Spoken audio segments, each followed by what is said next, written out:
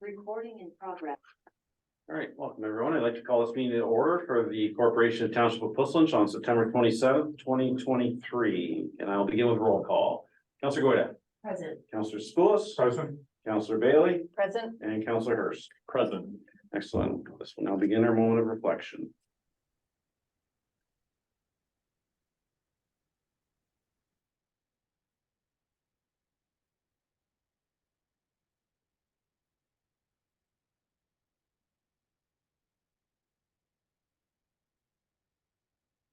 That concludes our moment of reflection.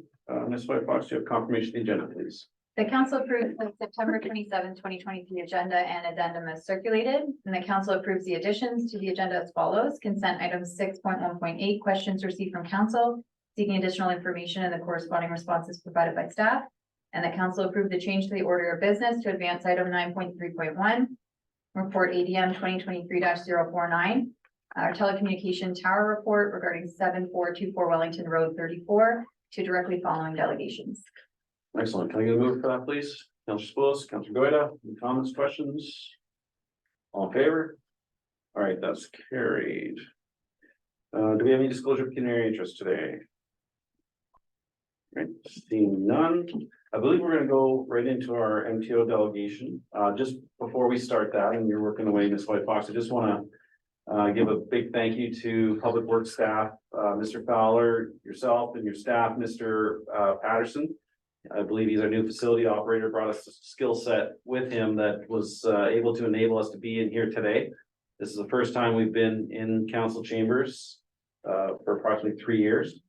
We all know COVID had its impacts, and I know I'm excited to be back here, and I'm pretty certain all the members here are very excited to be back in this horseshoe where council before us have served the community. So thank you to everyone that was on deck or not on deck, was able to make this happen, and we'll now get into the MTO delegation.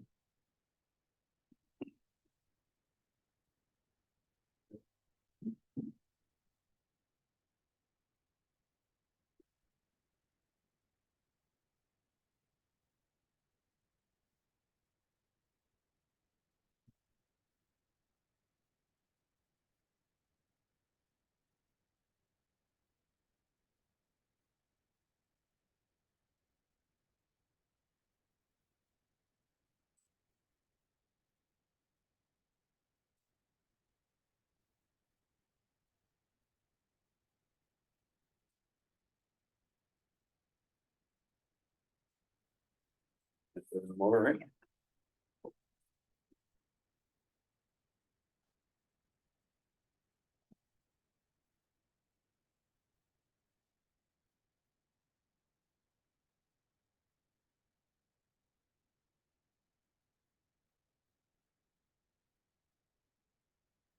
Great, yeah, well, welcome.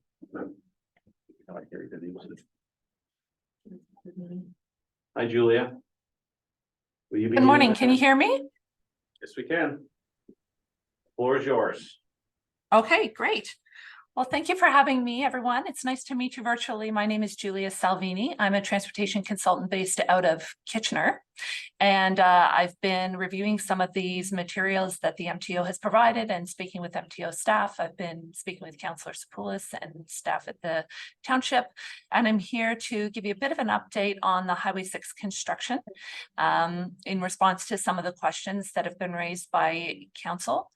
And also we have a few other folks here who can answer questions that I perhaps can't answer, including Sarah Jewell, who's the project manager from MTO on the Highway 6 construction project.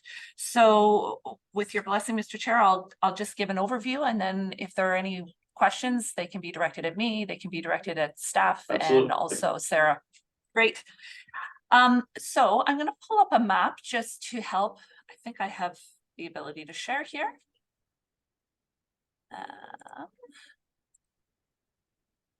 Mr. Chair, can you just let me know you can see this? Can you see my screen?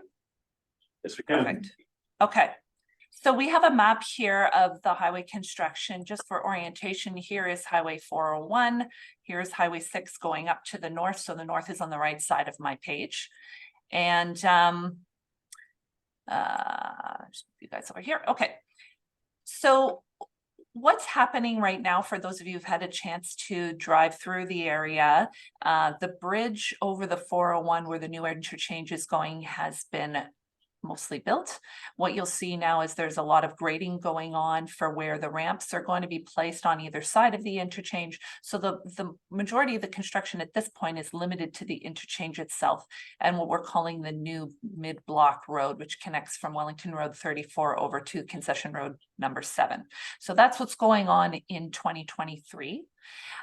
In 2024 through the construction season, what we're anticipating is that we'll see reconstruction of Concession Road 7 from Wellington Road 34 up to Maltby Road. The way that construction is likely to take place is that the new road will be built beside the old road because of the way that the right-of-way has been widened. The existing road is not in the center of the right-of-way, so there's going to be the opportunity to build the new road beside the old road. And that allows for access to be maintained to the adjacent properties and traffic flow to be maintained along Concession Road 7. MTO is saying that they're anticipating that there may be some utility relocations this fall in order to facilitate that, but the actual construction is not likely to start until 2024 and is likely to be finished in 2024. In 2025, we're likely to see the construction along Wellington Road 34, and that construction involves a new bridge over the 401 and also some regrading on either side of that bridge, of course, because the bridge is going up and over the highway. And so there were some questions from council about, first of all, the sequencing of the construction, so that that's sort of how we're likely to see it unfold in the coming years. The second question was about the status of Concession Road 7 with respect to transfer of ownership. So today, Concession Road 7 is a township road. It's anticipated that once this construction takes place, at some point, it's going to transfer over to the county. And there were some questions about the timing of that. I'll come back to that because I think Courtney has better answers to that than I do. And then the third set of questions really related to, how is access maintained during this construction? What are the impacts likely to be? And in particular on the Heritage Lakes community and the Wozniaks at 7088 Wellington Road 34. And so what happened? I'm just pausing to see, is there a question there, Mr. Chair? I was just getting some clarification from my colleagues. I might as well ask you, I was under the understanding that 34 was going to be closed, but you're saying there's going to be a bridge going over the Hamlin there as well? Yes, there will be. It'll be closed during construction. So there is a period of time where the road will be closed. Okay, but it'll be rebuilt and reopened after that. Yeah. Am I good to keep going? Yep. Okay, great. And so what happens when the bridge is built is that we'll see a ramping up of Wellington Road 34 on either side of the bridge. And at the Heritage Lakes Drive intersection, it's likely that the grade or the plans show now that the grade is going to be about the same as what it is today. So it won't change the way that this, the Heritage Lakes Drive road connects to Wellington Road 34, but there will be some impacts during construction, which I'll come back to. On the Wozniak site here at 7088, there is going to be a grade difference. The road will be raised, Wellington Road 34 is going to be raised by it'll be less than a meter, but it does have an impact on the driveway. So presently, MTO staff are working with the homeowner to try and figure out what the best option is for maintaining that access during construction and also reconstructing the access so that it's maintained once the new bridge is built. My understanding is they haven't come to a conclusion on those discussions, but that the driveway is likely to stay in the same location, but be raised up to meet the new road, and they would do it incrementally so that access is maintained at all times to the property. And so from an access point of view, MTO is working hard to make sure that access is maintained at all times. It is possible there are going to be periods of time, likely of only a couple of hours, where they're doing work immediately in front of either the intersection at Heritage Lakes Drive or the driveway intersection here, where they're going to have to close the road or in the access for a couple of hours, but they are intending to provide lots of advance notice, make sure that the residents are aware that that's going to happen. And it's not anticipated that that's going to happen frequently. It's just there's a few things they're going to have to do with the road where they're going to have to close in that immediate area. So that's what we're likely to see in this vicinity. I guess the next question, which is related to that construction, is during the 2025 construction season, when Wellington Road 34 is closed across the highway and they're building the new bridge, there's going to be a diversion in place. So the way that the diversion will work is traffic coming along Wellington Road 34 will divert using the new mid-block road because it will be open. They'll come over to Concession Road 7, and then they'll either go north to continue into Guelph, or they'll come back down to Wellington Road 34 and continue, and then of course in the reverse direction. MTO did an emergency services review when they came up with the diversion, and it's about an additional travel distance of 1.5 kilometers to use those new roads. They'll be very high capacity roads because they're going to be brand new. Like this road doesn't exist, this mid-block road doesn't exist today. Concession Road 7 is a low volume road today, but it'll be rebuilt at a much higher standard. And so there's going to be lots of capacity for traffic to use that diversion. But the question that came from council was whether or not we should be concerned about additional traffic on township roads if people don't like the diversion and they want to go elsewhere. And so with that, maybe I'll pop over to Google Maps just to take a quick look at what that looks like. And so over here, we can see I'm in a different orientation now. We've got Highway 401 at the south. At the bottom here, we've got Highway 6 going north. The north is at the top of the page. So here's where the new interchange construction is. Here we've got Wellington Road 34. So the diversion is going to look something like this. A bit of a up and over and around to get around the bridge. And when we look at what the other options are on township roads that people may divert to, I mean, the most likely scenario is Concession Road 2 down here south of the 401. It's quite a ways away. There's a lot of activity in this area related to the gravel pits, and the connections are they're not great. I mean, Concession Road 2 doesn't continue on. It connects to Concession Road 7, which is also discontinuous enough to McLean Road. So I think it's likely that there's not going to be a lot of traffic diverting to Concession Road 2. There may be some, especially people who are already in the south end here. But I'm not sure that that's going to be particularly problematic, in particular, given that the diversion is not far and it's going to be along roads that are going to be well designed to handle that additional traffic. So I think with respect to the diversion, I'm not seeing any major concerns, but there are others on staff that may feel differently, and they're welcome to jump in. I'm looking at you, Mike, if you have any thoughts on that. No, I have no comment at this time. Okay, great, thanks. And so with that, I'll go back to my plan here of the construction. And I think the last remaining item that council had questions on was just around the timing of the transfer of Concession Road 7 to the county. And I would say at a high level, my understanding is there is an agreement in the works, but it's not completed.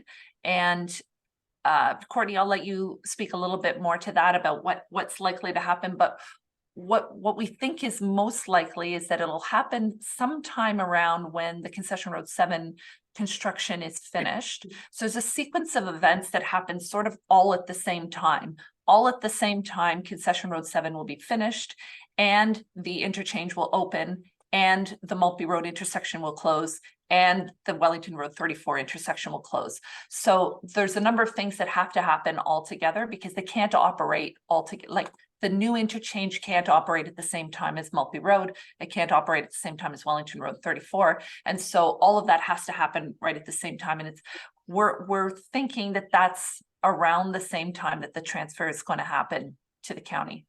Courtney, do you have anything to add to that? So through you, Mr. Chair, we're working through the agreement. The agreement with the MTO does have to be enacted prior to the construction. So that will be shortly. The piece that we're still working on and working with the county on is, of course, the transfer of concession road 7. And in particular, in the agreement, it notes who has the ability or who has the jurisdiction to do the final inspection prior to the road being opened. So that's the piece that we're looking to collaborate a little bit more with the county, knowing that this road will be transferred to them and what involvement they'd like to have in that sort of assumption and final inspection. So that's to be determined on the timing. Thanks, Courtney. So to sum up, what I would say to council is, you know, the drawing that we're looking at right now is part of a larger pack, a much larger 250-page package of drawings that the ministry provided to the township asking for comment. The package gives a lot of detail about what's to come yet with the construction, and they've asked, as I said, they've asked for comments. Subject to the comments that council may have today and the questions that they have today, I think what remains is a concern still that proper notification is provided to the adjacent property owners for any closures or any diversions that are going to be happening, as well as a need to just highlight the importance of maintaining access to all the adjacent properties, not just the 2 that we talked about here on Wellington Road 34, but throughout the construction, there's a need to maintain access to all the adjacent properties. And it would probably be appropriate for council to provide a letter back to the MTO saying that that's what's important to them. There may be other items that we need to include based on the discussion that we had this morning, but that's my high-level overview of what we've received from the ministry, and certainly welcome any questions. Okay, thank you. Councilor Goyda? Thank you. That was a great presentation and really broke down when we originally got that, like you said, 250-page technical document. That was a bit overwhelming. So thank you for breaking it down into simple terms. I just have 2 questions. You mentioned that the new concession 7 is going to be built beside the existing concession road 7. And I'm just wondering if you know what will happen to the existing concession road 7 after the new one is open, and will that still remain the township's property? So my guess is, and Sarah, I'm going to ask you to jump in here and clarify, but my guess is that the old concession road 7 will be removed. The physical infrastructure will be removed. And the right-of-way is all part of that transfer agreement. The entirety of the right-of-way would be transferred to the county. Now, the right-of-way today, as you're probably aware, is in part of the township's property, but there's a number of pieces along the edges of it that are actually owned by MTO because they took them as part of development applications that have progressed through the area in the last 10 years. So for example, there's a property up here at the corner of Maltby Road, and this edge of concession road 7 actually belongs to MTO. So our understanding is that it'll all be consolidated into one right-of-way, and that's what's going to be handed to the county. If anybody has any further clarification on that, I welcome their input. That makes sense. I'll just add one item.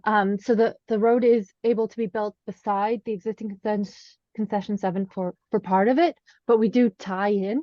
So it sort of connects at either end, and we will be removing that middle portion.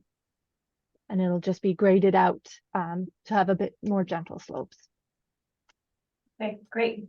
And just, you also talked about the alternate routes and not really seeing any evident ones. And I'm just wondering, would Maltby, if travelers aren't liking the planned diversions, is Maltby Road not a road that would see added traffic, or will that access be closed off by the time that diversion would be taking place? Yeah, the Maltby Road intersection at Highway 6 is going to be closed once the interchange is open. And so this, I mean, it's hard to see, but there's a little piece of Maltby Road between Concession Road 7 and Highway 6. It'll be closed. So you won't be able to cross Highway 6 at Maltby Road. Okay. It's a good question though, yeah. Okay, thank you. That's all my questions. Councilor Spillis? Yes, schedule. You mentioned, this is gonna start 2024, this is gonna start 2025. Is there an opportunity to get a more definitive dates on start of these activities? And completion of these, activities? I think that's a great question. Sarah, can I give that one over to you? Yes, so we've restricted the access to Concession Road 7 until we anticipated the agreement would be reached with the township. We can definitely provide more details of when the contractor is anticipating being out there. They will be rough at this point, but they are likely using the majority of the season next year.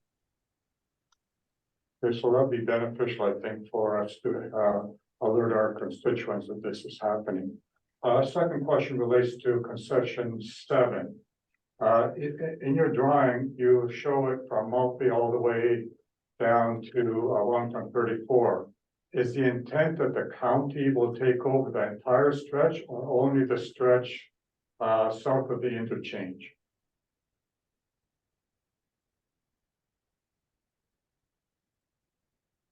My understanding is it's the entire stretch. Courtney, is that your understanding as well? I believe so, yes, and based on the reporting that we have. Yes. Okay.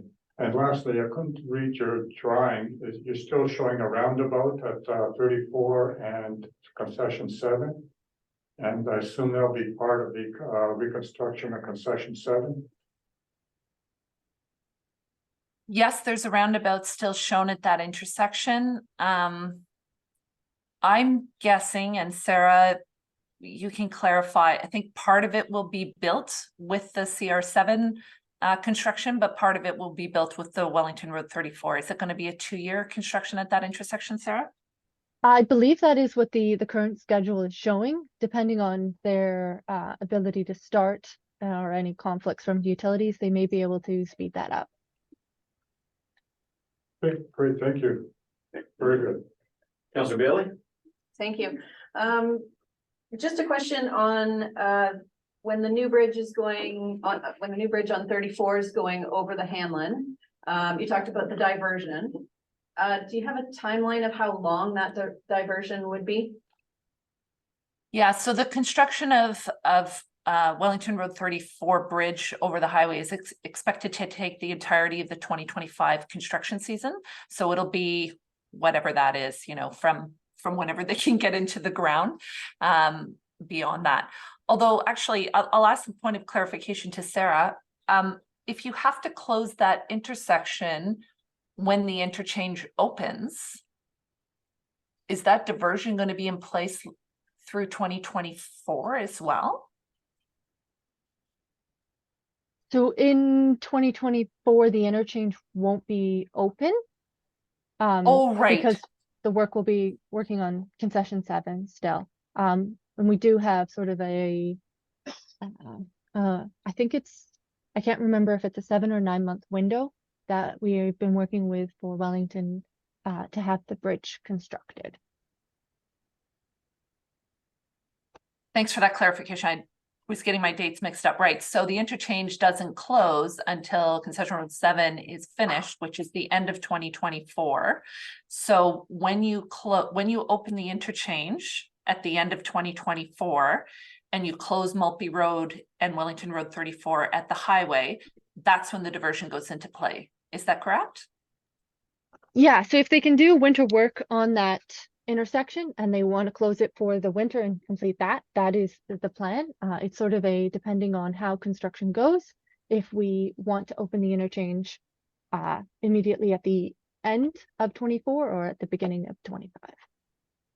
Okay, so it'll close either at the end of 2024 or the beginning of 2025, and it'll be closed through the 2025 construction season to the fall. So it'll either be closed for a year or it'll be closed for whatever that construction season looks like, 8-9 months. Okay, thanks for that. That clarified that for me.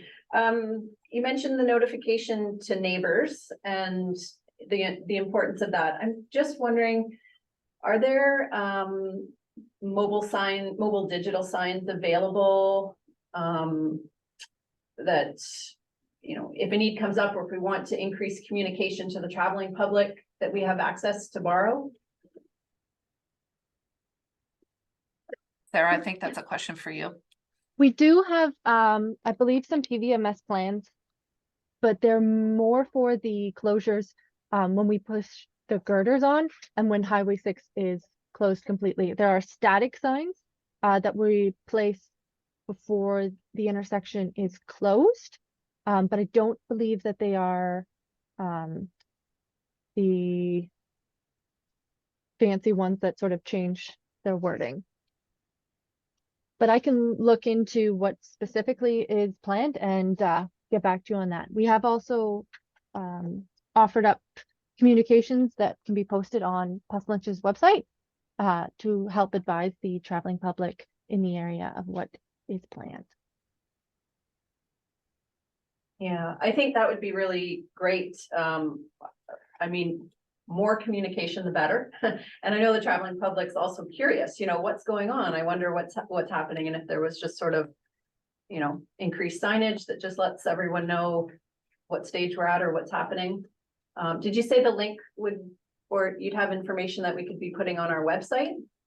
Yes, so we have our own website and we're happy to sort of provide, I don't know if you're tweeting or what have you, but some of that communication as well with what is going on.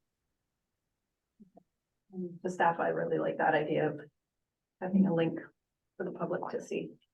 Great, thanks for your presentation. Councillor Hurst? Yeah, thank you. I think a lot of really good questions are already asked. I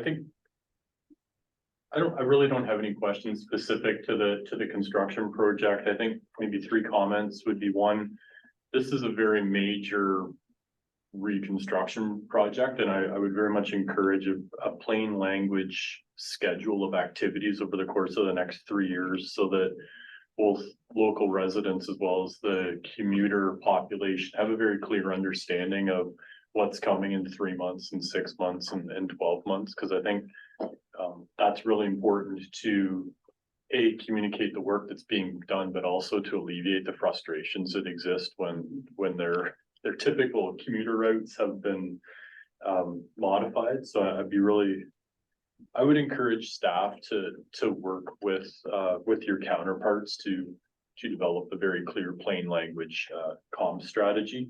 I'm curious, the one resident to the north of Heritage Lake that I can't remember the name of the individual, but I'm curious, any of the costs associated, thank you. Any of the costs associated with that laneway reconstruction, my assumption would be that they would not be on the hook for any reconstruction costs for their laneway. Is that a fair assumption? That is correct. Okay, thank you. And I'll get into the confidentialities of that.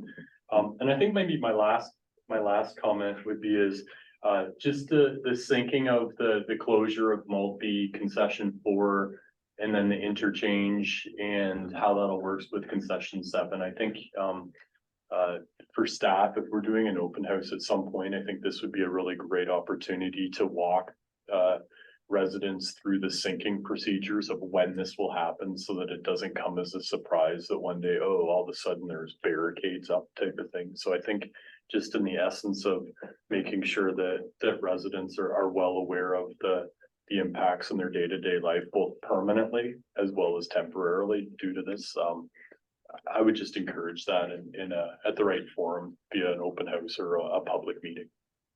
That's it for me. Thank you. Thank you, Councillor Hurst.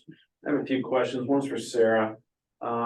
Concession 7 currently, is that falling under the responsibility of the MTO?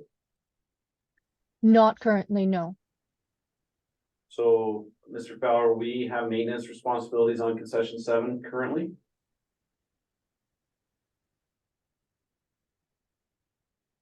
Yes, that is correct. We currently are responsible for the gravel and any roadside maintenance on concession 7 while construction is ongoing.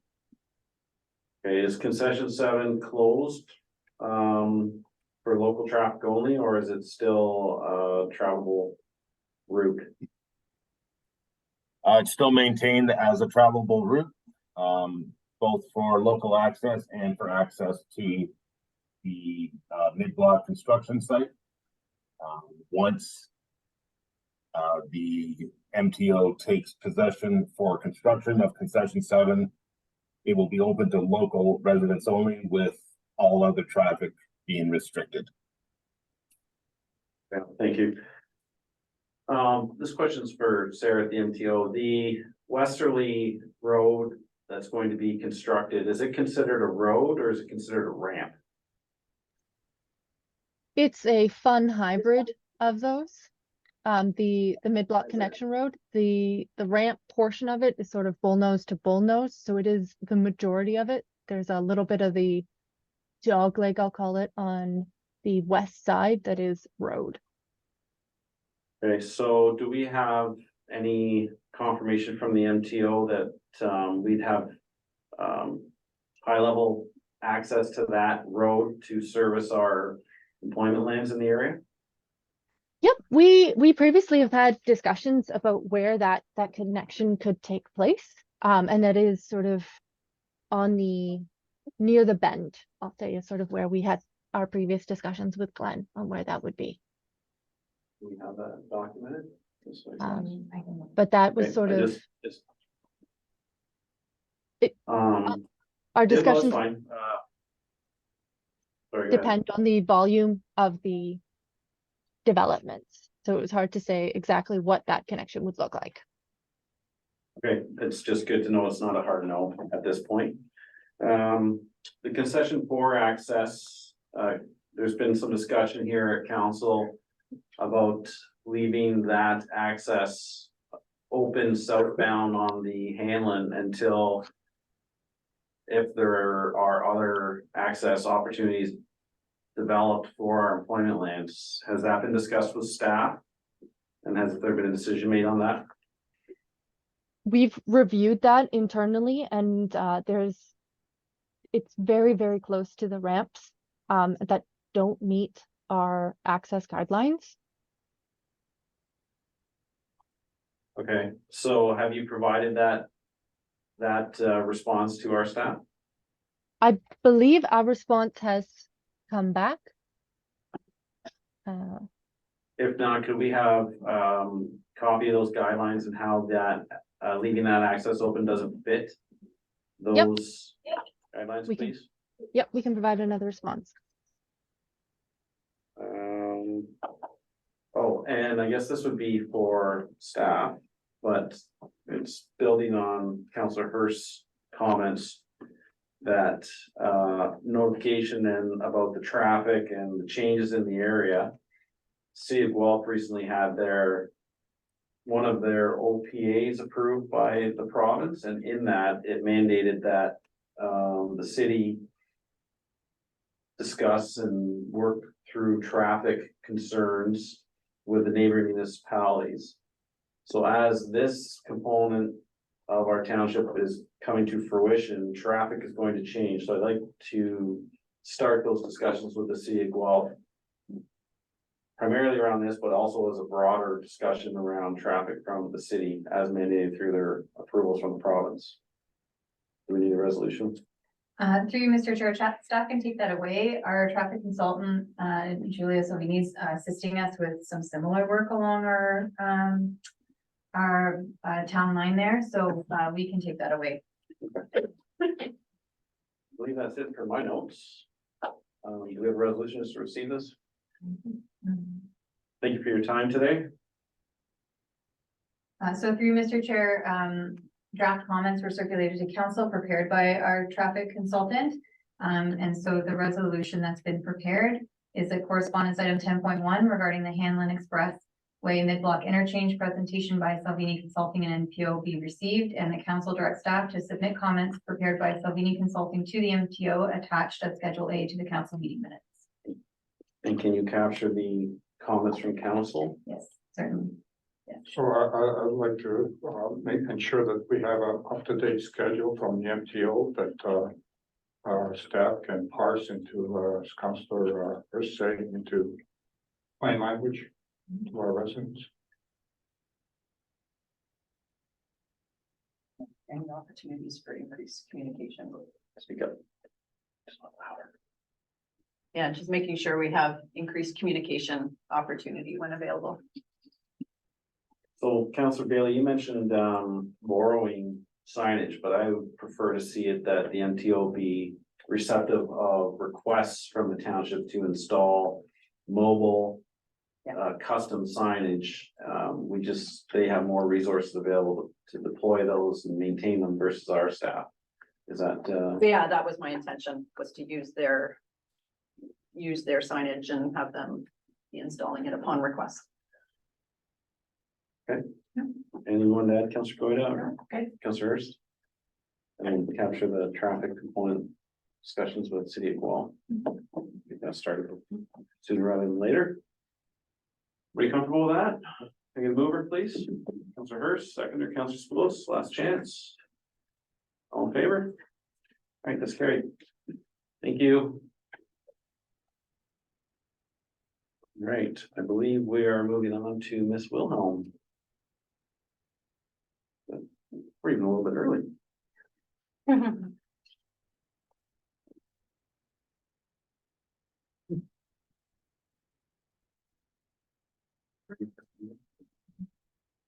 Welcome. Thank you. See you as usual. Mhm. Nice to see you as usual. As all of you. I was assuming that you have the presentation somewhere. Yes. Good, okay. It might make it more interesting.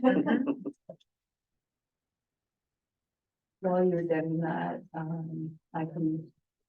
I'll just start and, I'm really happy to be here today. And, especially when it's your first time back in person, that makes it exciting. And, the study is really exciting too. You're going to hear me talking for a little while and, but we, meaning me, the county, Courtney, staff, really, want to take this opportunity today to hear from you. And, some of the things that are important to council as we start piecing together what this study is going to look like for you. Perfect. All right, so, since it's been a while since coming to talk about the study area, I just snuck in a bit of the growth management background for you. And, just to, on the next slide, to set out, how the province manages growth. I promise you, I won't go through all of the slides in detail. The real takeaway on this slide is that, it's a top-down approach to planning for growth or managing growth in the province. Province basically sets the rules through the legislation and the policies that they develop, all the way down to having final approval authority for the work that we do. In terms of planning for growth in Wellington County, the county is required to implement provincial policies, and the primary way of doing that is through a process called a municipal comprehensive review. And that's a process required to bring the official plan up to date with the growth plan. It has a number of major components that I've listed here. A lot of them are quite urban focused, but we haven't forgotten about Puslinch along the way. And we've found ways to weave in some of the rural components, and we have a separate piece of our next phase of work that will focus solely on that. And I thought you might be a bit interested in how local municipalities in the county are managing growth as well. All of the member municipalities have been actively participating in the municipal comprehensive review, including Courtney as part of our technical review team. So reviewing all of the technical work coming in from our consultants, primarily Watson and Associates, but others as well. And some of the other municipalities, Center Wellington, Erin, Mapleton, Minto, and Wellington North, have also done their own residential and employment growth management strategies, and they've funded and completed them. I know Wellington North is now doing their second phase, and they're kind of going back. And I think in their case, they're going to be looking a little bit more at employment growth. And Center Wellington has also kind of piggybacked on the work that we've done and retained Watson and Associates to do a closer or look and deeper dive into how they can reduce agricultural land consumption by increasing some density targets. And then, of course, looking at planning for growth in Swiss Lynch.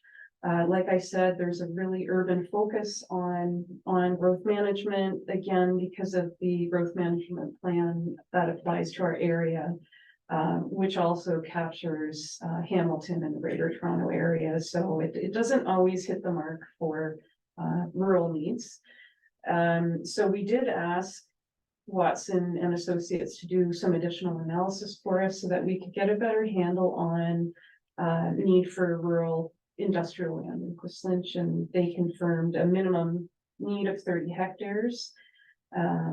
Might not sound like a lot, but I hope that we would be able to have some flexibility because we want to make sure you have enough lands with parcels of different sizes and flexibility. So I think of that as a starting point.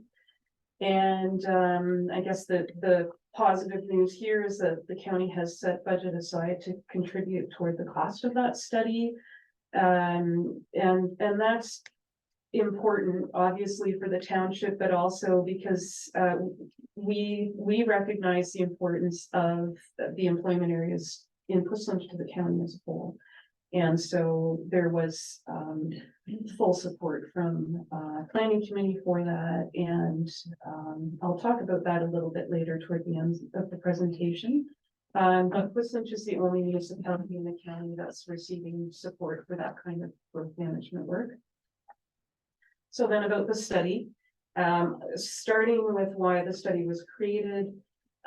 So we know more land is needed, so that's one good reason to have a study so that you can be able to be a little more proactive rather than reactive, and you know, dealing with things that are coming up continually. There's a lot of interest in growth in Swiss Lynch, of course.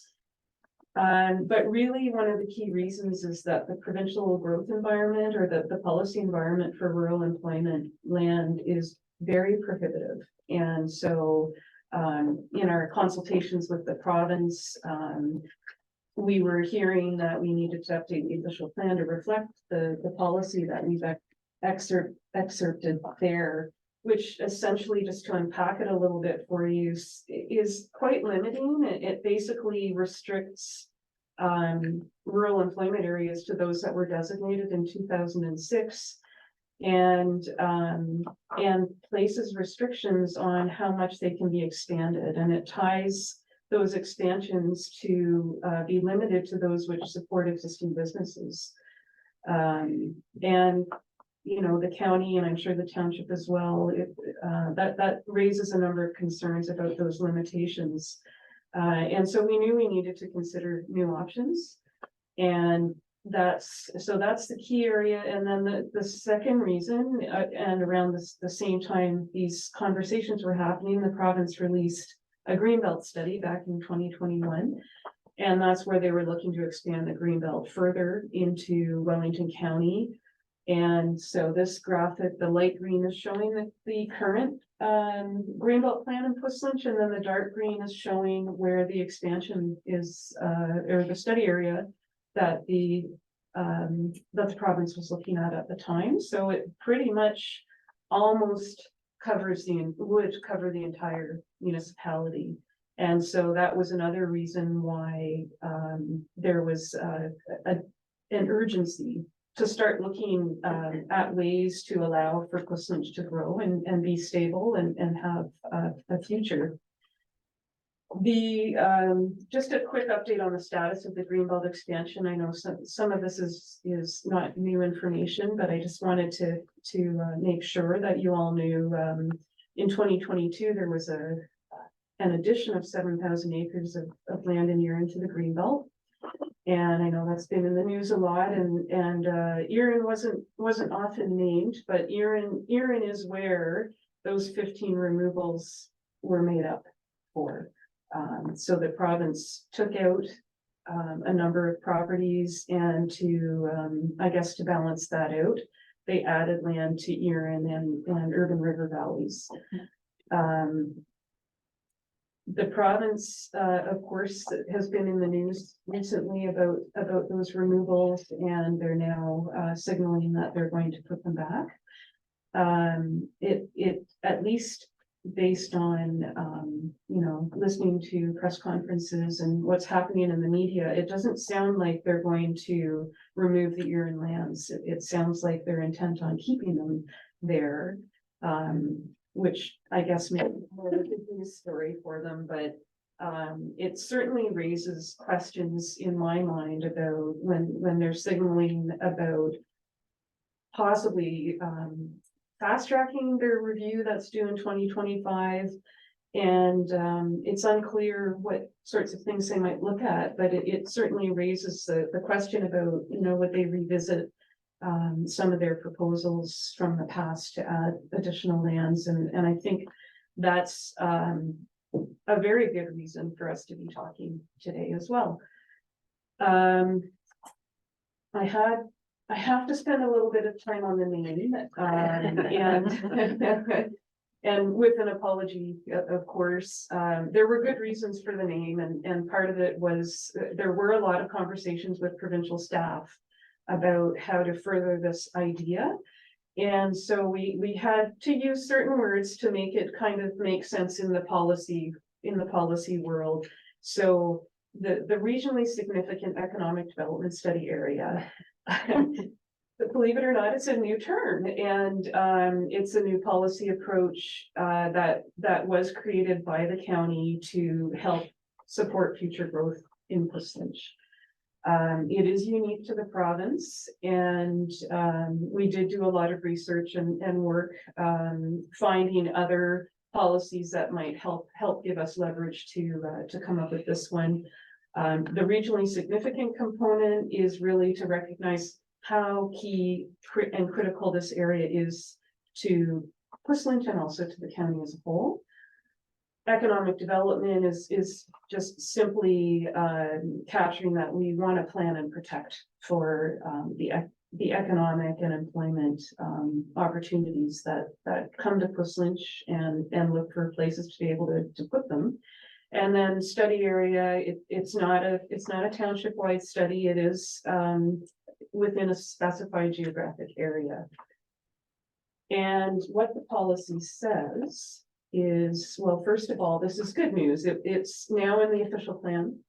So it's an area that's on record, and we've included the full policy reference here on the slide, but I'd like to break it down a little bit as we continue through the slides. So the study focus, it is what I would refer to as a planning study, because it's really finds its basis in planning policies and looking at different locations for employment growth. And we've built in some additional analysis in areas that are important, we felt, to look at as part of this work. Certainly the presentation that was just given helps justify the need for transportation analysis. So there are good reasons to look at all of the moving parts that we've just had presented to you, and how that may or may not support where your employment lands are positioned now and in the future, but also looking at your potential impacts to your local road system and the county system as well. We have servicing, agricultural review, and an environmental review. That being said, there's built-in flexibility. So first, in terms of what uses you'll be looking at. So really the key focus is industrial land, but employment can also consider things like commercial, highway commercial, office and retail, institutional uses. The study area boundary has the ability to be refined, and that's written into the policy. And also flexibility to determine more of the details of those 4 additional areas of input into the study.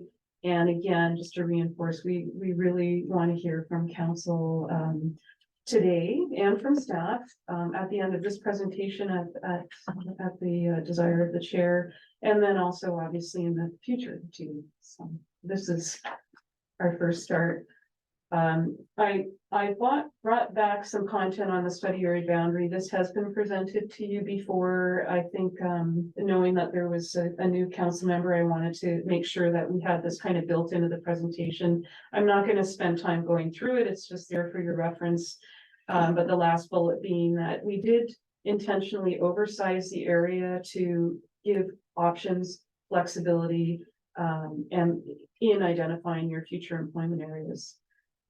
The next slide is a map, and that shows the original study area boundary in the context of the fact that there are a lot of existing uses already happening in that area, but they need to be considered in conjunction with looking at new areas for growth. So this is what was originally proposed, and then after the province had an opportunity to look at the final version, they did modify the boundaries. They added the Danby site at Side Road 20 and Concession 4, and they also removed lands that were within the green belt.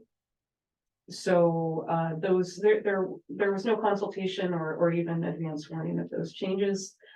But I think you know, we have that to move forward, and then there's an opportunity to make some further refinements. Study outcomes. So what's the point of all this?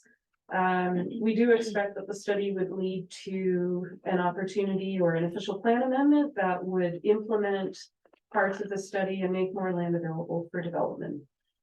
There would also then need to follow either municipally initiated or privately initiated zoning bylaw amendments to support the new land use designations. And there might be other implementation recommendations or details that would come out of the study, but that would be something that we would see in the future. So that, to me, this is kind of a minimum, having those official plan amendment or amendments flowing from it. In terms of timing, I'd like to just step into the countywide official plan and how this all fits in a little bit. We're on phase 3 of our growth management component. And the phase 3 work, it has 2 parts, and there's an urban growth review and a rural growth review. So phase 3B is planned to cover all of the items that we have listed there. So that includes the study, and also would include a review of rural employment areas elsewhere in the county, and then rural residential development potential throughout the county as well. So Aberfoyle, Morriston, Hamlets, countywide, and then severances in the secondary agricultural areas, which are in Puslinch, Erin, and Minto. So we do have a pause on phase 3, and that's because of the draft provincial planning statement that was released earlier this year. There are significant rural policy changes among many other changes that are proposed. And I think there are some real advantages to pressing the pause button, just so that we really know what we're dealing with. The county and the township, mainly Courtney and I, have had conversations about the timing of this work and whether we should continue with the pause on that work. And I think, again, we'd like to hear from you today, but the study will take time. And I think even the work up to getting to the point of where we start the study is going to take time. And I think that there are some good reasons to move forward now, so that we can first allow the township to consider the study as part of your budget process. Because of the unknowns around the Greenbelt plan, I think, you know, having a more clear picture of the town, what the township wants for its future growth will only help you for whenever the province might release any new work on the Greenbelt plan. So, just to conclude, again, this is a really exciting opportunity. I've been working with the township for many, many years and working with the county, and this is, a chance for you to get ahead of things and really talk about your vision for your community. And, we're here, we're prepared to help by providing that financial support, but also staff support.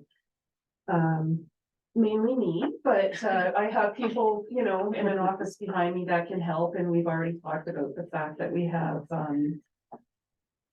have staff that can help getting the RFP together and just some of the administration aspects as well. In our current budget for next year, the recommendation is for $125,000. So that would be in 2024. And I think it's a bit of a chicken and an egg thing. I know the financial aspects are very important and key to the township. You know, the question, we need to know a bit more about the study focus to help determine what the cost is. I am used to ballparking because you have to kind of have a general idea. And I've shared with Courtney my own experience with the Municipal Comprehensive Review and how expensive our consulting costs were, and how because everybody's doing the same kind of work right now, it's a very competitive atmosphere with securing consultants. But we would, I think having more input and feedback around the additional focus areas in transportation, servicing, etc. But also maybe what your wishes and desires would be for public consultation. How you as a council might want to, you know, whether you want to do a special meeting or some kind of a workshop. These are things that we'd like to hear. So in terms of next steps, what the township and county have talked about on a preliminary basis right now is just looking at a preliminary scope of work, which is something that we've done it through our official plan review work. So I'm accustomed to doing that, just to get a general sense of where we're headed before we prepare the detailed terms of reference. And how you might want council to be involved with that is certainly something that would be up for discussion. After the scope of work, we would look at preparing the detailed terms of reference. And then I assure you that the county will continue to monitor provincial initiatives that might impact the study.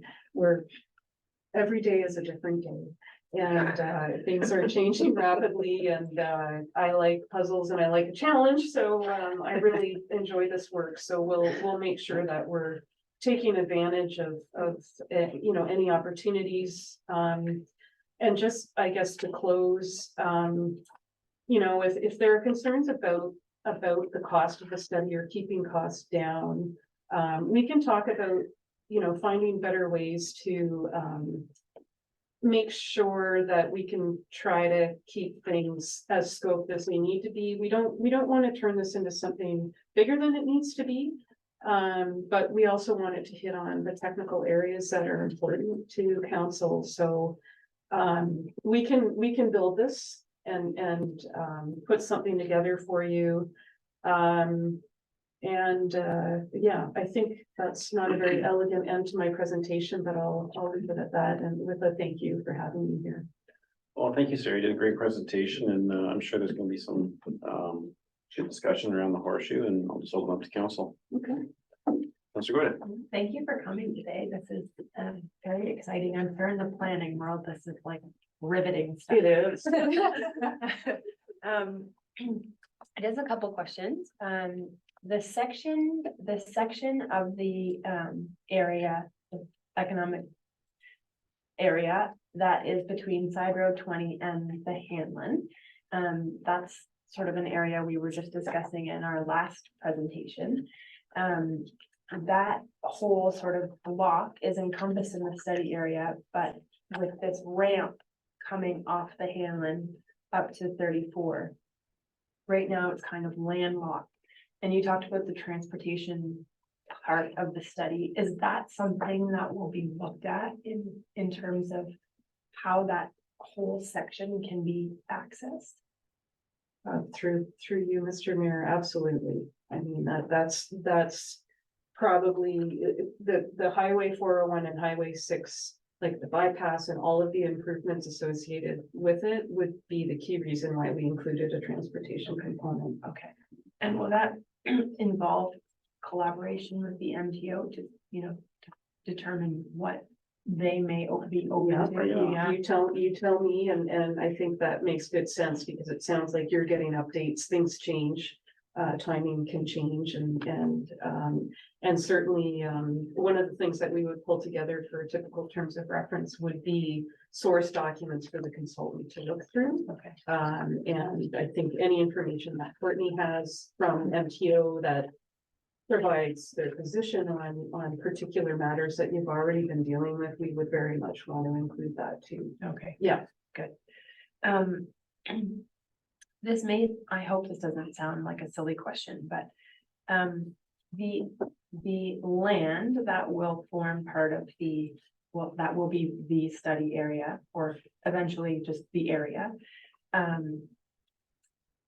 Will all of that land be strictly for employment uses in the future? And I guess what I'm asking is, just as an example, so the province added to the study area that triangular piece on off concession 4. If that ultimately does form part of this area, is that section of land then only permitted to be employment use, or can there be other uses that are still allowable in the study area? Am I making sense what I'm You asking? absolutely are, and through you, Mr. Mayor, I think these are good questions, and that's why we didn't call it an industrial study. It's employment, so uses that generate jobs, Right.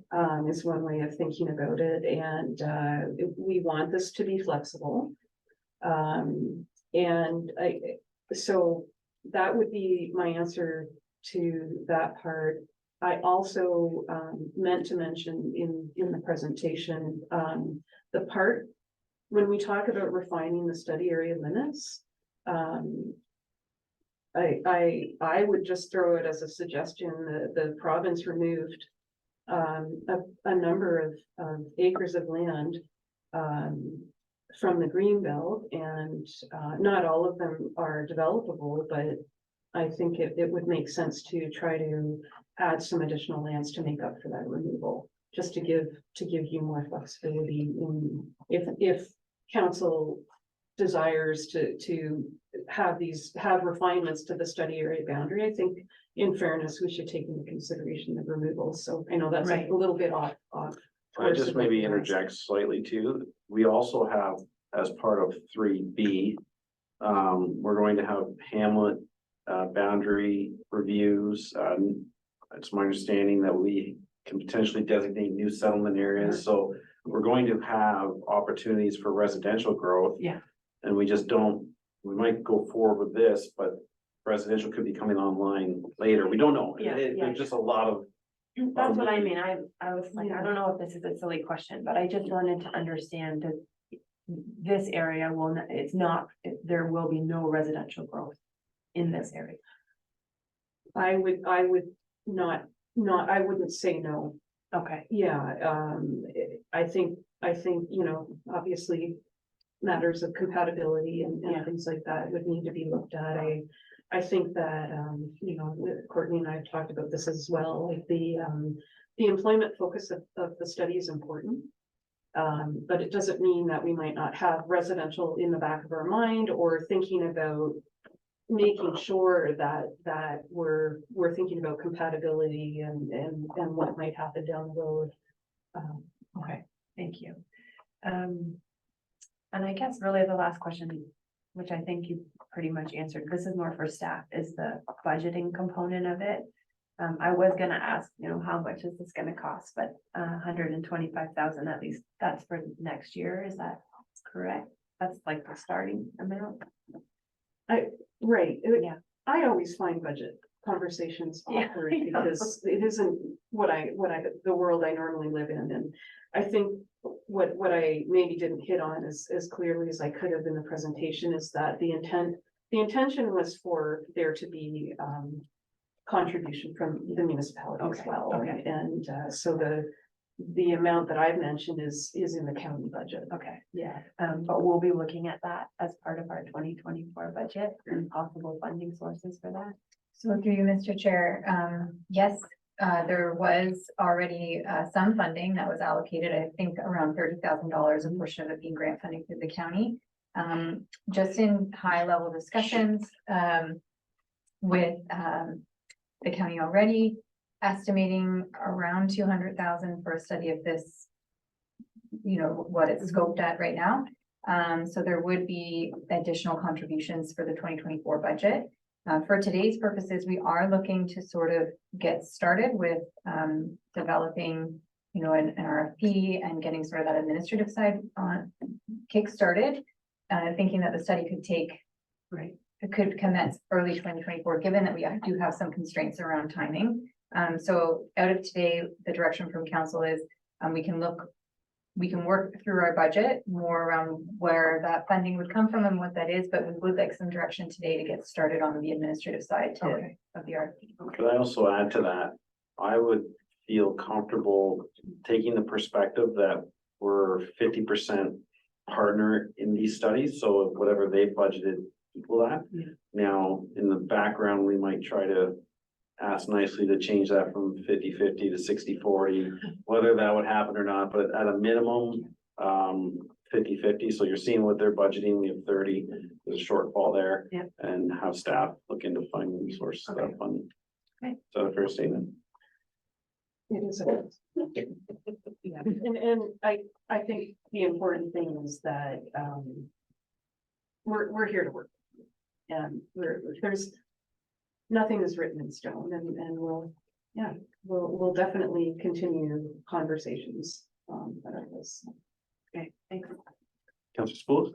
Yes, I'd like to piggyback on this, share, Mr. Mayor. I would start with, at least 2/3 funded by the county. And that's on the basis that the taxes the county received from us is roughly 2/3. If you're amicable to it, I would leave it with staff, because the one statement that resounded with me was that we are the only township receiving funds from the county for any of this work. So if we go back too high, I just want to jeopardize our position. That's fine, that's my comment. Okay. Question, Sarah, thank you again for the presentation, it's really good. And this possibly with staff as well. The zoning application is received for any secondary agricultural land in the study area. While we're doing the study, will that application be paused until after the study is completed, or will you be proceeding ahead?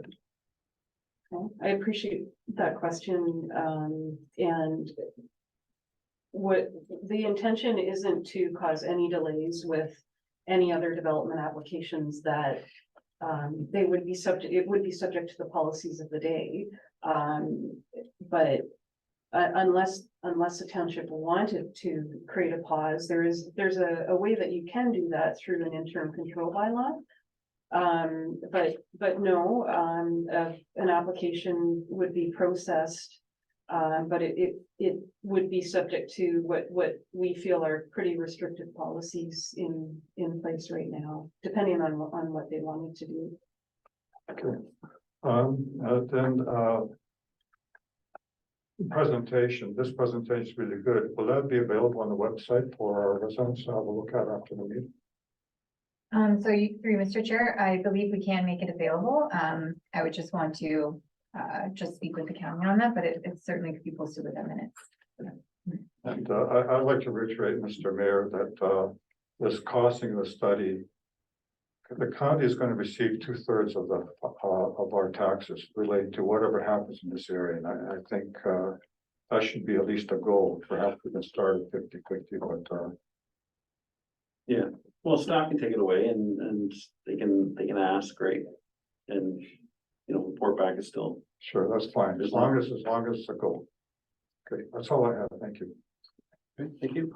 Councillor Bailey? Thank you. Thank you for coming, Sarah. So I had sent in a few questions ahead of time, so I appreciate responses to that a lot. The one that really, Councillor Goyda was speaking to was the built-in flexibility of this, so I appreciate the answer. Just, I was wondering what other examples it would include, not just industrial, so I like hearing that there's a lot of opportunity for other uses in there. I guess after hearing the presentation, a few questions just came to mind. It's more from again, communication angle. I seem to kind of jump on that. But what sort of communication with current property owners happens during a study like this? Is it just they're welcome to come give suggestions, or is there more of a proactive reach out to specifically those property owners when a study like this happens? That's a really good question. That's why, we do want to hear from council about what you'd like to do. I mean, there are a lot of different ways that this could be approached. When we put the study area as a proposal in the official plan, as part of the official plan amendment, this wasn't a requirement, but we notified everybody within the study area, which I'm not going to say I'd like to do that again because there were quite a few names, and I'm not sure that your admin staff was very happy because they had to check everyone manually. But that's an option if you're putting out a mass mailing to your, like for taxes or something, you can always slip this in. I think it's because it is such a big study, we would really need to talk about and build a communications plan into the study, and also like an engagement strategy, and all the bells and whistles cost extra. The county has worked with an engagement consultant named Laura when we've done some of our work, and we found them to be extremely helpful, and they're very good with the technology, where they can handle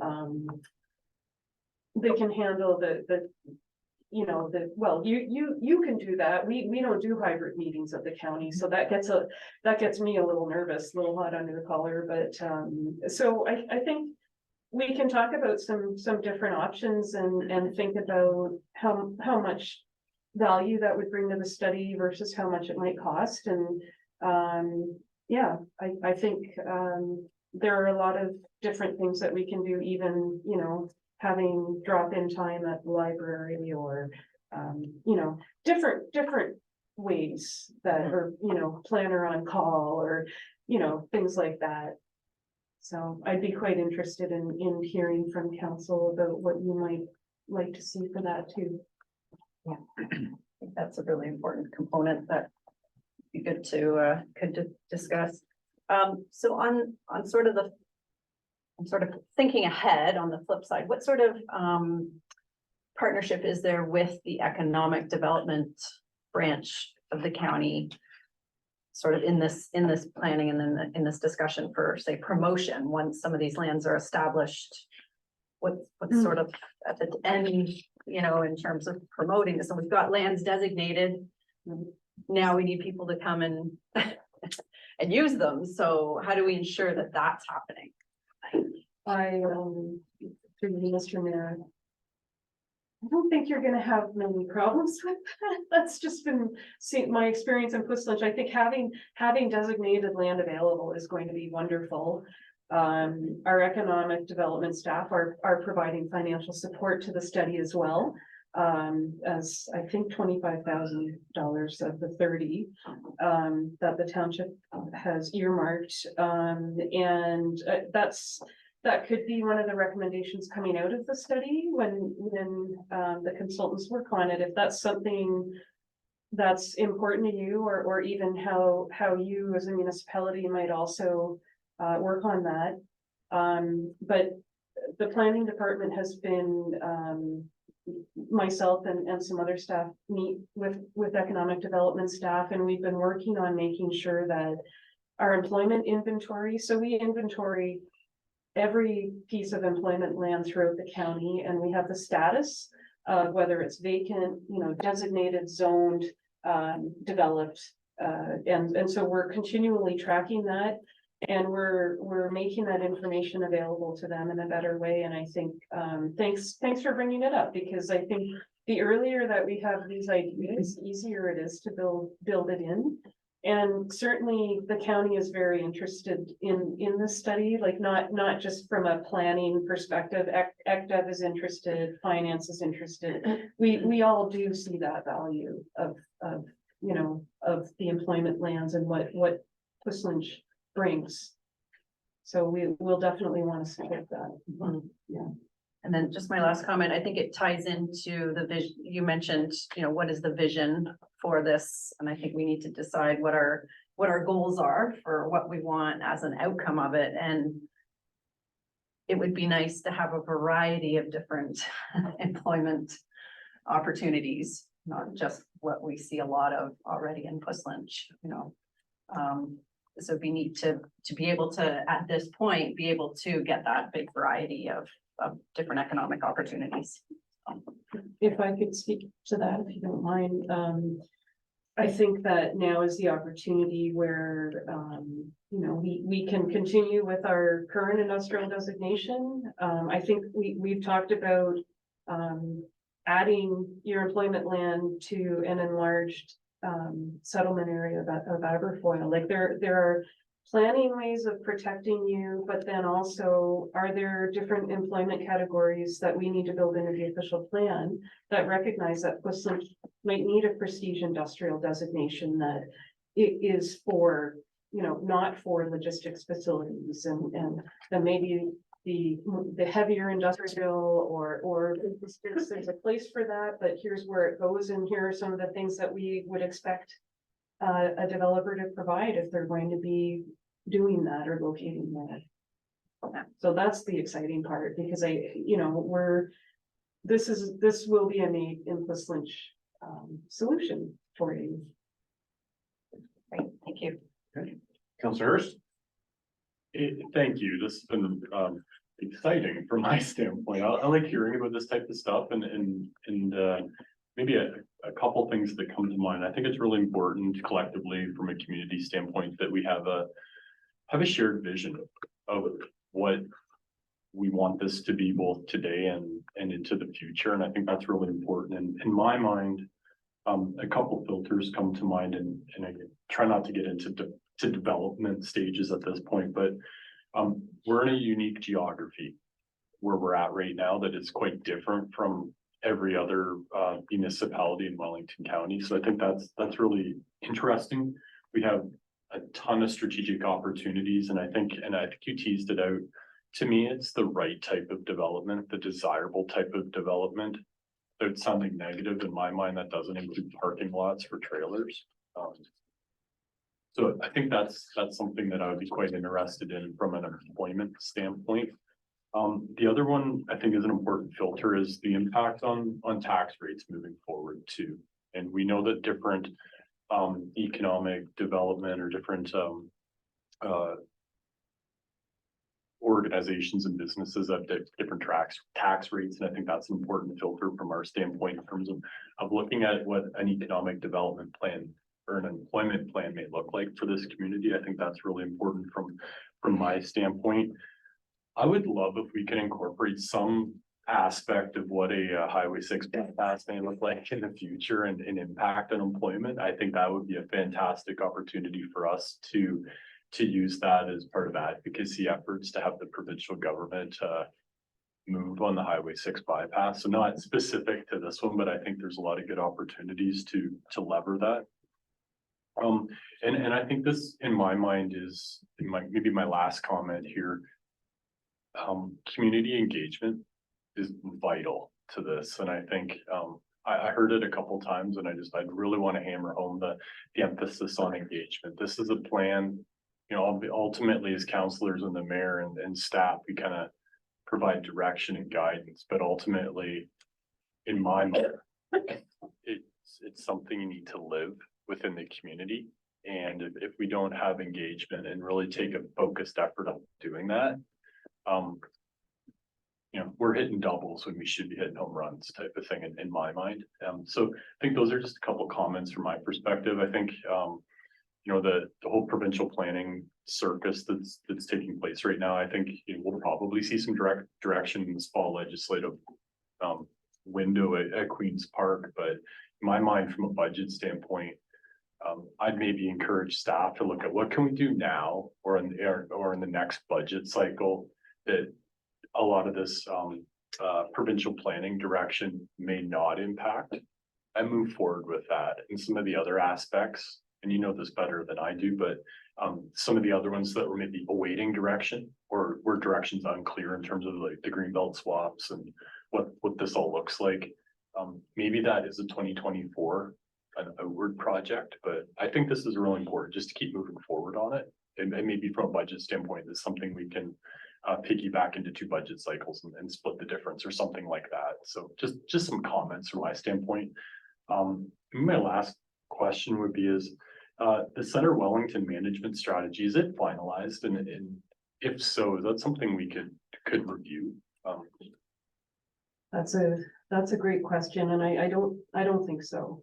But I could share, I've thought about this because I thought, you know, we should probably talk to them about how much their exercises cost. Probably Wellington North would be one that you might want to ask about, but again, this just doesn't compare to anything that anyone else would be doing because they had the residential emphasis as well. So, but you know, part of what we always do when we start something like this is a best practices review. And so rest assured, I will definitely be looking to other places to see the good work that they've done and to see how we can beg, borrow and steal, but make something that works here. So, yeah. Thanks. No question. Okay. Well, Sarah, thank you for creating the RCTA. I know I was in your office many a time asking outside the box, and you to come up with this under the old set of rules was very forward thinking, and I give you credit because it is very restrictive. But on saying that, we are seeing some loosening of those restrictions coming forward, correct? Yes. So that's good news. That is good news. Yes. Yeah. We put in some lands in the Greenbelt, and I want to give some context to that. When the Greenbelt was initially proposed in 2006, and you can correct me on my dates, we were under the understanding that Morrison would be able to grow as a community post Greenbelt. And I believe near the fruition of the Greenbelt, the boundary was redrawn, and it has, for lack of a better term, handcuffed that area for residential growth. That was my understanding, some of the intent of trying to capture a few of those areas, which didn't go through. But if you look at the timeline, that happened in 2006. We're now talking about, you know, a study area 20 years later. So the importance of this study area is just that, because we're going to be doing something that hopefully will put the township in a situation where financially it'll be stable for maybe even generations to come. So I know this is important and to get it right. But I also want to say that this is an employment land study. Now, there may be components here and there of residential. To me, the residential growth in this township is going to be covered under 3B, 3C, 3D, 3E, F, G, whatever it is. Sarah does not live in a Groundhog Day. You have had to redo so much work over the last couple of years, and you're still smiling, so kudos to you. But that's where the majority, I feel, of our residential growth will be captured, not excluding the fact there could be some components in this study area for residential. One question, and it builds off Councillor Spools's comment around OPAs or any applications that come forward. Slight concern that, well, less now that, my understanding of the PC government is committed to leaving the Erin 7,000 acres in. But as you highlighted in your presentation, that they were considering Puslinch. Mhm. If, a landowner or proponent were to put in an application for an OPA, would that hold them in time to at least the old rules or the coming rules if a greenbelt overlay were to be placed? Or would the overlay supersede any applications that we're working through at that period of time? Or is that too big of a question? That's hurting my brain a little bit because of the complexity. What I can say is, usually, when you submit an application, you're subject to the policies of the day. So when you apply, those are the policies that your application run with, typically. But I guess the tricky part is how transition rules are written. So with the new provincial planning statement, that's the big question too, is, okay, so if you have something in play, are there transition rules where you're still held under the old rules? Or does it, Right, and I you saw, have to withdraw and reapply? And then with the green belt, that's some pretty powerful legislation, okay, and yeah, so I guess it depends, and and if it's under our process, when I say our, meaning that, if you're implementing official plan amendment and it's under the section of the, a certain section of the act and it has provincial approval, they can change whatever they want. So, yeah. my question next is for Mrs. Sanak, Director of Finance. If council were to approve funds to equal what the county has budgeted for 24, do we have specific reserves or something in mind that you could fund that expenditure from? Or, yeah, let's leave it at that. Yes, so we don't have any specific restricted reserve that we could fund the amounts from based on my discussions with our development charges consultant, just as it relates to our 2019 development charges study was prepared without an economic study. So we can't use our DC study restricted reserve, but knowing that the county has $125,000 in their budget, I think the other portion would be either tax levy or any grant funding that we're able to obtain. I know that the county BRNE funding is like we had some amounts approved in 2022, the 25,000. And I know that we are using that funding for other economic development initiatives in 2024, just based on some of the reports that have come to council regarding future economic development initiatives. So I think we are, it's likely to be tax levy funded. So depending on how much the county is willing to contribute, that's how will depend how much we utilize tax levy funding for the project. Council could give direction to use asset management plan funds to be allotted to the study. The asset management funding is for funding asset replacement projects, but if council desired to utilize that funding, that could be up to council to provide that direction. Beyond discretionary reserves and asset management plan, is there reserves that we can utilize to fund this so that we don't place it on the taxpayer for this fiscal year, next fiscal year? What There about are investments or something? no, there are no current discretionary reserves that we've established to fund this type of a project at this time. I don't necessarily need them to be created to fund this project specifically. I just need to know if there's 90 grand sitting in a reserve that hasn't been utilized. I'm We not need to aware of reallot to anything. this. I'm not No. aware of anything. I suppose. The gravel road is going to be have an increased levy, I believe, next year. not the gravel, the gravel royalties. Mhm. Okay, so if council were to direct staff to utilize asset management plan funding in the amount of. We have 30, you know. The balance, that is a possibility, just to get this study underway and then. We can offset it, I'm just looking for options, that is a possibility. Yeah, if that's council's direction. Yeah, but the asset management reserve was established for asset replacement projects. But yes, if council's direction is that we utilize that reserve, that could be an option. Have you received any confirmation on the aggregate assessments appeals and the monies we'll be receiving? So I believe the county is working on that with their consultant. But we are processing any adjustments that we do receive from MPAC. We haven't processed a significant number at this point. Thank you, Mary. Thank you. That's all I have.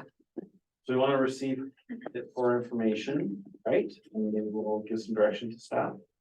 I have something prepared just based on the discussion, just for council to hear as a draft motion, if you'd like. I'd like to just receive it as information first, Okay. and then we'll discuss any direction going forward, if that's okay. Absolutely, yep. Would you mind reading that out, please? So the correspondence item 10.2 regarding the presentation by Sarah Wilhelm, Manager of Policy Planning, County of Wellington, regarding the regionally significant economic development study area be received for information. Take a mover for that, please. Councillor Goyda, seconder, Councillor Hurst, all in favor? All right, that's carried. And now we're gonna get meat and potatoes. What did you have captured there? Mr. Mr. Mayor, before you start, I'd like to declare pecuniary interest. With respect to this item, I live on sidewalk 20 North and previously have declared to have a pecuniary interest in a proposed rezoning of a property on sidewalk 20 North. The study area is currently structured, includes all properties on the east side of sidewalk 20 from Mountain Road 34 to Forestville Road.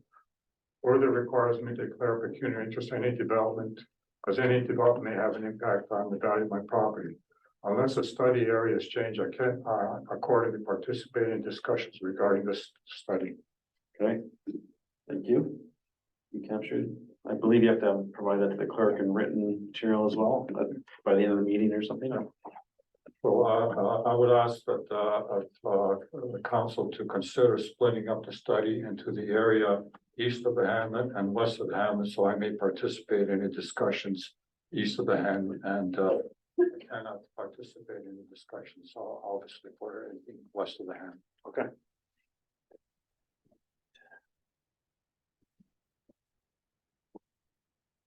So as far as council is prioritizing the study work to commence in 2024, that council directs staff to report back on the funding breakdown and options of the project as part of the 2024 budget deliberations.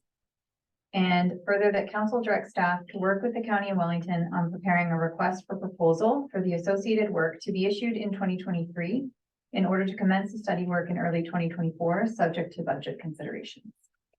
Okay, just, so do we have to give you permission to spend the 30K so that we can at least get this study going?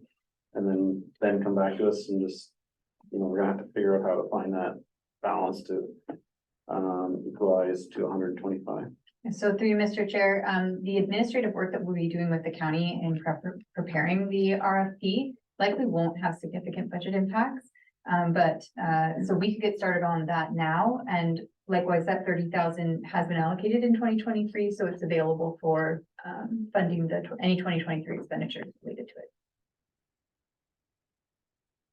Do we need direction in there to equal the contributions that the county has budgeted for? So, and then staff to work on improving that. Because there was discussion around 50-50, 2/3. So when staff go away, I want them to know that at a minimum, we're at this point trying to match 125, so, right? Which isn't necessarily the ceiling. So then that's the starting number for staff to go away to try to figure out how to fund, but then also work with the county to see, you know, based on the other inputs if that relationship could move slightly.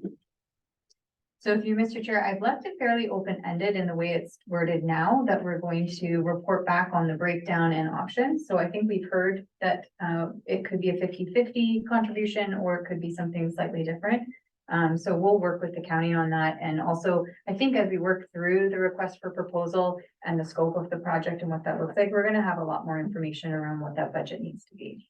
Can you contact the county treasury department and see if they have an approximation of the area appeals monies we will receive? We're gonna be spending our money before we get it, but I'd like to have an idea of that as part of this discussion, because we've had other discussions about allotting that to the gravel roads improvement reserve. So we have a ballpark figure, and Sarah said she'd like to use ballpark figure, ballpark estimations. I got you. Because I really, I'm worried about having this as a tax burden. Unless we have, substantial growth, so. We can, through you, Mr. Chair, staff can certainly have that follow-up. It'll be part of our sort of funding investigation when we work through that. Okay, so you heard what we worked through so far. Anything you'd like to add or clarification? Just Councillor? to Councillor Sapolis's point about splitting it up Oh, right. into, I think that's Study valuable. I areas. think Councillor Sapolis adds a lot of value to the conversation, so I'd like to support that suggestion. So through Mr. Chair, we can make that happen, and going forward with whatever consultant is taking on this study work for us, we'll just make mention of how we'd like it presented so that council can all participate. Okay, but does that need to be part of this resolution? I don't think so. I think that's something that we would work with as it goes, but I think it's well noted, it's documented that Councilor Schools has a conflict. Councillor Bailey, anything like that? I just want to make sure we've captured the communication component that Councillor Hurst mentioned. So what are, what sort of workshops, what sort of communication with the public, what sort of input, sort of a communication strategy? Certainly through Mr. Chair, that will form part of the request for proposal, that we're looking to have that very full communication and engagement strategy and plan worked into whatever the request for proposal comes back from the consultant. Another question at the end. Councillor Hurst? I'm good. Looking forward to it. Another statement and then followed by a question. No, maybe vice versa. Timeline, so this process, I'm concerned about the timeline, the longevity of getting it done. I remember a zoning bylaw amendment that was held up for years. And with the current, we talked about greenbelt expansions and the importance of this to Pocatello County as a whole. So that's it. I don't want, or I'd hope that we'd be able to get this done in a relatively timely manner with the proper consultations. However, is this, would this be appealable similar to the zoning bylaw amendment? Where, so that one, we had one component that was a concern, but it holds up the whole thing. So then I would look to staff too, to, if we're separating study areas, I don't know. I'm just worried that one component could hold up all the good work, and if there's a way to manage that. Okay, thank you for raising that. The study's a study. So it can't be appealed. But the implementation of that study. Absolutely. And so that's something, I mean, the good thing about doing a study and then implementing it right after is that you're just on the heels of having done consultations. So it means that we'll have a pretty good, there are always surprises, but understanding of concerns. And we can talk about, strategies for dealing with that if it looks like it might become an issue. For sure. I just don't want to tie it I'll up keep in it in mind. court for years and years. Right. Councillor Hurst? One minor question, like ballpark, how long a study would take to complete here? Are we talking 12 months, 18 months? Just to set my expectations. Good. So I mean, it'll take as long as you want it to take. And I guess what I would say is, you know, we need to be ready to hit the ground running, and I've had to retain a number of consultants for the work I've been doing over the past several years, so I know some of the strategies that consultants use to slow things down when you start. So it's like, okay, we are gonna have a bow on this thing and have all of the, you know, the GIS mapping data, every package ready. Here you go. You know, I guess, the other thing that can cause delays would be, maybe a mismatch in expectations. So I think it's really important that we're all on the same page about what your expectations are about what the work we'll be doing, and try not to change too much midstream unless it's really important. But I would, I think a year, would be what I mean, not for the official plan amendment, but for the study.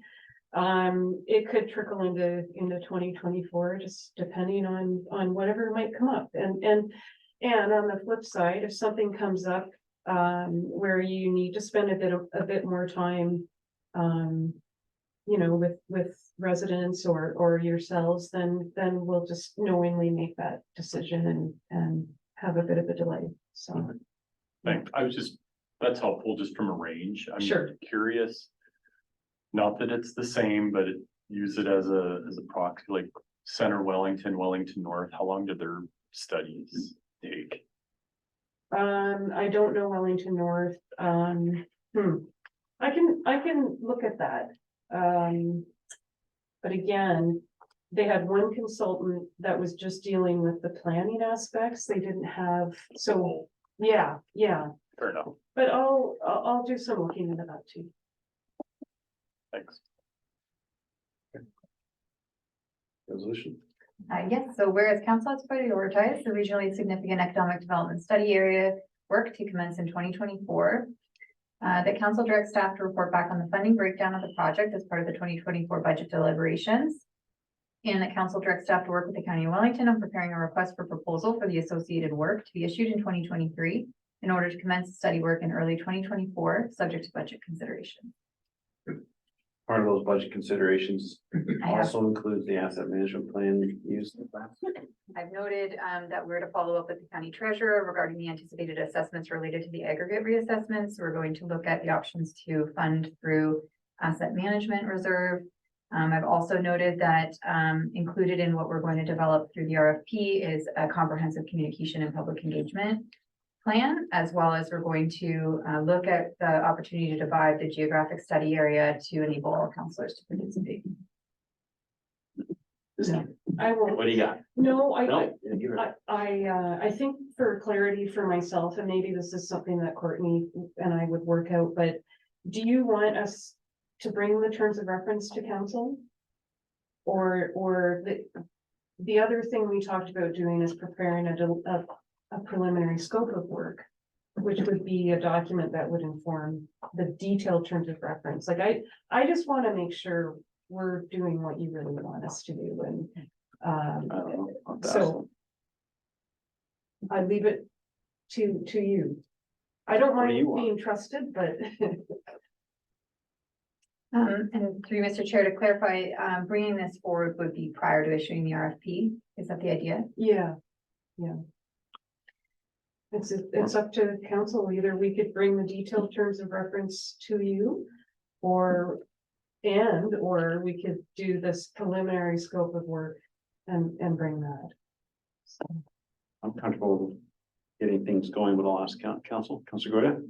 Yeah, I'm comfortable with staff working those details out. I mean, I think we've expressed today what we want included in it, and I think it's well documented, so I don't We already think have we a need to general slow. geographic Okay. area and Yeah, I don't think we need to slow things down Oh. by having everything come to council again. Councilor Bailey? I actually had that as one of my initial questions when I wrote it down, is what would be in the terms of reference. So for me, and I know even just going through our parks renovation, you know, we knew a concept that was happening, and I sort of had wished we had opportunity to go through some of the detail stuff, and it's more for, you know, talking to the public and letting others know. If we don't know what clearly defined and what's happening, then it's hard for us to express that. This is the first time I've ever gone through something like this, so I think I would like to see exactly what, you know, what's happening in case my expectation is different than what's being proposed. I don't want to slow it down though, so I don't know if it can just be something where here's the terms of reference that we've agreed to and just informing us. I don't know if we need to agree to them or approve them. Those are shared. But yeah, so maybe I would just be happy with at least being privy and seeing them. And then I can help with that communication part if anyone's asking. So that's where I'm at. Councillor Hurst? I'd like to see the scope of work and I would leave it to staff to negotiate the terms of reference. That's the devil in the details. To me, the scope of work's the strategy, the direction, the key elements that are part of it. I view that as, that's the role of council and to at a high level, point the direction and then leave it to staff to work through the formality of our. Is it clear? I think everybody picked one option. Yeah. I think just for information, is So where we you're landed. fine with just seeing the terms of reference, so you're Yeah. knowledgeable on them. Yeah. Scope of work, isn't the scope of work what we just saw today? Or what do you mean? I'm looking for Detail. details. Yeah. Yeah. How quick can you turn this around? It's already done. No, I'm just kidding. I wouldn't doubt it. Well, I'm not sure I can answer that, but I'm right now, but I can work with Courtney. I think the reason I brought it up is just because like we do want to hit it well. We want to use our consulting dollars carefully, and I'd rather make sure we're all tuned in to the same channel. And so if we did it as a scope of work, I like that. And because that's the broad piece, it'll be easier for me to write, get input from staff and yeah, so I can talk to Courtney about timing for when we would maybe want to see that. 3 weeks. That works. Just from my perspective and just also my day job standpoint, that's typically what I feel comfortable in directing our staff to is like a high level, I'm talking like 3-4 page scoping document, say, here's what you all agree upon at a strategic level. I think to me, I would feel comfortable seeing that, like, so we can, you know, we hear a presentation, we read a briefing note, have a conversation. Following that conversation, here's the agreed upon scope that it meets your expectations and the township's expectations. I would feel comfortable with that and then leave it to staff thereafter to work through the details. And my opinion would be is if this delays the decision for 3 weeks, that I would feel comfortable. If we're talking 3 months, then that's a different conversation. They're not coming back in 3 weeks. I don't think. Or 6 weeks. So I'm just maybe not understanding it. The scope of work just sounds very similar to what we're seeing. Like the scope of work is, here's the study area, here's the uses. We've had some land added, we've had some removed. Staff are gonna go back and maybe adjust for that, but are you looking for even more detail than that, or what? I'm not, Yeah, I think. like, how detailed do you want it? Because they're not gonna be able to delineate the study area without doing the study. So I'm just trying to figure out how staff are gonna be able to give you a better scope of work than what we've just received today. So I wouldn't say it's so much the study area, it would be what is being studied within the study area. So we heard 4 things, I think, in your presentation: agriculture, servicing and that type of stuff. I think I want a bit more explanation of what that entails. Okay. Yeah, that is the sort of thing I would have had in mind. Okay. Yeah. And how fast can you have that back to us? Hmm? How quickly can you turn that around? Or you? I think I would have to look at my calendar, deflect. No, We all recognize it's on the front burner and it is what it yeah, is. It'll come back. when it it comes. totally is. I don't want to lose that momentum. Yeah, I'll Are you thinking about next council, like, No, I was teasing. but oh. I was, sorry, but Into. I won't put that It up. depends on, I didn't understand what he was looking for, so, I mean. At least 6 weeks would be nice. No, I would want to do it sooner than that. Okay. Yeah, but thank you. I'll write that down. I'll work with Courtney on finding. Yeah. Thanks. I've amended if you want me to reread. Sure, please. Okay. So whereas council has prioritized the regionally significant economic development study area work to commence in 2024, the council directs staff to report back on the funding breakdown of the project as part of the 2024 budget deliberations. And that council directs staff to work with the County of Wellington on preparing a scope of work to be presented to council prior to issuing a request for proposal for the associated work. And that the RFP be issued in 2023 if possible, in order to commence the study work in early 2024, subject to budget considerations. Excellent. I get a mover by Councillor Hurst, second by Councillor Bailey. Yep.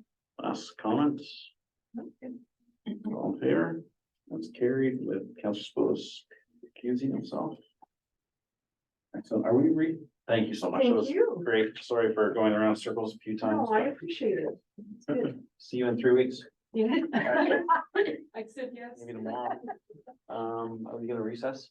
It's 5 p.m. Oh, 30, okay. We could check though if we have it. No, I'm good. We can get through the consents. Let's go through the consent. Okay, great. All right, next item up, consideration is the consent agenda, Ms. White Fox.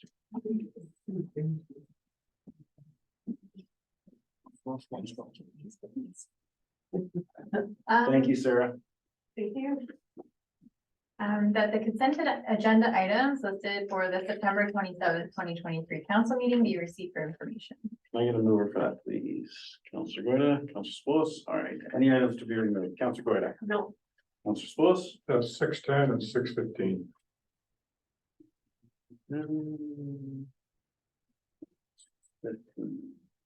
All right, Councillor Bailey. I think I wanted 6:14.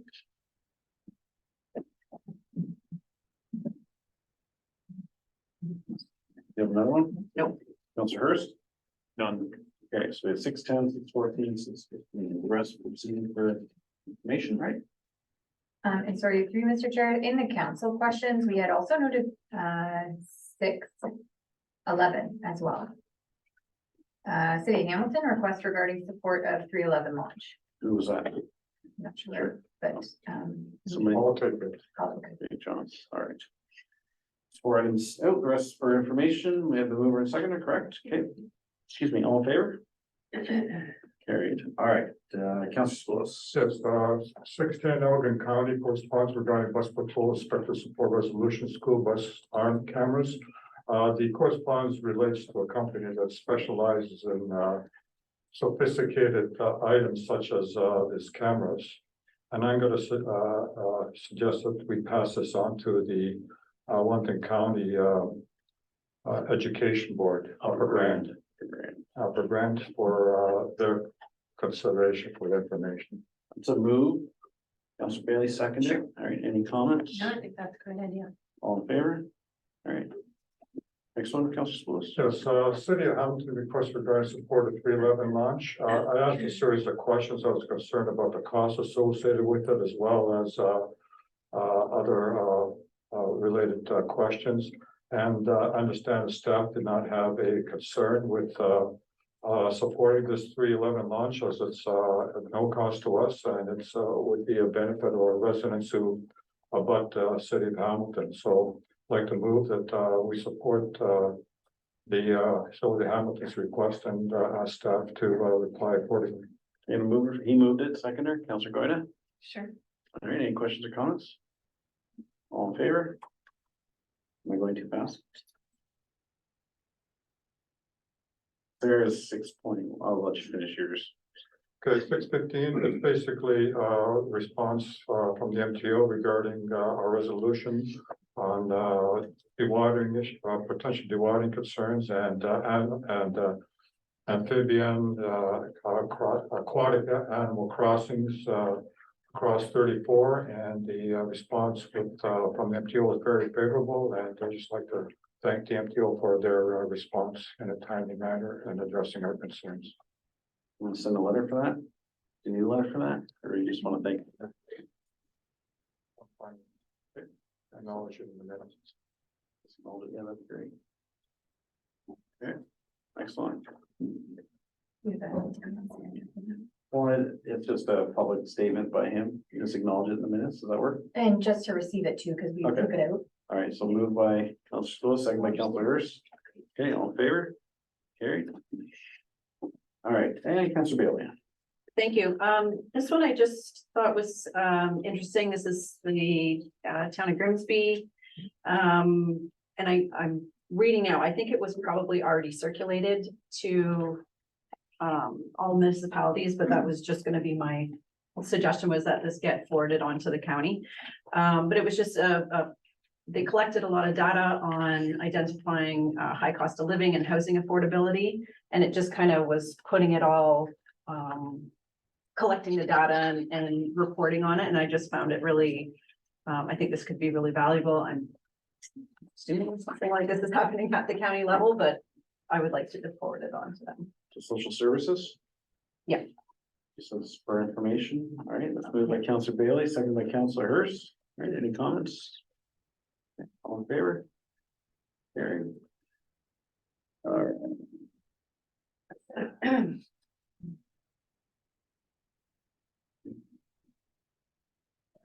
Yeah, well.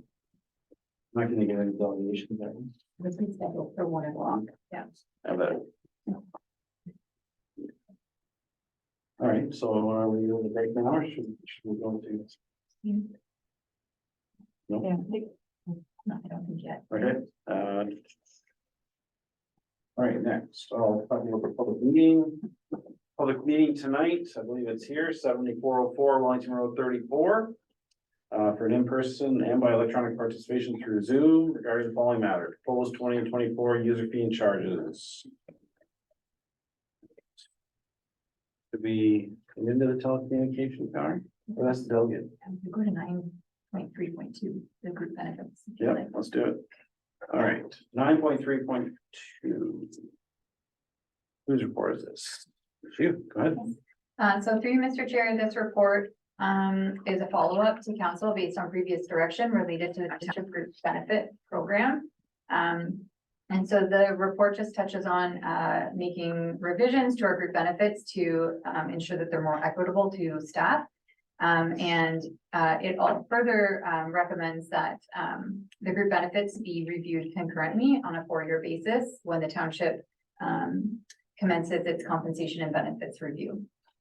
Okay. You have a resolution? So report ADM 2023-050 entitled Township Group Benefits Be Received, and that council provide approval for the proposed changes to the Township Group Benefits Program amounting to approximately $3,711 in order for the changes to be implemented as soon as possible. And further, that staff review the Township Group Benefits Program concurrently with the Township Compensation and Benefits Review approximately every 4 years on a go-forward basis to ensure equitable coverage is maintained. Thank you. Are you moving for that? Councilor Hurst, second by Councilor Spillis. Comments? Yeah, I'm supportive of the approach and the recommendation. I was just looking for some clarity on process. It says in the report that the proposed coverage would not be applicable to employees currently on leave until they return to work. And I was just curious as to how that works. So when they come back, if they're on leave, when they come back to work, they would just get like a retroactive bulk payment, or how? I just wasn't sure how that really applied. So through you, Mr. Chair, the intent of that provision, which is existing in our plan, is that if changes are made, they are not applicable to anyone currently on leave. But when they return to work, if they were to encounter another leave or, Okay, any of okay. the other items listed, they would be fully eligible for the I group gotcha. budget. Okay, yeah, okay, thank you. All right. No, I'm fully supportive. I think it's a stay ahead of the game. I think retention of staff is important this day and age for everybody able to move on to other job opportunities, as long as we're competitive and we look after employees, we have a better chance of retaining Any further comments, questions? Councilor Bailey? Yeah, just a question. You mentioned that it will now be reviewed concurrently with the township compensation and benefits review every 4 years. Where are we in that cycle? So through you, Mr. Chair, it's, the next review is scheduled for 2024. Okay. So we would do a very brief review to ensure any adjustments made through that study are not going to ensure that our equitable coverage is still maintained with those changes that could come in 2024. Thank you. Councilor Hurst, anything? Just one question, and I was curious where in the 4-year cycle we are, so that was a good question. Who does the benefits review? So through Mr. Chair, this review at this time was conducted with HR, our finance department, as well as myself. So it's done at a staff level, just looking at what our coverage is and doing that financial analysis. And are you benchmarking against other municipalities, say for instance, within Wellington County? So through you, Mr. Chair, we did do a benchmarking analysis when we previously reported to council. So we have done that. I would say that that analysis would be something that we'd be looking to do every 4 years as well. Oh, that's good. I'm supportive. Okay. All right, all in favor? Carried. All right, 9.3.3. Travel road pedestrian lake access. Ms. Whitebox. So through you, Mr. Chair, this report was prepared for council, again, based on previous direction, relating to establishing a pedestrian access to Puslin Lake. So as council is aware and is detailed in the report, the township does have a right of way that extends to the lake, from traveled road. So this report is just to provide council with a design concept rendering of the budgeted work to be done at the lake to make it more inviting to the public, as well as delineating private and public lands. So the rendering has been prepared by a landscape architect, and staff are seeking council endorsement of that prior to beginning the construction, hopefully end of October this year. Oh, wow. Excellent. Your resolution? So that report ADM 2023-051 entitled Traveled Road Pedestrian Puslin Lake Access be received, and that council directs staff to proceed with the construction of the pedestrian lake access as outlined in this report. Can I move for that, please? Councilor Goyda, second by Councilor Spools. Mr. Fowler, is there anything you wanted to add before I open up to questions? Through you, Mr. Mayor, I have nothing to add at this time. Any questions from council? Councilor Goyda? Nope, I like the concept. I wasn't sure based on this if there was fence along both sides, but staff clarified that, and so that satisfies that concern about delineating private and public for me. I'm happy with this pedestrian access. I just wanted to follow up about the discussions that we have been having with GRCA and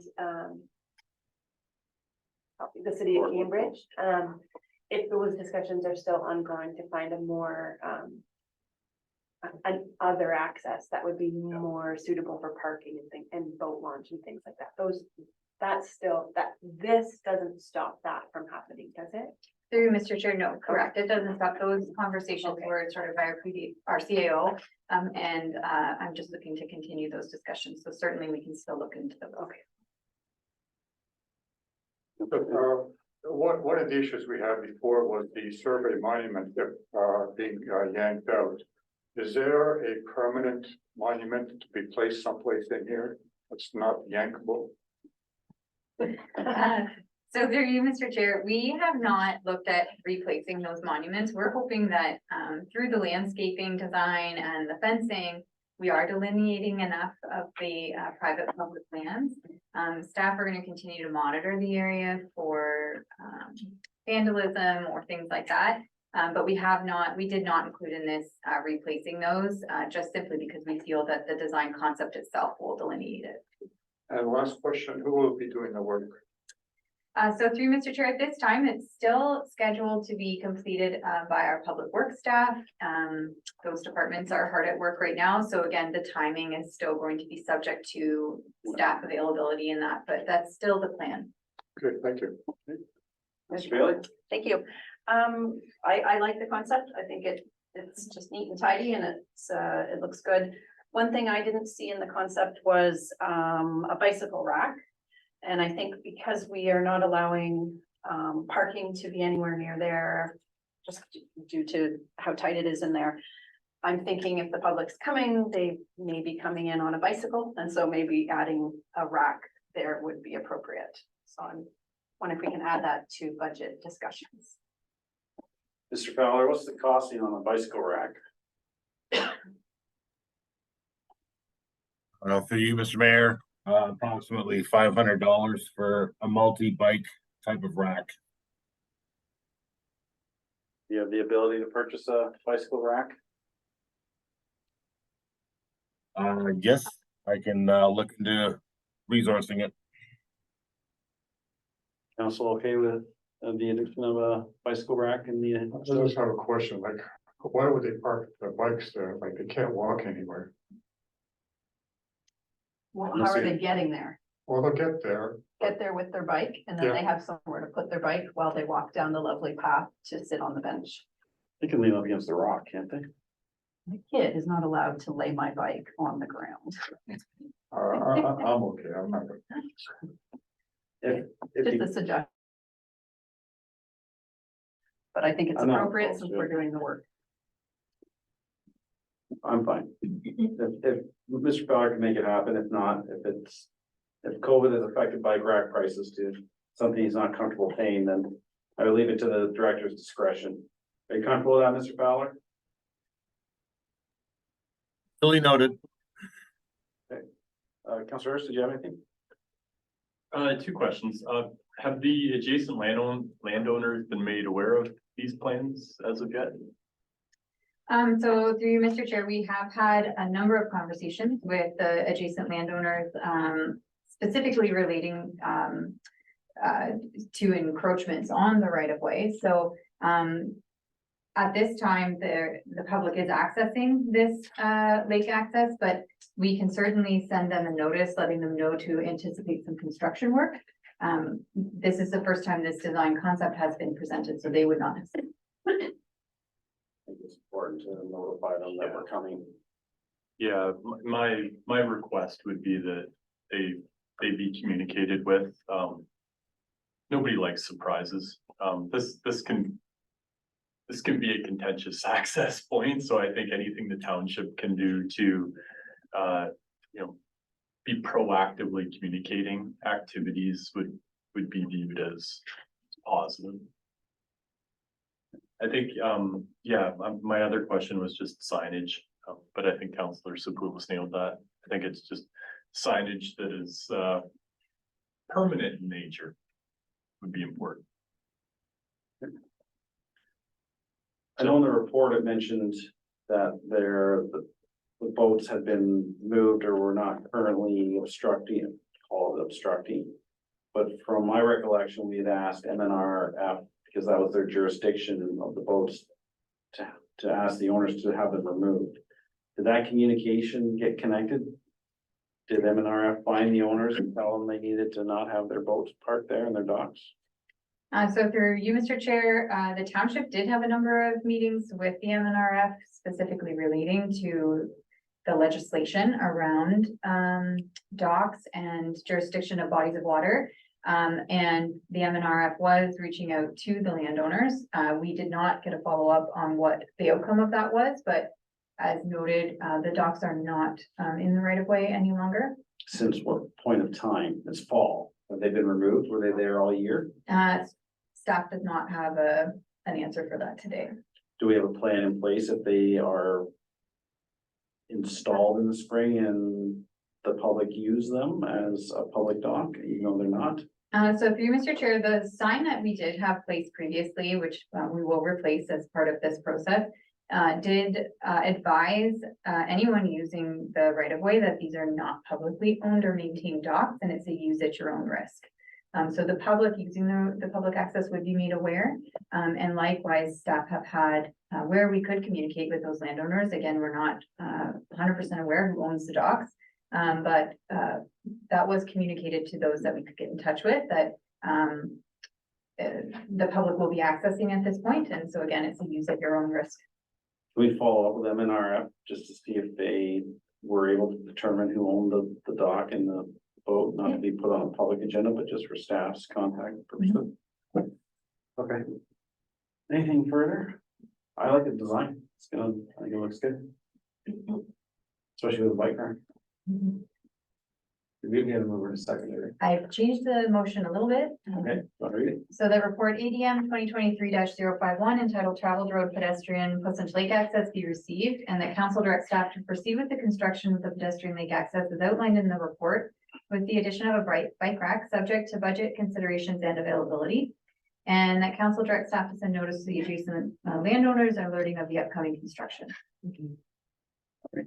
And who moved that? Councillor Goida moved, Councillor Spillis second. Yep. Very good. Okay. Last chance. Any other last comments? All in favor? Carried. Would everybody like to break down? I'll give us 45 minutes until our delegation. Boy, that's like a record break. We're gonna combine 3 meetings worth of breaks into one today. I don't usually break for them. They're getting mad at me. Hope they always come back earlier to finish out the report. Yeah, we do that. See. Recess. Yeah, deep water.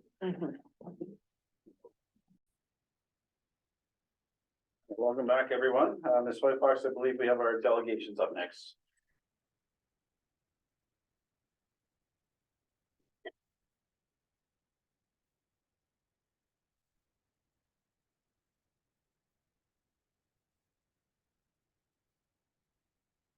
Welcome, Daniel. Hi, everyone. Yeah, the floor is yours, and you want to start? Okay, thank you. So thanks for the opportunity to address Mayor and Council on this matter. So I'm Daniel Gibbons. I'm the president of Shared Tower. Shared Tower is the developer of the proposed telecommunications tower at 7424 Wellington Road 34. So I just want to begin my remarks by saying that Shared Tower is a company that takes its obligations to consult with municipalities and the public on telecommunications infrastructure very seriously. We've worked successfully to develop towers and fiber optic networks across Canada and have formed very positive working relationships with many municipalities and other levels of government. We'd like to make it clear to the mayor and members of council that we conducted our consultation for the tower with the township's agent Crins in good faith for the proposed tower, commencing this consultation in late 2021, almost 2 years ago. Given that in May of 2022, we received a notice of completion from Crins, attesting that the public had been fully consulted and the township had also reviewed the details of our proposed tower site. And that actually at no point to date have we received any comments directly about the tower, either from members of the public or from township staff. We hope it's clear that to council that it was, in our view, entirely reasonable for Shared Tower to conclude that there were no concerns about the proposed tower installation and that all parties were in fact satisfied with the proposal. It's from our perspective, it's very unfortunate that despite the written attestations that Crins has made, that the public consultation was completed and that township staff were consulted, Crins has apparently failed to provide sufficient detail on these matters to the township, or at least to satisfy the township's requirements. Our understanding from the minutes of the previous council meeting and from the proposed resolution is that the township is asking us to reapply for the proposed tower, not through Crins, but by following the default Innovation, Science and Economic Development, or ISED protocol.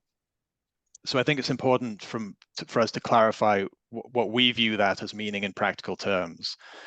So under the ISED requirements, written notification of a proposed new tower must be delivered to property owners within 3 times the height of the tower, and that's measured from the base of the proposed tower location. In addition, for towers greater than 30 meters in height, and our proposed tower is 35 meters, a newspaper notice is required, and that notice is typically published in a local newspaper identified by the municipality. Members of the public would then have the opportunity to comment on the proposal, and that commenting period is a 30-day window in which they'll submit written responses or in some cases telephone comments to us, and we'll respond to them. And then if they're not satisfied with that response, there's a further 21 days in which we can, what we call the comment response period. Once that process is concluded, subsequently the matter would typically come back to council, and council will determine whether Shared Tower has actually met the consultation requirements as set out in the ISED protocol. And since towers are a federally regulated undertaking, they're not subject to municipal regulations for considerations such as the permitted use of the property, setbacks from property lines, or other zoning and site plan control considerations. So the role of staff in these applications and the role of council is to confirm that the consultation that was conducted has met the federal requirements. Now, that being said, Shared Tower always does seek to balance the need for a new tower with the surrounding land use considerations. And we believe that we've selected a site that meets the network coverage requirements of our customer and of future customers without being out of place in the proposed location.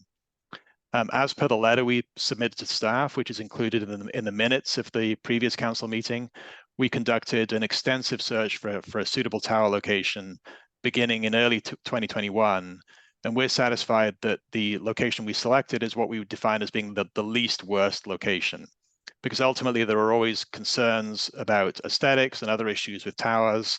And there's always, in our view, people who are going to be unhappy or concerned about them, but they're a necessary infrastructure, and the location we selected, we believe, meets that test of being the least worst location to put it to solve the network challenges that we're trying to solve in this area. I'd also like to emphasize that the tower is proposed at 35 meters in height, and it's using a monopole design. So in that sense, the tower is significantly shorter than and of a different style than would typically be proposed in a rural or semi-rural area. Despite that, it will also be designed to accommodate multiple service providers. So what I'm saying is we've tried to balance all these issues around what's the surrounding land use, what's our coverage objective, and what's the least intrusive tower style we can deploy to meet all of those requirements.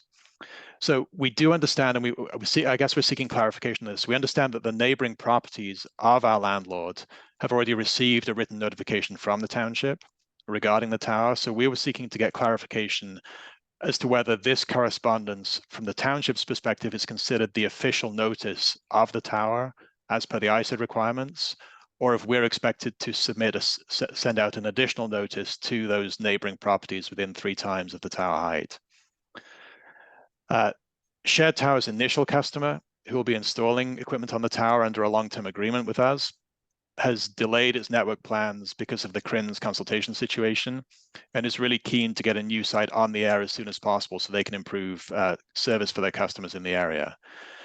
The last point I'd like to make is that our landlord, who has given up space for the tower that would otherwise earn him income, has been very patient and accommodating with respect to these delays in issuing municipal concurrence for the tower. So we're hoping it can be resolved quickly so that we can satisfy him in that regard as well. So in summary, we hope we are able to work with township staff to resolve this matter as soon as possible so that we can complete construction and finalize the consultation process. I'm happy to answer any questions that members of council may have about the consultation process at this time. Thanks for your time and consideration. Okay, thank you, Daniel. I have a question for you.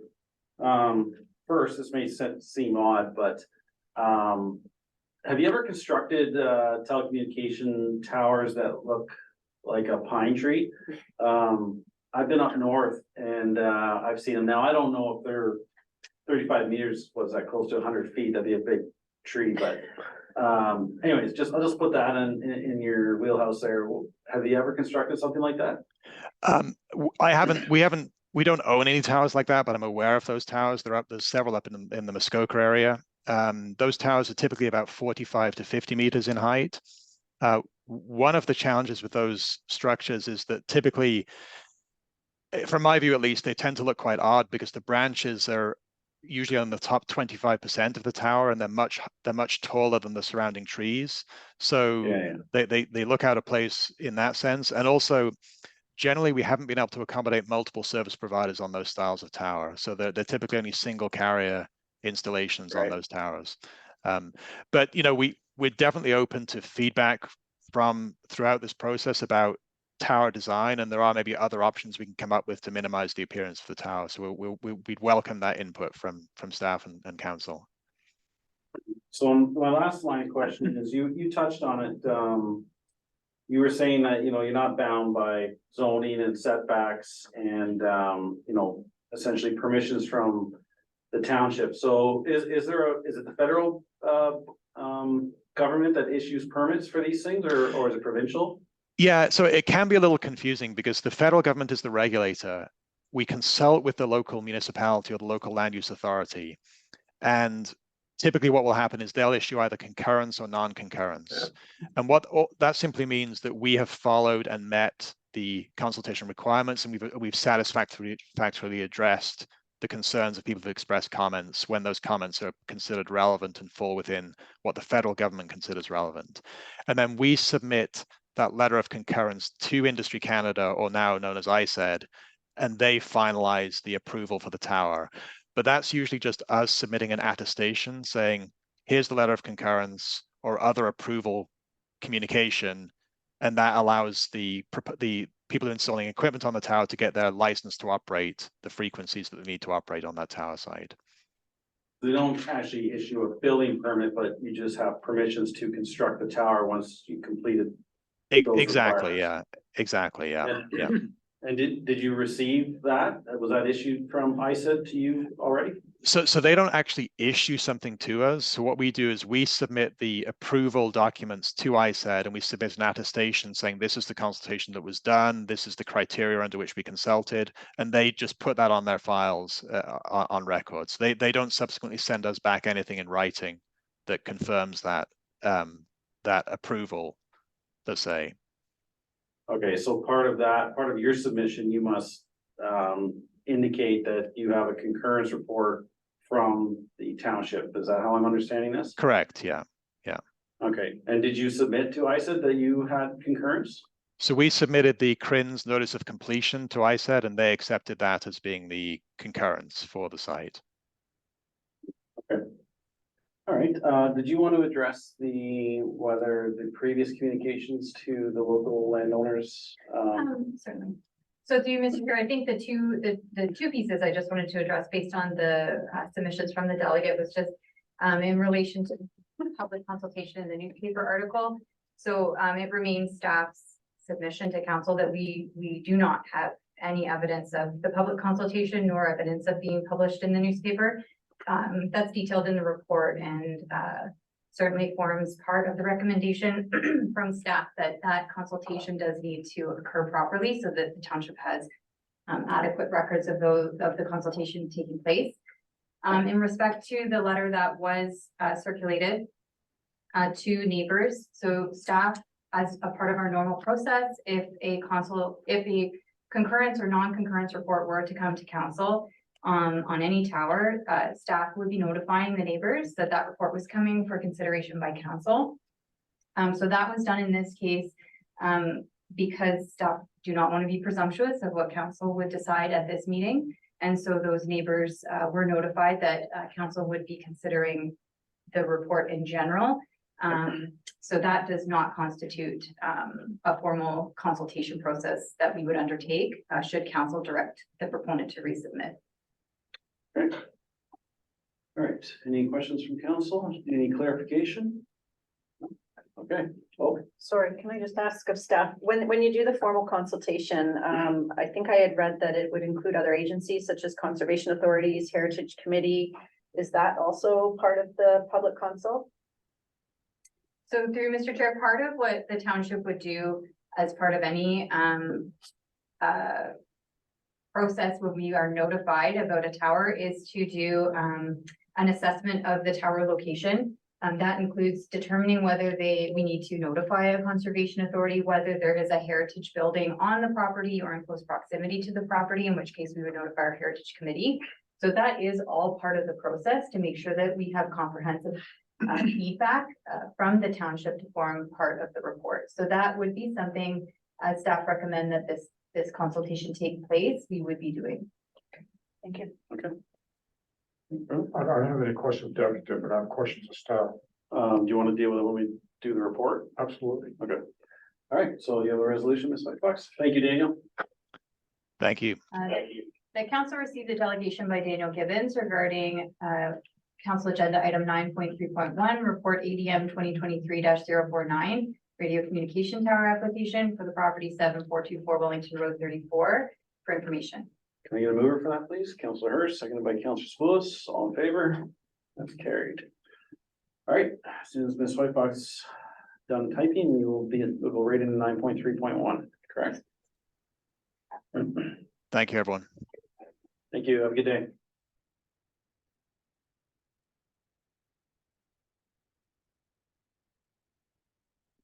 So through you, Mr. Chair, this report relates to the radio telecommunication tower at the subject property, 7424 Wellington Road 34.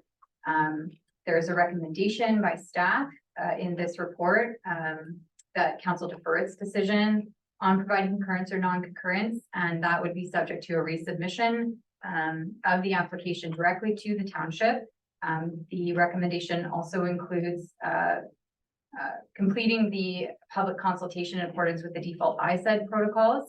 And again, under that protocol, it gives a 120-day period to complete that process, which puts us early 2024, so sometime in January. I'm happy to answer any questions. All right.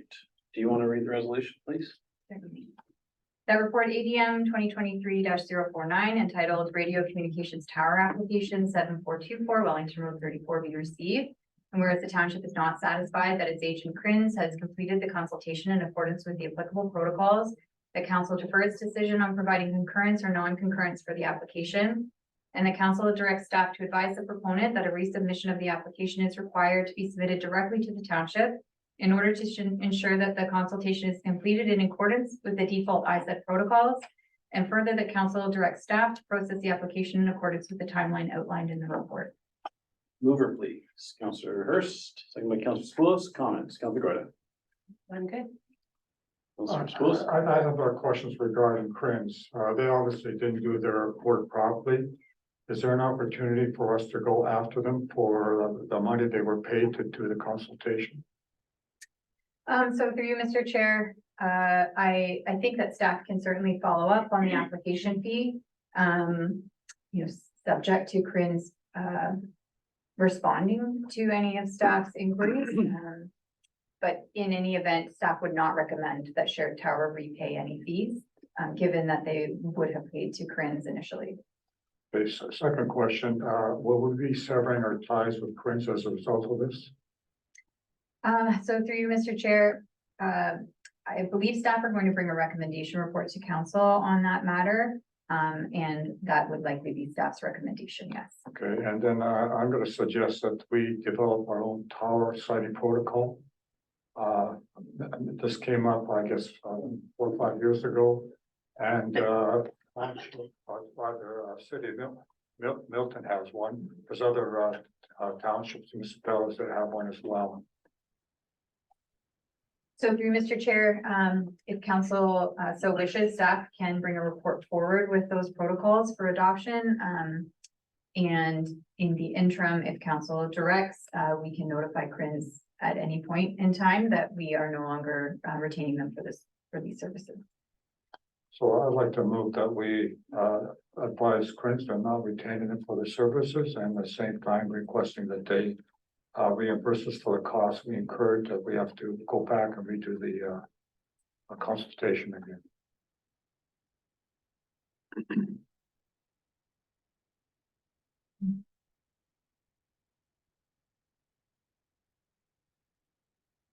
I think we should notify the federal, if it's a ministry or whoever has jurisdiction of our. I think you're right. I think ISED should be aware that they no longer represent us as a result of this particular matter. But also what staff feel they can share our experience with this situation, Absolutely, yes. because I've been careful in my wording because we're an open No, session, I but think it's quite right that ISID should be aware of our severing our ties with Queens and the reasons therefore. yeah, are you comfortable with that, Ms. White Fox?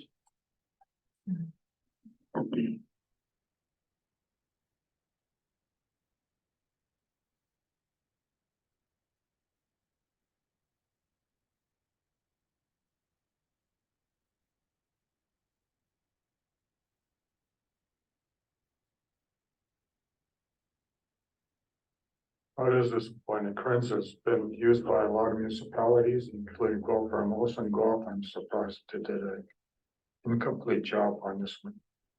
Seems to be, well, it always happens to us, how come? I don't know, must be the man. It was a beat on now. Just letting her catch up with her thing.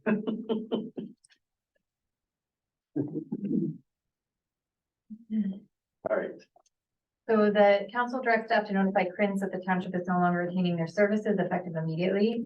And that any fee not submitted to the township or previous applications be provided to the township immediately. And that ISED be notified that the township is no longer retaining Crins for processing applications on its behalf going forward. And further, that council directs staff to develop a local protocol to be used for future radio communications applications and report back to council. I said, I want them to know some of the details, and you'll share what you can. Through Mr. Chair, yes, I would want to consult our Lawyer. legal counsel prior to doing that, but we can Yes. certainly put Yeah. together a communication. Even if it's at a later time. Mhm. Well, we can say any appropriate information. Yeah, it doesn't have to be right away, but whenever it's appropriate, then I'd want them to know the details. You understand, that, I'm fine, as long as you understand. Councilor Bailey? Yeah, I'm just, when staff reports back on developing a protocol, could we also maybe have a little breakdown on how much staff time that potentially could take up? And whether there's another option to Crins? Maybe just different options. I've Googled, I haven't found anything, but doesn't mean it's not out there, but. And then I just had a question about the 120 days. So for this particular situation, is there, just because there's already been a little bit of work done up to this point, is there a way of reducing that 120 days, or is that pretty reasonable? So through Mr. Chair, I think that we don't want to commit to anything shorter than 120 days, just given that as our delegate alluded to, there could be some back and forth that has to take place in a time frame for that. But certainly if there's opportunities to expedite it shorter than the 120 days, staff will certainly do that. Well, I'm running Christmas break and, budget season is, so. Councilors? Yeah, I agree with everything that's been said. I think that's a good endpoint. I think, I do feel, for Shared Tower, they've done everything in their, on their end of things, appropriately. And I would encourage staff, we have to go through an appropriate vetting process like that. In my mind is like, that's a non-negotiable, but I would just encourage staff to do everything we can on our end of things collectively to not delay the process for Shared Tower any further. I just want to clarify that your statement that Shared Tower has done everything appropriately is not the position of the corporation. That's your own Fair enough. opinion. Okay. So Mr. Chair, we have the motion on the table right now, was moved by Councilor Willis, and we need a seconder, and then we have the resolution based on the recommendation of the report. Councilor Bailey, okay. We've read it, we've seen it, we've adjusted it, all in favor? Okay, it's carried. So then we need just the second based on the recommendation for the resubmission. So we have two motions that were. Floor is yours. You're right. Okay, so the one that was just passed was relating to no longer retaining Crins, following up with the fees, forwarding some information to ISED and bringing a local protocol. So that is been carried. And then the motion relating to the recommendation in the report is to receive the report, and whereas the township is not satisfied that its agent Crins has completed the consultation in accordance with the applicable protocols, that council defer its decision on providing concurrence or non-concurrence for the application, and that council directs staff to advise the proponent that a resubmission of the application is required to be submitted directly to the township in order to ensure the consultation is completed in accordance with the default ISED protocols, and further that council directs staff to process the application in accordance with the timeline outlined in the report. Do you have to capture that we're not collecting a second fee from them? I know you understand it, but I just want to make sure that everybody understands it, Can add in that no fee will be charged. just so that it's, if somebody looks back. Okay, and you had a mover to second, if I thought. Second mover, Councillor Goida, secondary, Councillor Hurst. Any comments on that last component? Okay, all in favor? Carried. All right.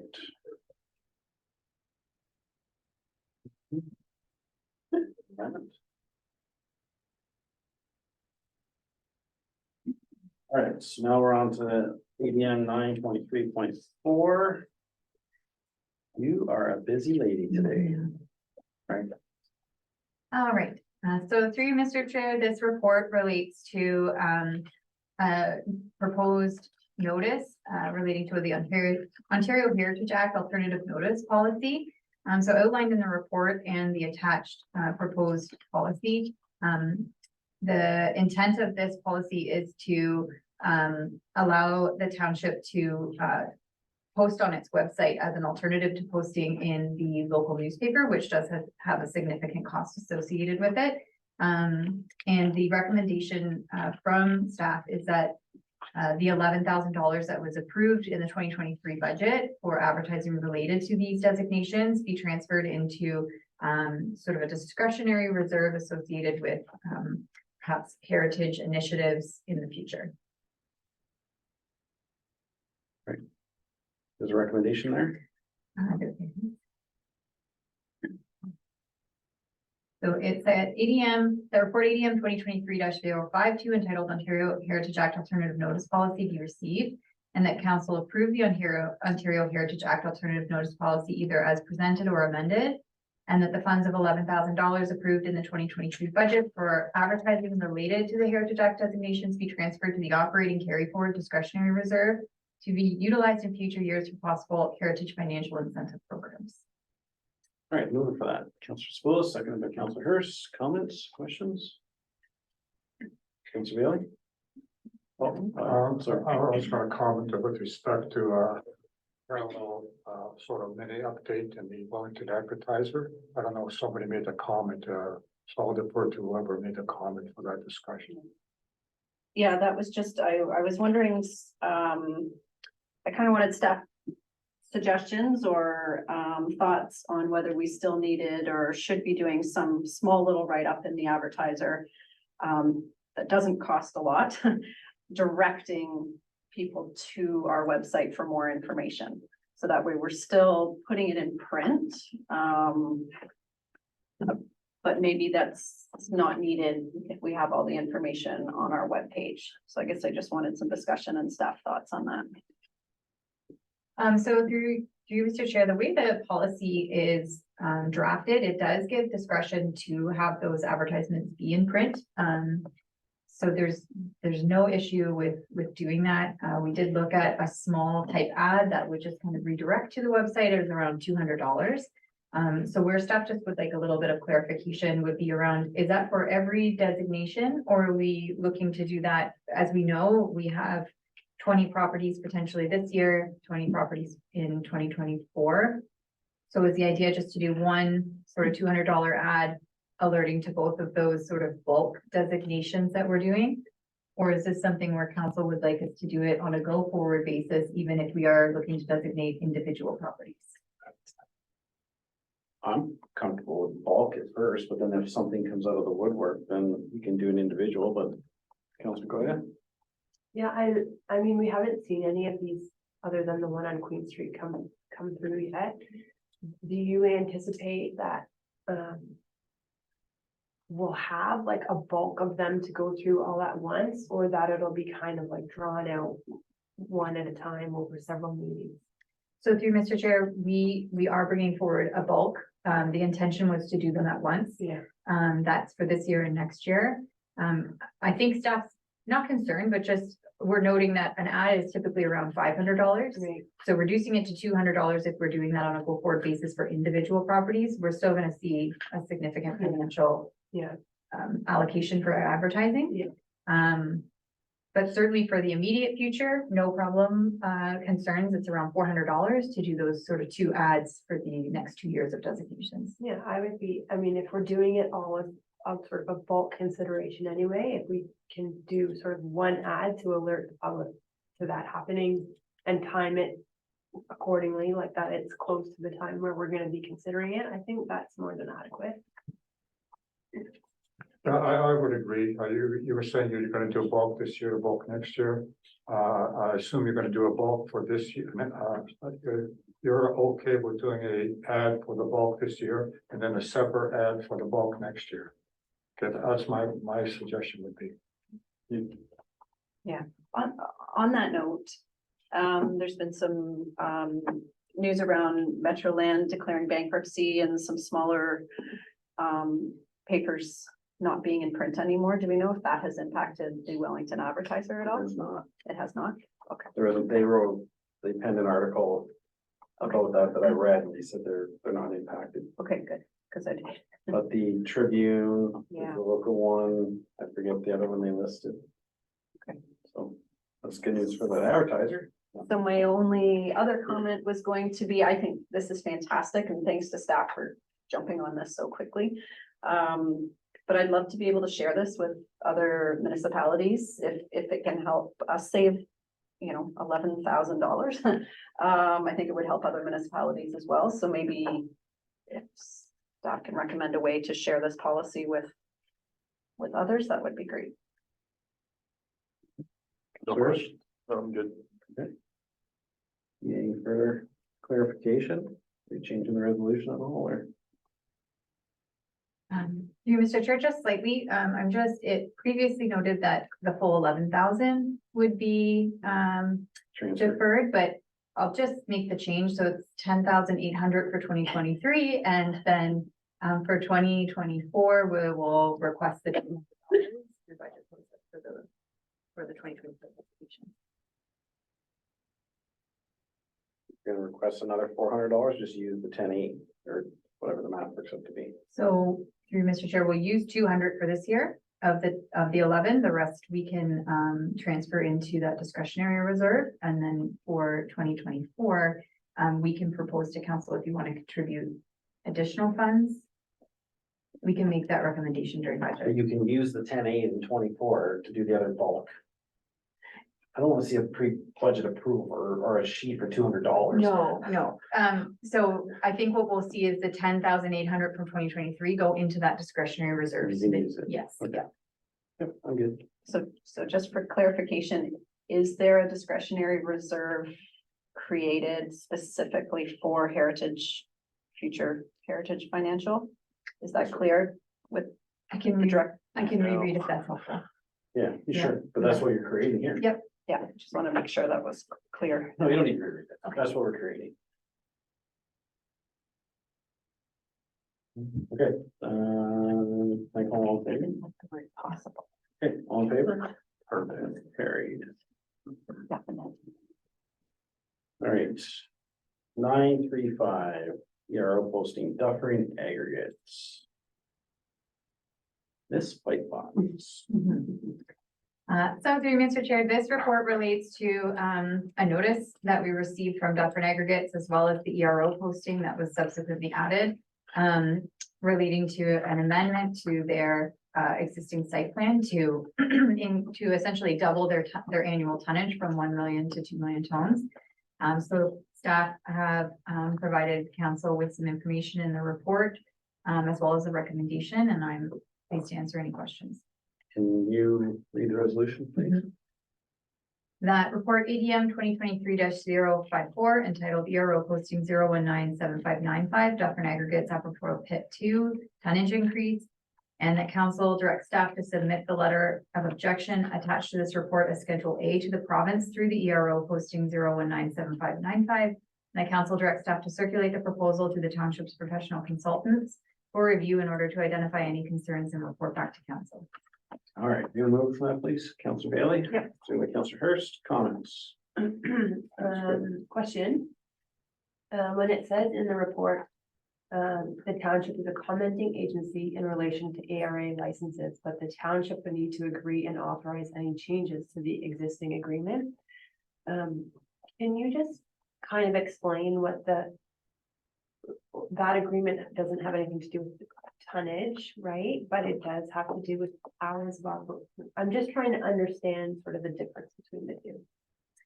Certainly. So through Mr. Chair, the ARA license and the site notes that exist on the license, the approval authority is not the township. So we are a commenting agency, as we know. However, with the agreements that are in place, historically, we've had agreements in place with aggregates that sometimes reference the notes, the site notes in the license, and sometimes it's only some of those notes that they reference. In this case, we have, I believe, 4 historical agreements on file for this pit. I believe the most recent is from 1992, but there is reference in those agreements to hours of operation. And it's also noted in the notice from Dufferin Aggregates. So it limits the hauling and the operations from May 1st to November 15th. It's 8 a.m. to 6 p.m. Monday through Friday. So if the aggregate, the pit operator is requesting a change to that, in this case, because there's an agreement with the township would have to agree. Okay. So just further on that, the township would have to agree to the change in hours because that's already in the agreement. Are there other things that are there other things that are on this site notes that aren't currently in the agreement that would benefit the township by including in the agreement? So through you, Mr. Chair, I would say yes. A comprehensive review of the current site plan would be required, and we would undertake that with our consultants. Okay. And then we would have to understand what can be added. And again, we're amending agreement, which will require both parties to agree. Right. Okay. So we don't need to specifically outline that in the resolution. That's just part of the consultation or the consultant's process anyway. Correct. Okay. In terms of the consultant, because this is required in order to accommodate this CRO request, are the costs for that recoverable? So through Mr. Chair, I would say just with what I know now, I would say likely not. Okay. We could always make that request to the pit operator that we can recover those costs, but I would say it's not a guarantee. It's not something that would be guaranteed. Okay. And also I just wanted to ask, in the letter that Dufferin submitted, they said that there will not be an increase in hourly traffic since the proposed changes to hours of operation will accommodate the increase. Is that something that the consultant can evaluate and determine if that is true or not? Certainly. So through Mr. Chair, I think we would most definitely require our traffic engineer to review this as well as our civil engineer. They would both form part of that review. Okay. Thank you. Counselor Spool? Yes, the Dufferin aggregate letter talks about 8 a.m. to 6 p.m., May 1st to November 15th. Just piggybacking what Councilor Boyd is concerned with is the hours of operation. I have concerns with days of operation. That clearly does not say Monday to Friday. That would be a concern if they change that as well. So through Mr. Chair, just in a high level review of the agreements, from staff's understanding, the existing agreements limit to Monday through Friday, as well as any statutory holidays. So we're not looking at changing weekends or statutory holidays. While it's not noted in the letter, staff would certainly be clear about that in any amendments to an agreement. Okay, so I just like to understand the process. So we're objecting now, and concurrently we're working with Dufferin to revise the agreement. Through Mr. Chair, we have objected formally. We'd like to seek council direction to object put our objection through the ERO as well, but it has been sent to the ministry and the pit operator at this time. And then we are hoping for more time than the 30 days in order to conduct that review, and we would be working with Dufferin as well as our consultants during that time. And so in your recommendations, you don't say anything about redoing the agreement to reflect the changes and the input from the consultants. So through you, Mr. Chair, we can certainly add that. However, that would be part of when we circulate to identify any concerns and report back, that would form part of that review. Okay, so then you'll be asking the ERO for time to do this properly. Certainly, and we already have asked the ministry, but we would like to formally submit to the ERO as well. Sure, great, thank you. Councilor Bailey? Okay, so do you need direction to submit to the ERO? So I would suggest. I have stuff I wanna add, I'm just waiting to get around, I think you're gonna like. Yeah, I have no comment. I'm good. It's good conversation. So I feel we should add specific points to the objection. We've objected formally already, so we can highlight the days of use in the objection.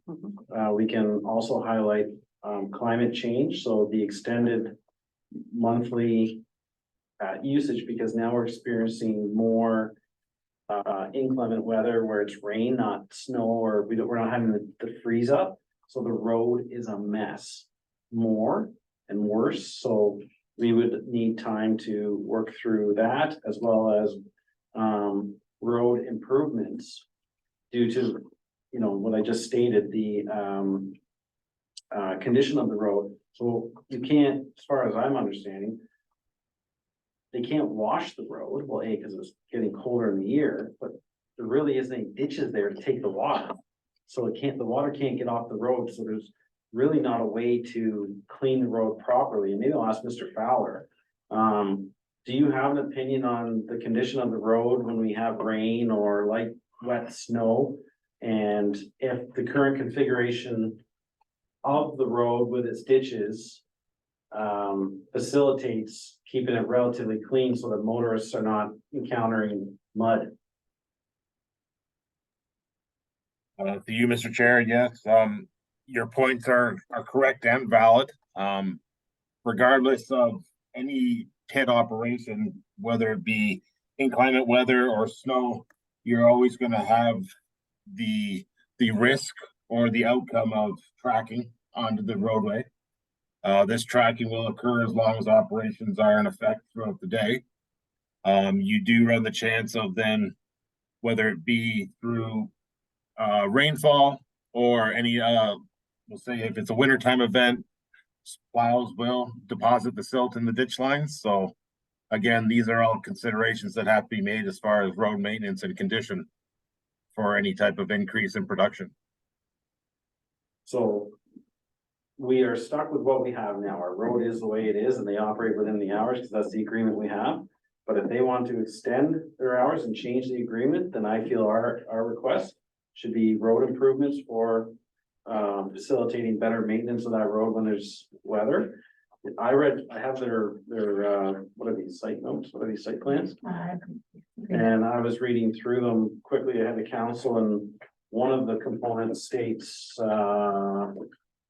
you know, that they have to ensure that the truck can come to a complete stop. And I've encountered it countless times where I crest that hill. And the truck pulls out in front of you because the hill causes a bit of a sightline issue, but my recommendation would be if they're going to increase the hours of use, and yes, it might be the same amount of trucks per hour, but they're gonna be there more hours, they need to install a stop bar to be in compliance with their site notes that says that they need to put something in place to make sure the trucks stop completely.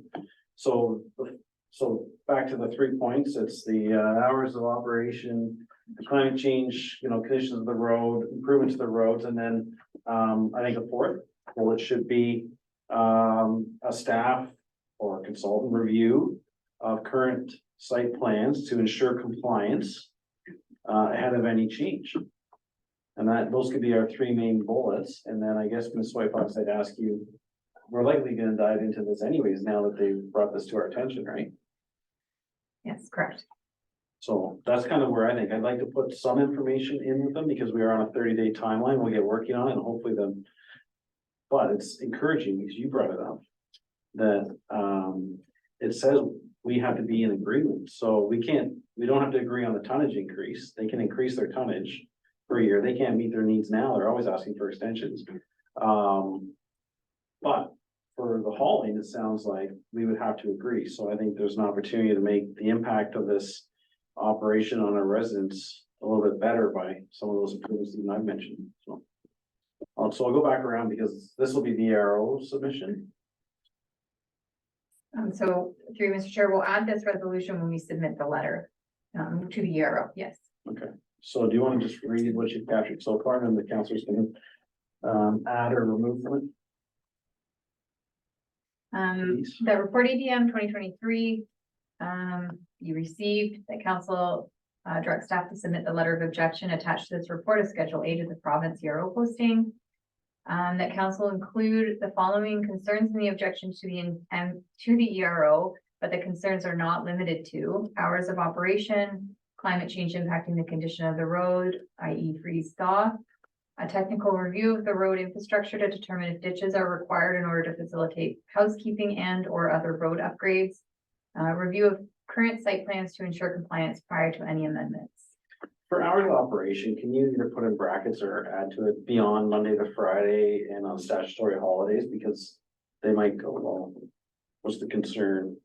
At least it points them kind of in the direction that we have an issue with. When do you want me to bring up what you discovered when this was first posted on? After, However, yeah, we'll have to do like. we'll go through these bullets and then I'll have to maybe steer the conversation around that, okay. So we're just gonna focus on that for now, and Councilor Goyette. Yeah, I agree with you in terms of putting a little bit of more substance to the objection letter, because, I mean, if we're just asking for more time, and that's not granted, then at least they know what the concerns are. But I just wanna, sorry, coming back again to this agreement part, regardless of whether our concerns are considered, I guess, by the province. Let's just say they do go ahead and approve the increase in tonnage, that still can't be implemented until we resolve this agreement. Is that correct? So through you, Mr. Chair, the ARA amendment could go ahead, but then there would be a conflict with the agreement that's in place, and there would be other avenues for enforcement related to that. Okay.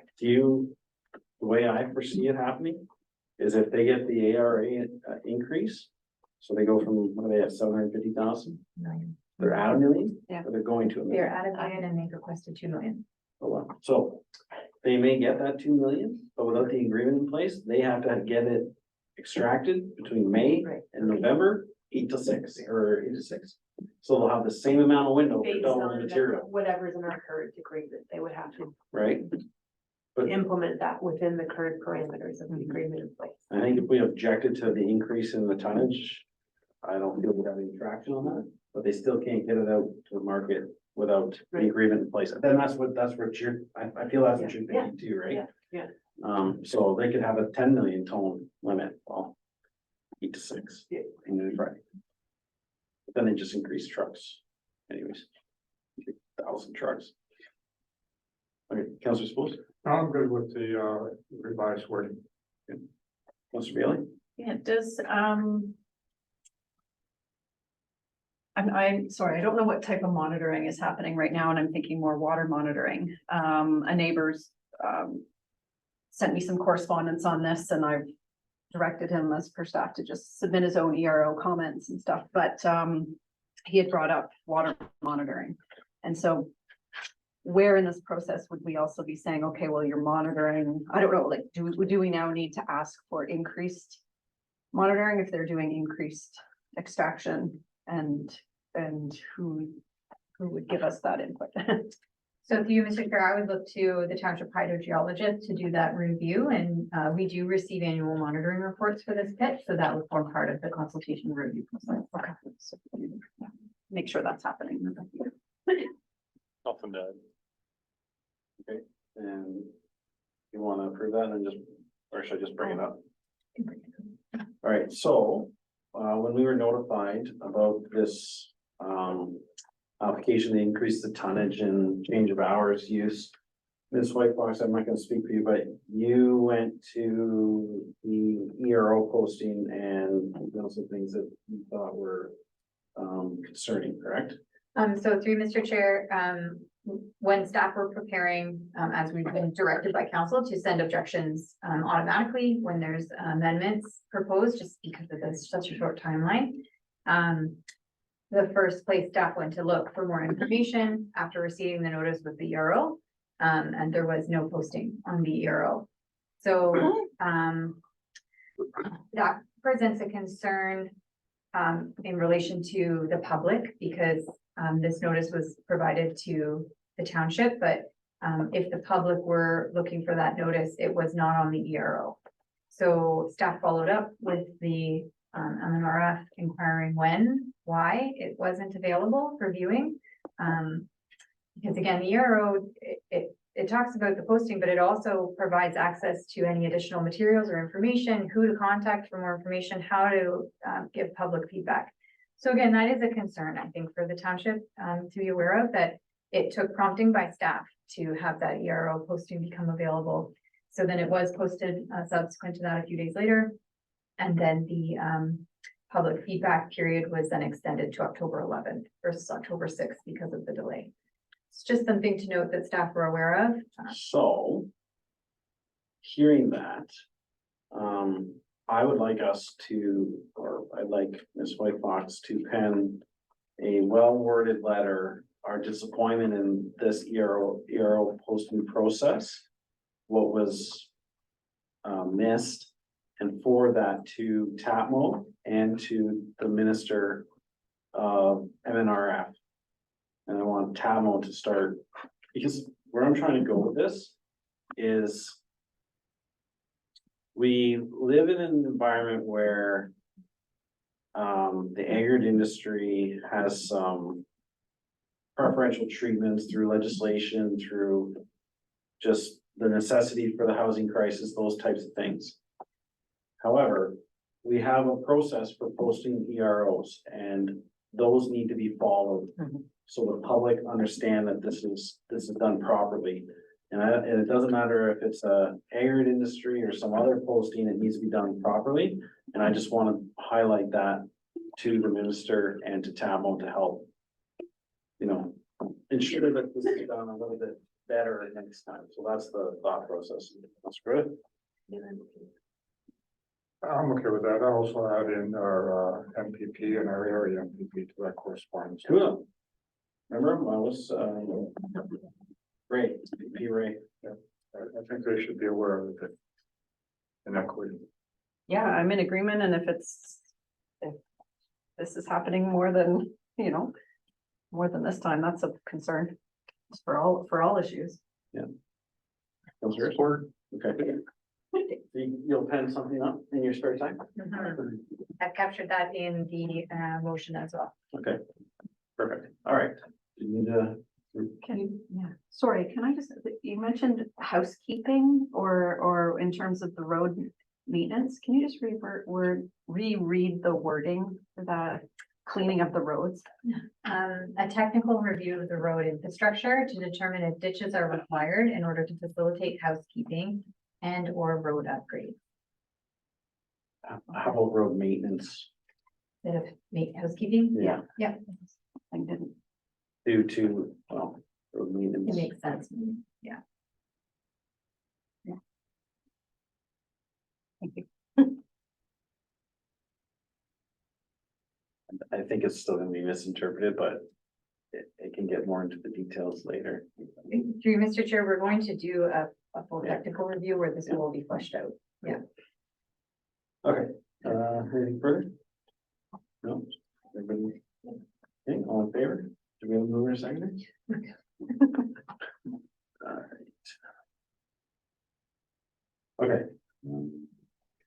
We did 10.2. Oh, sorry, 961. Okay, you want to just call her in?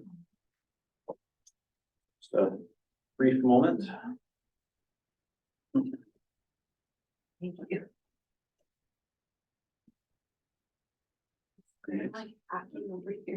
I'm fine, I'm far enough away. John, you see his look on his face. Just kidding.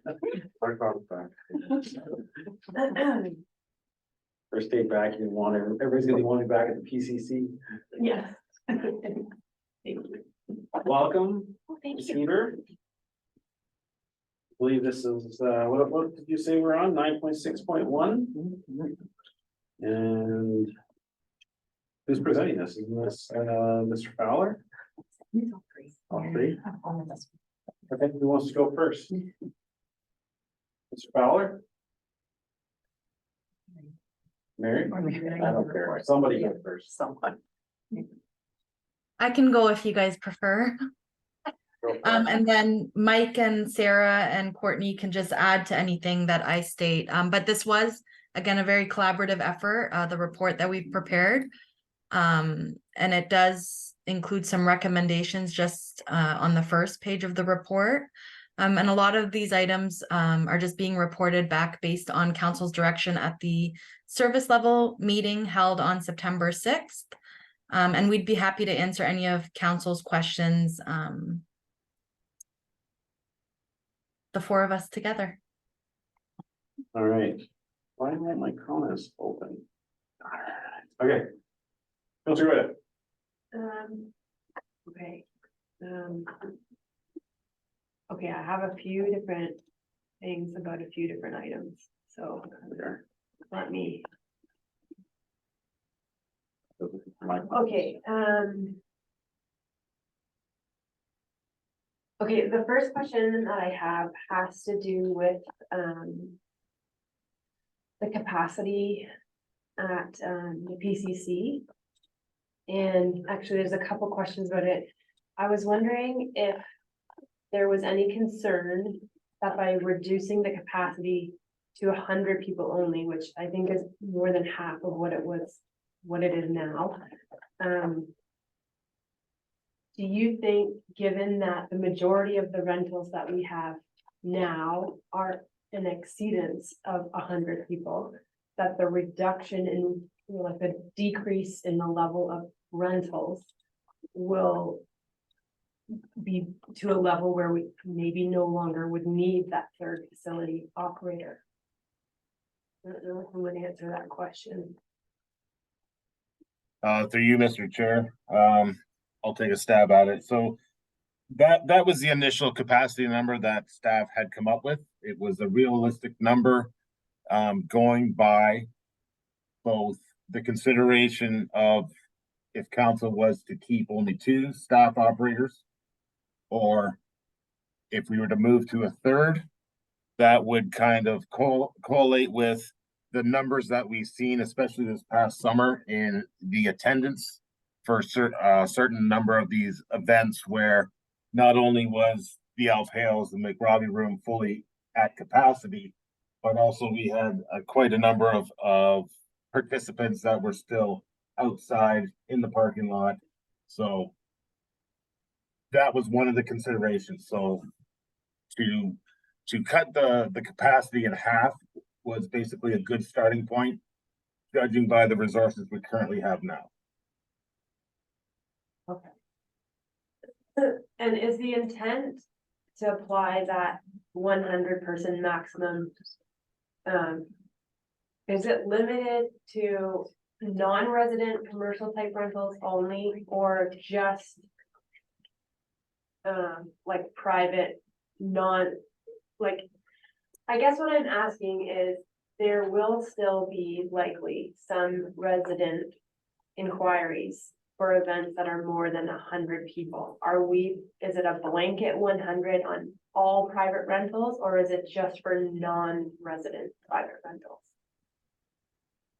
To you, Mr. Chair, the intention is with the 100 person capacity is more focused at out of town rentals.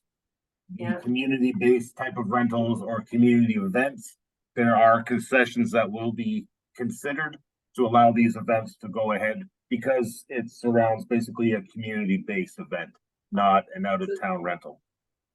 So there's some flexibility in there for resident rentals. Absolutely, it will be a type of trial and error if council was to proceed with what works, what doesn't work.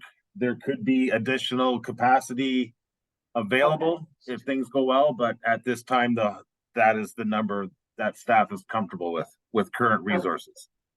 Okay, that's fair.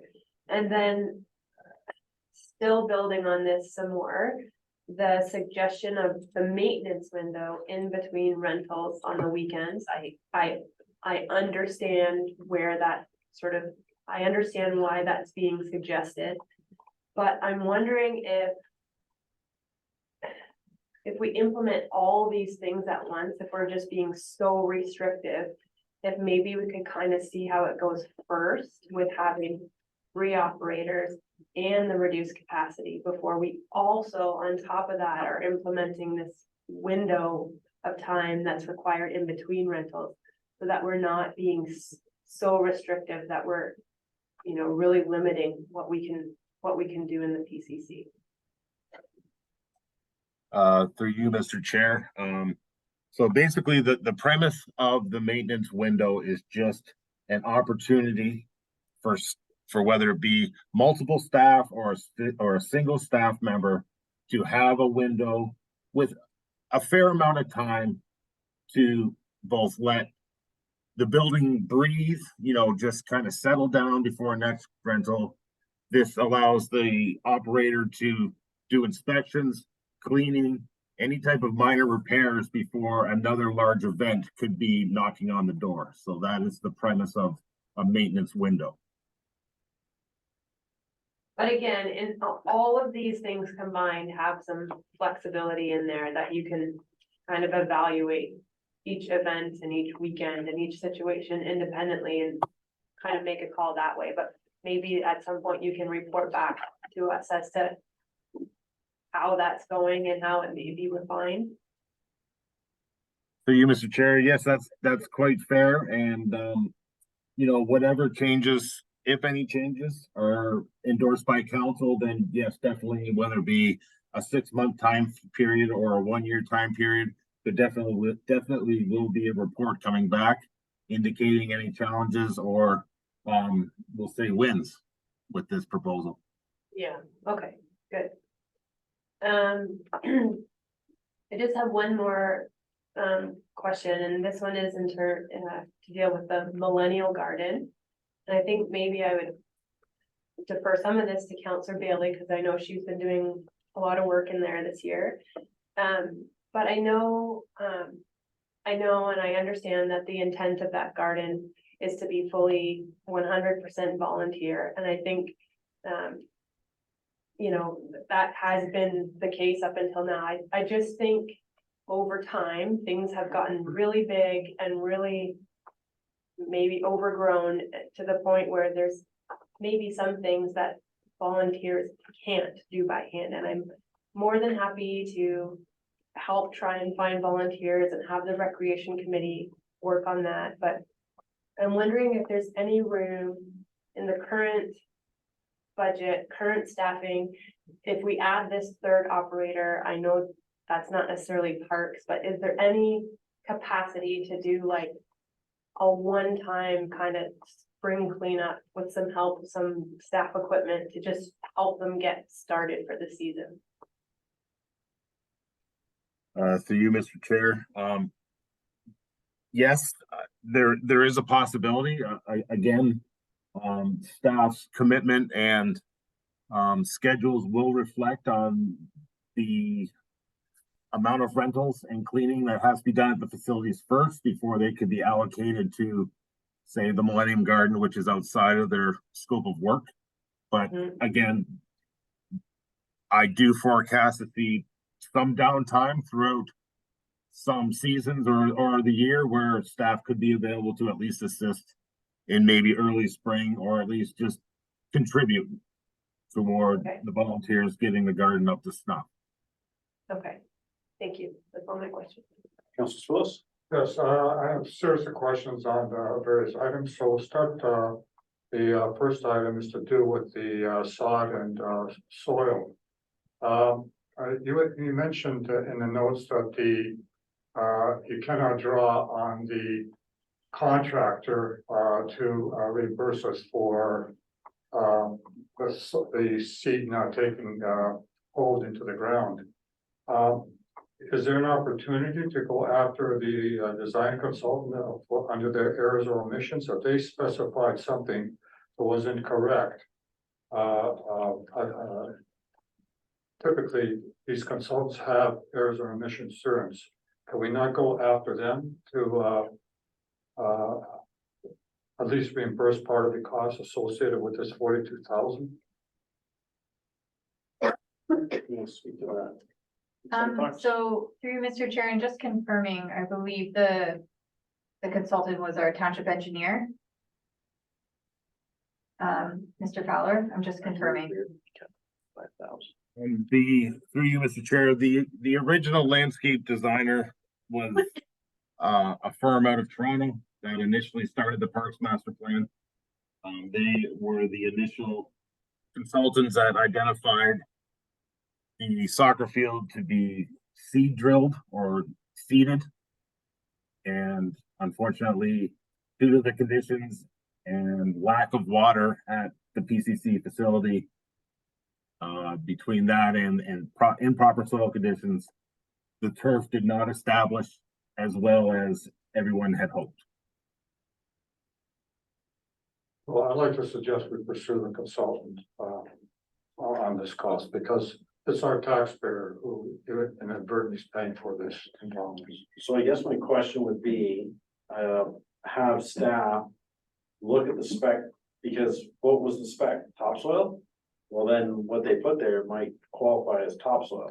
Well, it depends So it all on depends on what's nutritional in value, there. depends on nutritional value, topsoil, fertilizer, and all that good stuff. Yeah, And if it was done improperly, then I think we have a case to go after them, but at least they can look into it, right? I agree with that, but want to make sure that we have some grounds before we. well, absolutely, yes. Yeah, well, so the way I understand it is that it's not a contractor problem, it's going to be the designer problem. Do you have a, I don't know if I'll say no, but. So through Mr. Chair, the township was working closely with its legal counsel on this, so I would just recommend that those discussions be continued with our legal That's counsel. fine, Yeah. as long as it's not closed. Okay, let's go on to the second issue of renting out the hall for 100 people or less. One of the questions I asked was how many events were there that had less than 100 people, and the way I understand the response is very minimal. So are we concerned that we're going to be basically getting a big drop in our revenue because there's not going to be that many people who want to rent out the hall for 100 people or less? Because I looked at the budget, the revenue last year, including everything, went down to 78,000. So are we looking at a $40,000-$50,000 drop in revenue because we're doing this and limiting the number of users? For you, Mr. Chair, I would have to admit that yes, that is some of the intention, is to drop the capacity amount to make it more manageable for the limited resources of staff we currently have for facilities to continue to maintain and keep the facility clean. As I stated earlier, there is the possibility after we'll say a trial period that capacity limits could be increased, either through the addition of a third operator or if staff feel that they can keep caught up with the current resources they have. My concern is that if we lose a lot of revenue, that's the equivalent to, say we lose $50,000, that's equivalent to a 1% tax rate increase to pay for that sort of thing. And I really don't want to go and reduce the number of potential users to take a hit on our budget. So once we get through the counselors, I want to pose something to council about having staff come back with two options. and then one would be up staff because of the concerns we've heard, or because the costs associated with it are around the numbers you're talking about, the up staff, or changing, you know, the PCDC away from a commercial rental back to a community group facility and to see those numbers. So I'd like to have, so if you're okay, I just. Yeah, no, I'm okay with that. Circle back on that I'm topic. okay, I'm raising these concerns, I just don't want a big tax hit this Yeah. time around. Sorry, Ms. White, I just wanted to add. Sure. So through you, Mr. Chair, I just wanted to put the comment out there that while the facility is receiving revenue, cost associated with like having the building occupied, so through utilities, cost, wear and tear, repairs, so staff would probably want to do an analysis on, you know, the offsetting of that revenue with expenditures that are going to come with hosting 200, 300 person events. I don't have a problem with that, as long as we do a proper assessment saying, yes, is this, if it takes, decision is that we shut it down and only have it open for our residents, I'm fine with that too, if the cost benefit analysis proves that, it's, more of a headache to, keep it open, I just don't want to. Eat 50 grand. Okay, next question arises to the 12-hour maintenance window.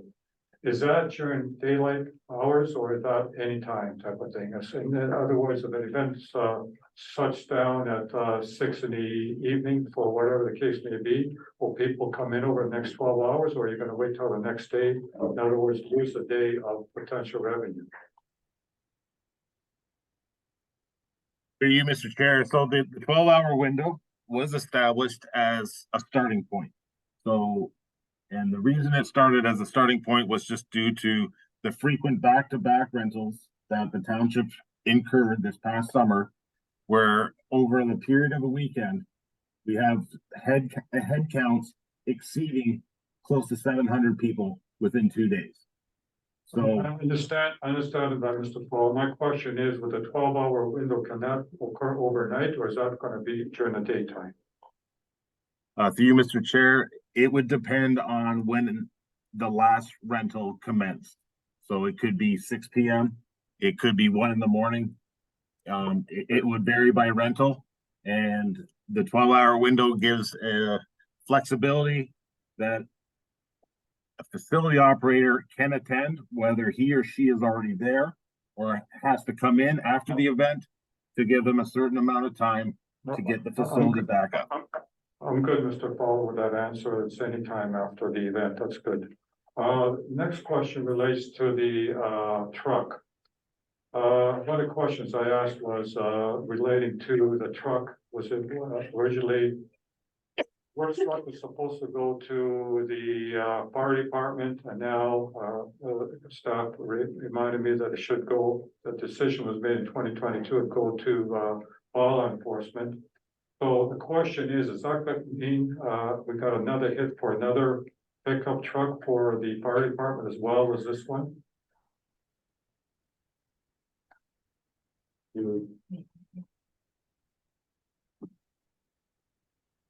So our 2024, sorry, I can go ahead and speak to this. Our 2024 budget did include one more pickup truck, but we are working internally with staff, our interim CAO and fire to determine what we will be proposing as part of our capital budget and forecast. So I'm going to suggest we hold off the truck until budget time. Like we got a lot of things that are adding up here. We have this suggested operator, 25,000. We've got the 42,000 for the topsoil. We got some other stuff coming up in other reports later on. And I just want to see the whole picture before we jump on a new truck for the Parks Department. My position is it has worked to date. Another 6 months would not matter. I understand that there is a truck there to be bought, but I think it's important that we make sure we make the best use of our money this time. Can I just point out that there's a bit of urgency with the soccer field remediation as the contractor is on site I currently. don't have a problem with, the, 42. I don't have a problem with that, I have a problem with the flood. Okay, I thought I heard. No, I basically was saying, going ka-ching, ka-ching, Yeah, okay. ka-ching, and it adds up to the bottom line. Yeah. And unless we do something, right now, to stop the ka-ching of adding up of the, bill. 42 comes out of the reserve, so it's not. I understand that, but at the same time, it takes the tracks for something in the future, which we may have to pay from, our taxpayers. Yeah. Okay, Councillor Bailey. I'm very- Oh, sorry, I assume you were. I'm done, thank you. Okay. Thank you. I just have a clarification question about the trucks. I see on page 11 in the report, it just says the Public Works pickup half-ton crew cab will go to parks in 2027. So we're keeping it in the Public Works Department for 3 years and then moving it to parks. Is that correct? Is that the intention? Mr. Fowler. Oh, Mary. Yeah, sorry, I'm just going to that table. I think the recommendation for 2027 was because it is a 2017 pickup truck. So they typically have the 10-year life cycle, so that's why it's recommended that it be replaced in 2027. Okay, thanks for that clarification. I didn't know that was the 2017 truck. Okay, that's fine. To staff, I love, great to see the recreational programming is gonna be promoted on the Rec and Leisure calendar. I think that's great. Just again, more communication, people know what's going on within the community and hopefully it'll help encourage others to start to do some other recreational programs. I did have one comment on the calendar, the proposed rink calendar. I don't have it in front of me. I note on there that there's 3 activities for 8 to 12-year-olds, 2 activities for 5 to 7-year-olds, and there's only 1 space for 13 to 17-year-olds. And I would like to see if we can fit in another activity for the 13 to 17-year-olds. I remember a few years back, it was probably COVID related, but that age group was like, the rink was bursting at the seams with that age group. I think there's a need for opportunity for that group. And so I'm wondering if we can be looking at just taking time out of the evening family skate times. So that way we're not cutting into rental time. So whether it's the Friday evening or the Saturday evening and maybe doing just 7:30 to 8:30 for that 13 to 17-year-old shinny programming in there. I just think that age group is looking for something to do on Friday evening, Saturday evening, and that would be kind of a good thing to fit in there. And I think Councillor Sikoulas touched on my last question, just about how reducing the capacity of the PCC will impact our revenue. So it sounds like we're gonna track that and then have a report back. Is that, what's the timing? What are we looking at for timing on that? Would we give it a year? Are we giving it 6 months, or how would we be able to sort of see the I impact? think our mayor has suggested he wants to relate to us before we are. Sorry, on that. Okay, I'll revisit that once I. pitch Okay. it. because my thinking too was, yeah, I said, I was just wondering about some sort of incremental change. We reduce capacity, don't pull on full-time staff yet. How could we see it more as an incremental change, not so drastic? But I'll leave it up to staff to get back to us then. Councillor Hirsch. I'll await the proposal. 3 quick comments for, I think, for facility rentals, I like a scaled in approach, not just jumping on the deep end. Is let's examine an idea of a 6-month reevaluation. And to me, vehicles are part of a, annual capital budget discussion. So I'd maybe push that to the budget discussion in a separate dialogue. I'll await the proposal. Great. Okay, so, just to get it out there on the floor, I think we need to have staff go back and weigh the option of, only providing the PCC as a rental for residents and local groups. Thus, we wouldn't need the new operator versus continuing status quo, still renting out, even at the higher capacity limits. I mean, when we discussed this, I don't know if we got that far into the details, whether the status quo would be still the same capacity limits or if we'd be down to the 100, but we could just assume that we could have three scenarios that, you know, the status quo capacity, and then we'd have data on how much revenue, and staff could take an estimate of if we reduce to 100, maybe if we lost 50% of the rentals or something like that, you would see the numbers. But I think it's an important conversation for us to have. And Ms. Soyfox, could you maybe speak to how, like, when you'd be able to bring this back, if you were to do a kind of a review of how we offer the PCC? So through Mr. Chair, and also just listening to Councillor Sepulveda's request on sort of like a cost analysis. In terms of if we were to reduce those rentals, again, not knowing the potential to open it up to other new rentals that perhaps don't have the opportunity, and maybe just based on a first come, first serve. But I think staff can do that analysis and report back, hopefully for the October meeting. It will just be based on like previous years' information and just basic costing. So that's the pitch, and I think it would be prudent to wait one meeting and get those numbers and see some. What are your thoughts, Councilor Greta? Yeah, I think that's a good approach, and I think maybe it's actually for the analysis. We had COVID, so those facilities weren't open at all, but there were still there's still overhead costs, so that's kind of maybe beneficial in your evaluation to know what it just costs to run the place with no rentals. And then what the incremental difference is when you have revenue and costs based on usage. So I think that would be a good approach. Yeah, I agree with that. I think that's a measured approach is the sound way to go. You do it, get all the scenarios lined up and look at what the best alternative is for the township. Okay. Councilor Bailey? I'm not disagreeing. I think having an analysis is a great idea.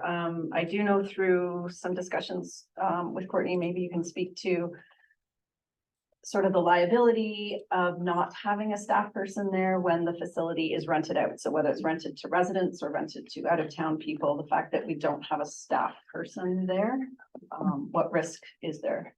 So through Mr. Chair, I think regardless of the capacity limit discussion, you know, we have the facility, our township facility being occupied by the public during times where there is no staff presence. Sometimes our part-time staff will come in and clean up afterwards, but there is, with our current staffing resources and our current structure for rentals, the facility is occupied oftentimes with no staff. And where there is no alcohol or there isn't a licensed event, there's no security. So it is a risk, I think a liability concern in general that staff would want to explore through this reporting back. Just with the current resources we have now with facility operators and our part-time staff and their availability, we're seeing the hall rented when there is no staff present. So it's another concern that remains, even if the capacity limits are dropped. I think it'll be all inclusive of that report you bring back, so make a more informed decision then. Okay. Councilor Hurst? I'm good. Okay. County approved the purchase of pickup trucks on, well, tentatively approved made it through the roads committee on Tuesday, first Tuesday in September. And their budget or procurement was 58.5, so I don't know if we're a bit light on what we have or if that one you're able to buy meets that budget line, but I just want to make sure we have enough money for that. Here are my notes. So I want to talk a little bit about the ICE rental rate. And I believe it was in the report that we used comparables at other municipalities. Now,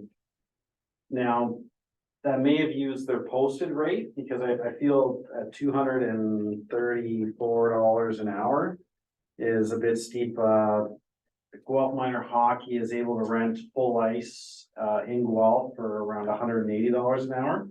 So for us to charge $234 for 2/3, that's bigger than half, I think is too steep, and we still want to attract these other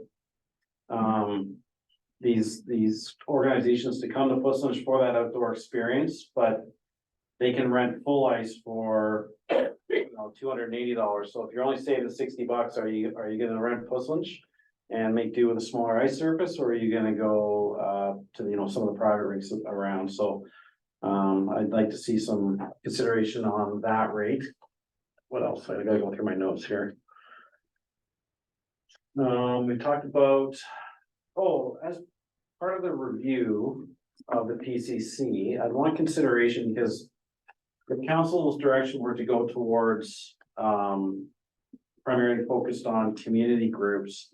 I'd like to see whether it be a policy on how a new group becomes recognized by the township. So what I'm saying is, if anybody wants to come play euchre with me, and I create a group of young people playing euchre, and we want to rent the facility, that we would have to somehow show involvement in the community for, say, a year. And then we would meet the definition of being able to rent that facility. So, what I'm trying to not do is preclude any new community groups that form and do a service or participate in Puslin from ever being able to take advantage of our community center. So I'll leave that with staff. Unless council, if you object, we'll go back around, that's fine. League rentals, that was for booking 8 weeks, and the recommendation here is to provide some rentals on Saturdays, but I don't feel the intent is to give the leagues the first opportunity at that new booking window. So when we go out in November and ask the leagues if you're interested in booking 8 weeks in a row, this and that, I think that Saturday should be first come, first serve. Because that'll give opportunities for people that want to host a birthday party, maybe in the Murph, and then a skate. If they're completely booked by organizations out of other municipalities prior to even hitting the public, that's going to be disappointing. So I support the opening up of the Saturday. I just have concerns around it being sole source to the leagues. If it opens Saturday, it should just be on a first come, first serve basis. I had another note. This is getting down into the weeds a bit. And I haven't looked at the skate schedule thoroughly, but in the past, we've had skates for sometimes public skates for 3 hours, and depending on attendance, the ice gets beat up pretty bad. I'd like to staff to implement operationally that Zamboni goes out at least once every 2 hours, regardless if it's a 4-hour block, even if it's a rental for a league. It's 10 minutes, people can get warm and get a drink of water, but that will, in my estimation or my opinion, just maybe reduce the wear and tear on the ice surface, and maybe provide a little bit better experience. So I know that's micromanaging a little bit. And I think that's all I have. So I'm gonna go back. So on my comments, I don't know if anybody wants to add to them or remove them. We'll just go around. Councillor Goida, and I just kind of threw them all up there. Yeah, I wasn't writing them down as I went along, but I like the idea of the Saturday ice time being kind of like a one-off thing and not a consecutive league thing, to provide opportunities for, like you said, someone to do like a birthday party or whatever the case is. That was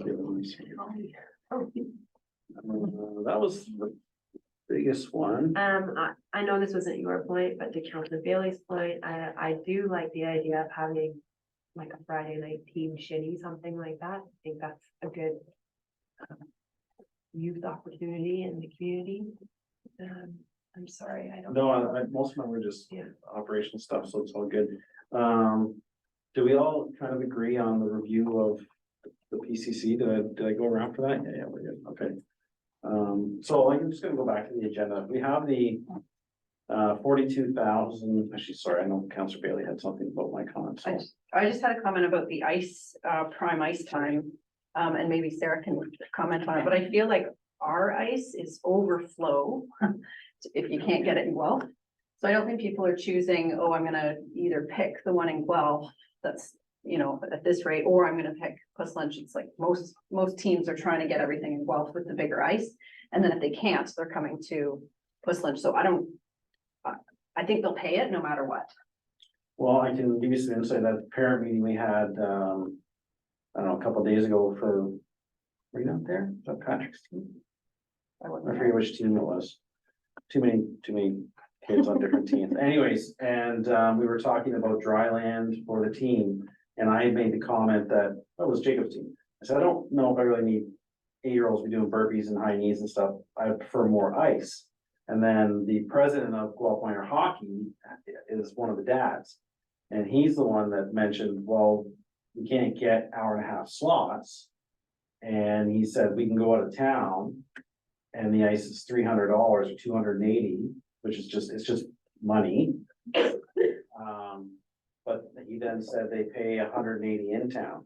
So to me, if you can go out of town and get a full rink for 300 or a 2/3 at 230, I'm not against trying it, but I'm you know, I like seeing it utilized, and it's a pretty substantial increase as far as I recall. So that's where my comments came from, was that from the president of OMHA or Guelph Minor Hockey. That's what he is. Who told me there's no ice available in Guelph? So if Yeah, he's but there's- renting it out, yeah, but like there's ice something's available. going on here. Cambridge, that's the $300. You can go to Cambridge, you can go to Brim for $300 an hour, or you can go to us for $240. So it's getting to the point where there, you know, we might, I'm just, staff can take that as a takeaway, but, anyhow. As staff, so the question to staff then, have we had any comments or sort of complaints about the cost up to now? Or is there any comment that it's cheap or that it's competitive? I can't say that we received comments regarding the cost, but I can tell council that at this time we're receiving a lot of requests. We've already had our leagues who rented from us in the past already reach out and just double checking that my spot and my time is still available, and a lot of interest in new rental opportunities as well. I think we would get it rented regardless. Up to me. I'm not gonna die on the sword, but I just think it's a lot of money for a 2/3 rink. Are we painting the lines on it this year? At least like on the concrete? Freshen them up, Mr. Fowler? To you, Mr. Chair, the lines were repainted this spring on the concrete. Okay. All right, Councilor, you have anything? On the rentals, I think,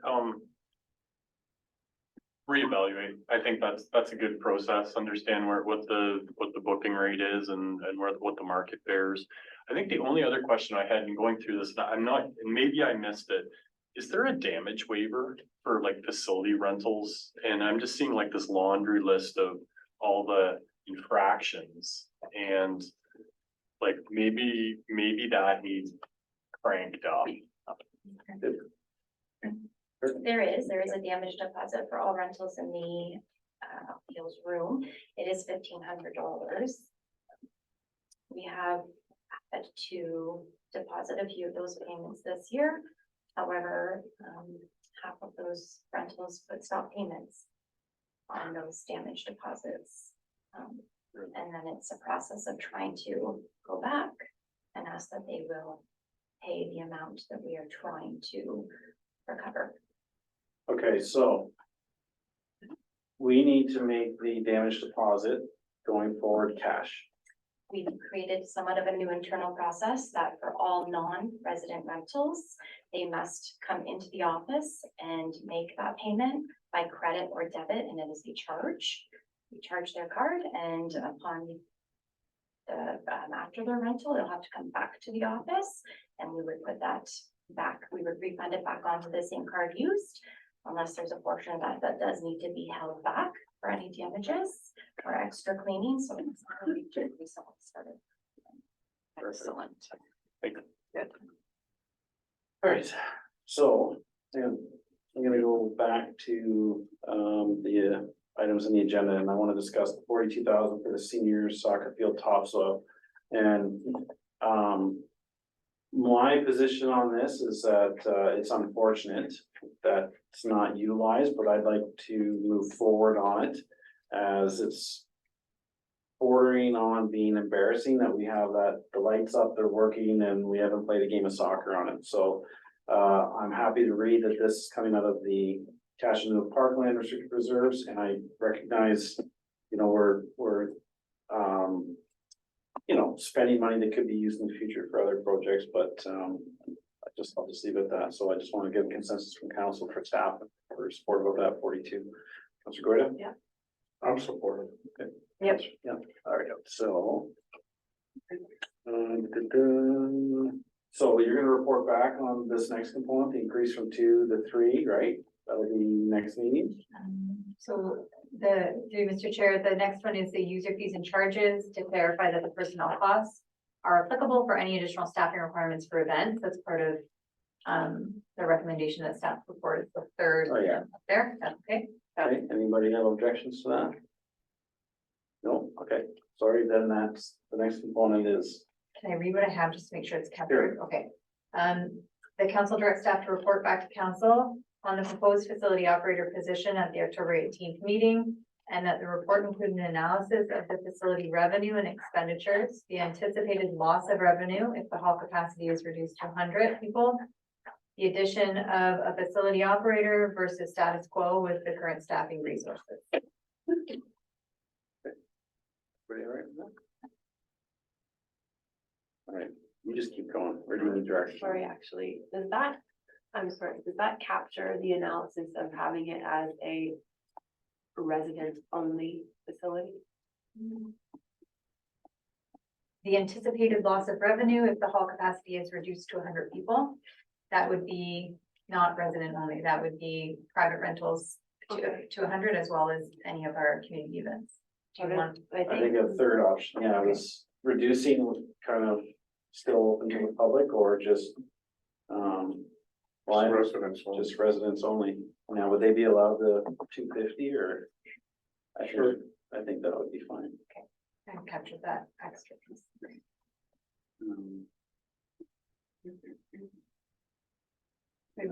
Remove the part about the capacity limits being effective immediately, so I've taken that out because we're reporting back. It's the trucks, the 2 lines of the trucks, the transfer and then the new pre-budget approval truck. So both trucks need to be approved today or just, well, the ones in the 24 budget and then the pre-budget is the half ton. So Councilor Spillis, just want to speak to that again because I get pretty much. Well, I like to suggest we keep everything the way it is until such time when we have the budget before us and we can make a decision. There might be another truck as well. And I'm concerned about the budget pressures at this time.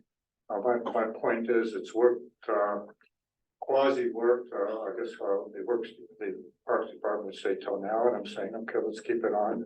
We're not gonna do anything during the winter anyway. Okay. Council comfortable with Councilor Spillis' approach on that? Yeah, we're talking next month. Yeah. Right? They're going through the budget for Yeah. us, capital for, I don't know when it's coming, but it's coming. February is approved-ish, February, March, it's fine. And we agree we can do a pre-approval at the budget, prior to budget officially. Right. All right, and the family skate from 12 to 4. That one's all good. Except you mentioned, you want, instead of leagues, first time,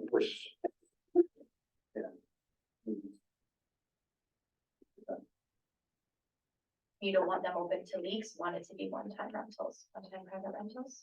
They can have it, but it goes live, whoever is inquired first gets first kick at the can. They just don't get preferential treatment for the Saturdays.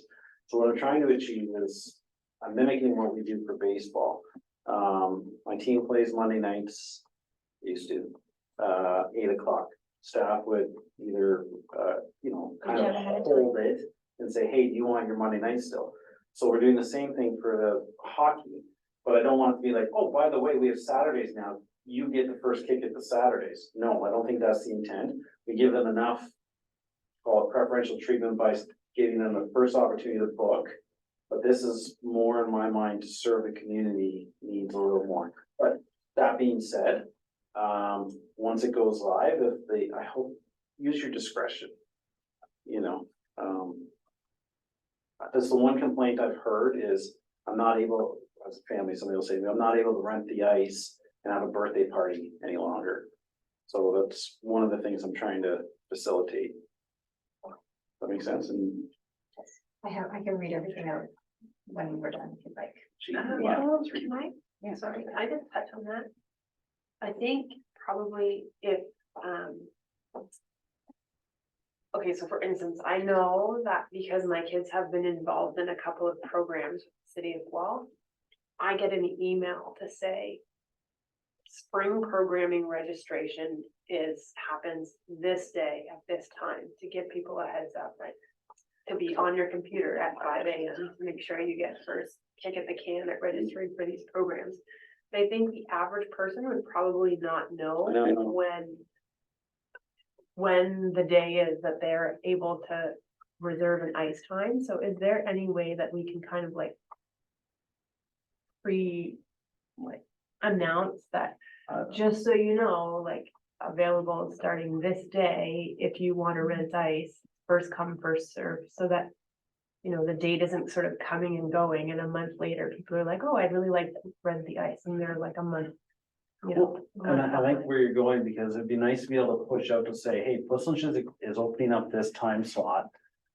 Give staff the discretion to take in 20 applications, and 19 of them are from leagues and one of them's from a birthday. Well, then you have the discretion to say, well, this is gonna serve the community.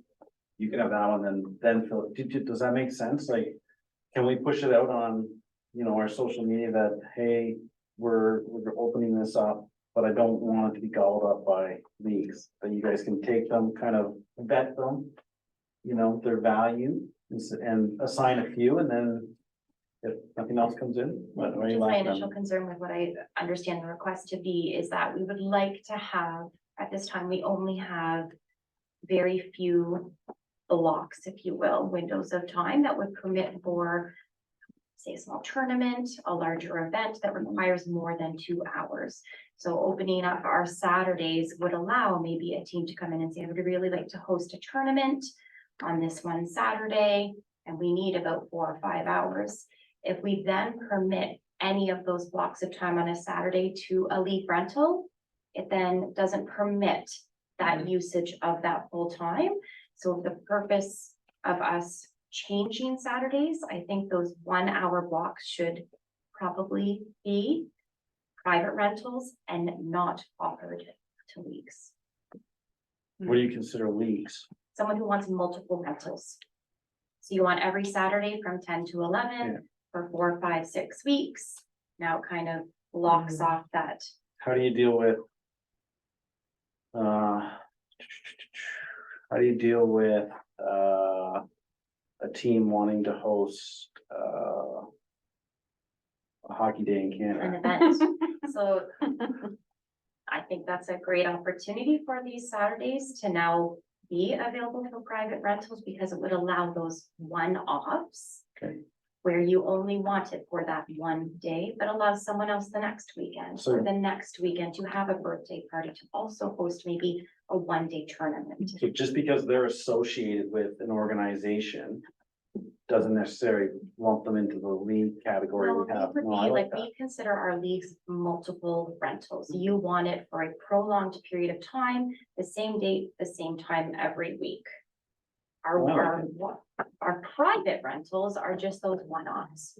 You're having a group of people come together, whether it be a staff party, a birthday party, you want that 1-day tournament, then that allows that time for those one-off rentals. So I like where you're going with it, just to muddy the water even further. Okay, I know we used to utilize the zone up in, south end of Guelph. And you could sign up to an email list, and then a day or two out from the ice rental, you would just, it would come in your inbox. I'm wondering if that's something we could do as well with these Saturdays, is that, you know, a week out from the Saturday, if it hasn't been booked, or not, just make it free skate, I don't care, but you could have a sign up and just push it out to the people that have rented, say, hey, we have this availability in 6 days. If it fills, it fills, if not, I guess that's the other component. If it's not rented, can it be a free skate? Can staff just open the door? I'll let you deal with that. Yeah, so through you, Mr. Chair, I think we have lots of opportunities and we've heard a lot around pushing out information. We have our social media. We can do that. I know services contacts previous repeat renters and leagues and that sort of thing as already part of their process. So we can take a look at how we can improve that to make sure everybody can take advantage of signing up before. Okay, what else do we have to deal with? I'll have you read that out, Councilor Bailey. Just curious, we got, 4 hours there to work with on the Saturday, and I understand what you're saying about, someone being able to block a whole thing. But could staff kind of have not a written policy, but just something where, okay, we're gonna leave one of those 4 hours for a birthday booking or for a member of the community, in that 4-hour block. I don't know how you would work it if someone wanted, a tournament time, but that way, if someone wanted a birthday party, I don't know, we've got that hour to kind of book last. and you are talking the 12 to 4 time. 12 to 4 There's time also slot. 2 hours before, so just so that everybody's aware, Yeah. we do have 2 1-hour private rental time slots as well, from 10 to 11 and 11 to 12 on Saturday mornings. So it does open up now a 6-hour Yeah. opportunity on a prime rental day for people to, and I think that's where we differentiate. It wouldn't be used for league rentals. Someone couldn't rent it consecutively for weeks. They would be considered private rentals that, yes, they would come on a first come, first served basis. And they would be for 1, 2, 3, 4, 5, 6-hour windows Right. for that one day. Thanks. I Right. think it's good. Right. Also, we need to mess up. Yeah. Just confirming, I had also noted, Councillor Bailey's thought on the Friday night family skate time, replacing it with some sort of a youth skating program. That comment was mentioned. And just in previous conversations, that may be something that would be great to defer to our youth committee. They do have an upcoming meeting next She's week. on it. Monday, Mhm. She chairs it. You Yeah. chair it? we could ask their feedback and, Okay. I think that's it from the recommendation that was listed in the report and the adjustments that we made. Okay, do you want to read it, please? Yes. The report rec 2023-004 entitled Service Levels Parks Recreation be received. And that council authorize additional funds of 42K for the senior soccer field topsoil and resodding to be funded by the Cashmere Parkland Restricted Reserve as soon as possible in the fall of 2023.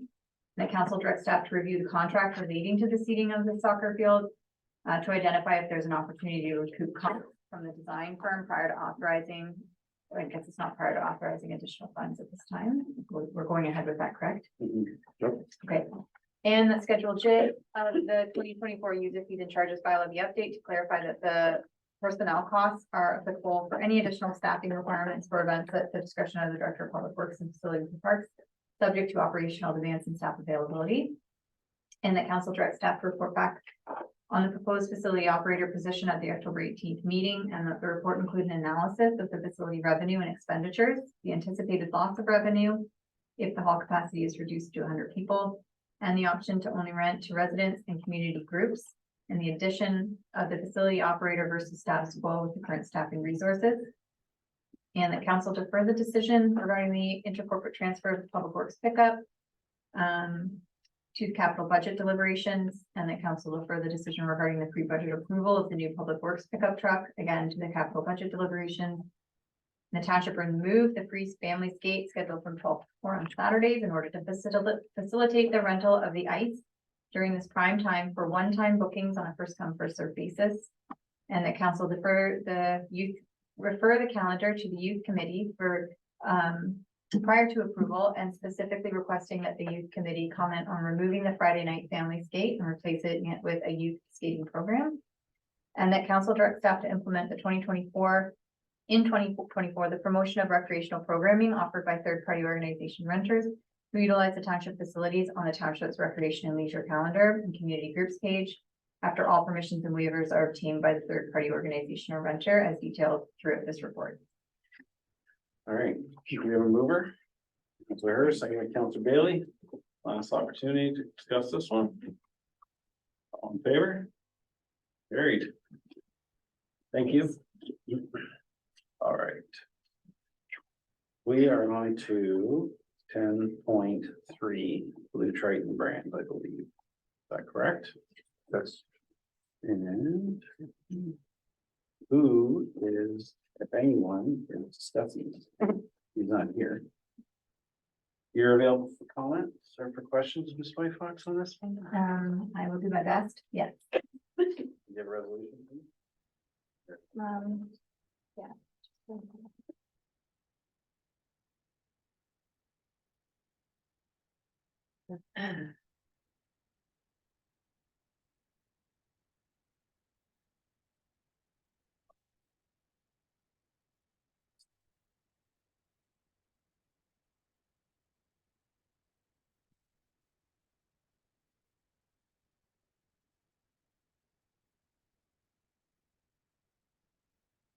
All right, the correspondence item 10.3 regarding the Blue Triton Brands Aberfoyle Site 2022 Annual Monitoring Report and peer review by Hardin Environmental be received for information. And the council directs staff to follow up with Hardin Environmental and report back to council on a path forward regarding the recommendations outlined in the report. I read the recommendations. Can you tell me what page they're on? I'm trying to find it. All these paragraphs. Anyways, all of them to council. Anybody know what page his recommendations are on? 238. Thank you. 238, 438? 238. 238. Oh, yeah, that's what I'm not. That's the only addendum. Oh, I don't know if I downloaded the it. original is 34. Yeah, I didn't download it. There it is. Okay. All right. Councilor Goyette. I mean, I guess my only question or comment is that there's recommendation 2, 3, and 4 are both like pretty big recommendations that I think probably require a lot more information, and specifically recommendation 2 and 3. It's like multi-stakeholders involved in that, and so I think they're great recommendations, but I don't really know how they would get implemented. Is this something that staff will report back on, or where are we with the thought on how to proceed with these specifically last 3 recommendations? So through you, Mr. Chair, we weren't able to speak with Hardin prior to today's meeting. But I would suggest that staff work directly with Hardin on what this project would look like. I think a big part of this is the costing analysis, as well as, like you said, the involvement of the other stakeholders and how the sharing of the costing and the work would be developed through a plan. So I think it is something that if we can, at the very least, start the discussion in 2023, we may be able to budget accordingly in 2024. Okay. Councilor Spruce. Yes, I agree with the recommendations that Hardin's put in, and putting it forward to Blue Triton for response.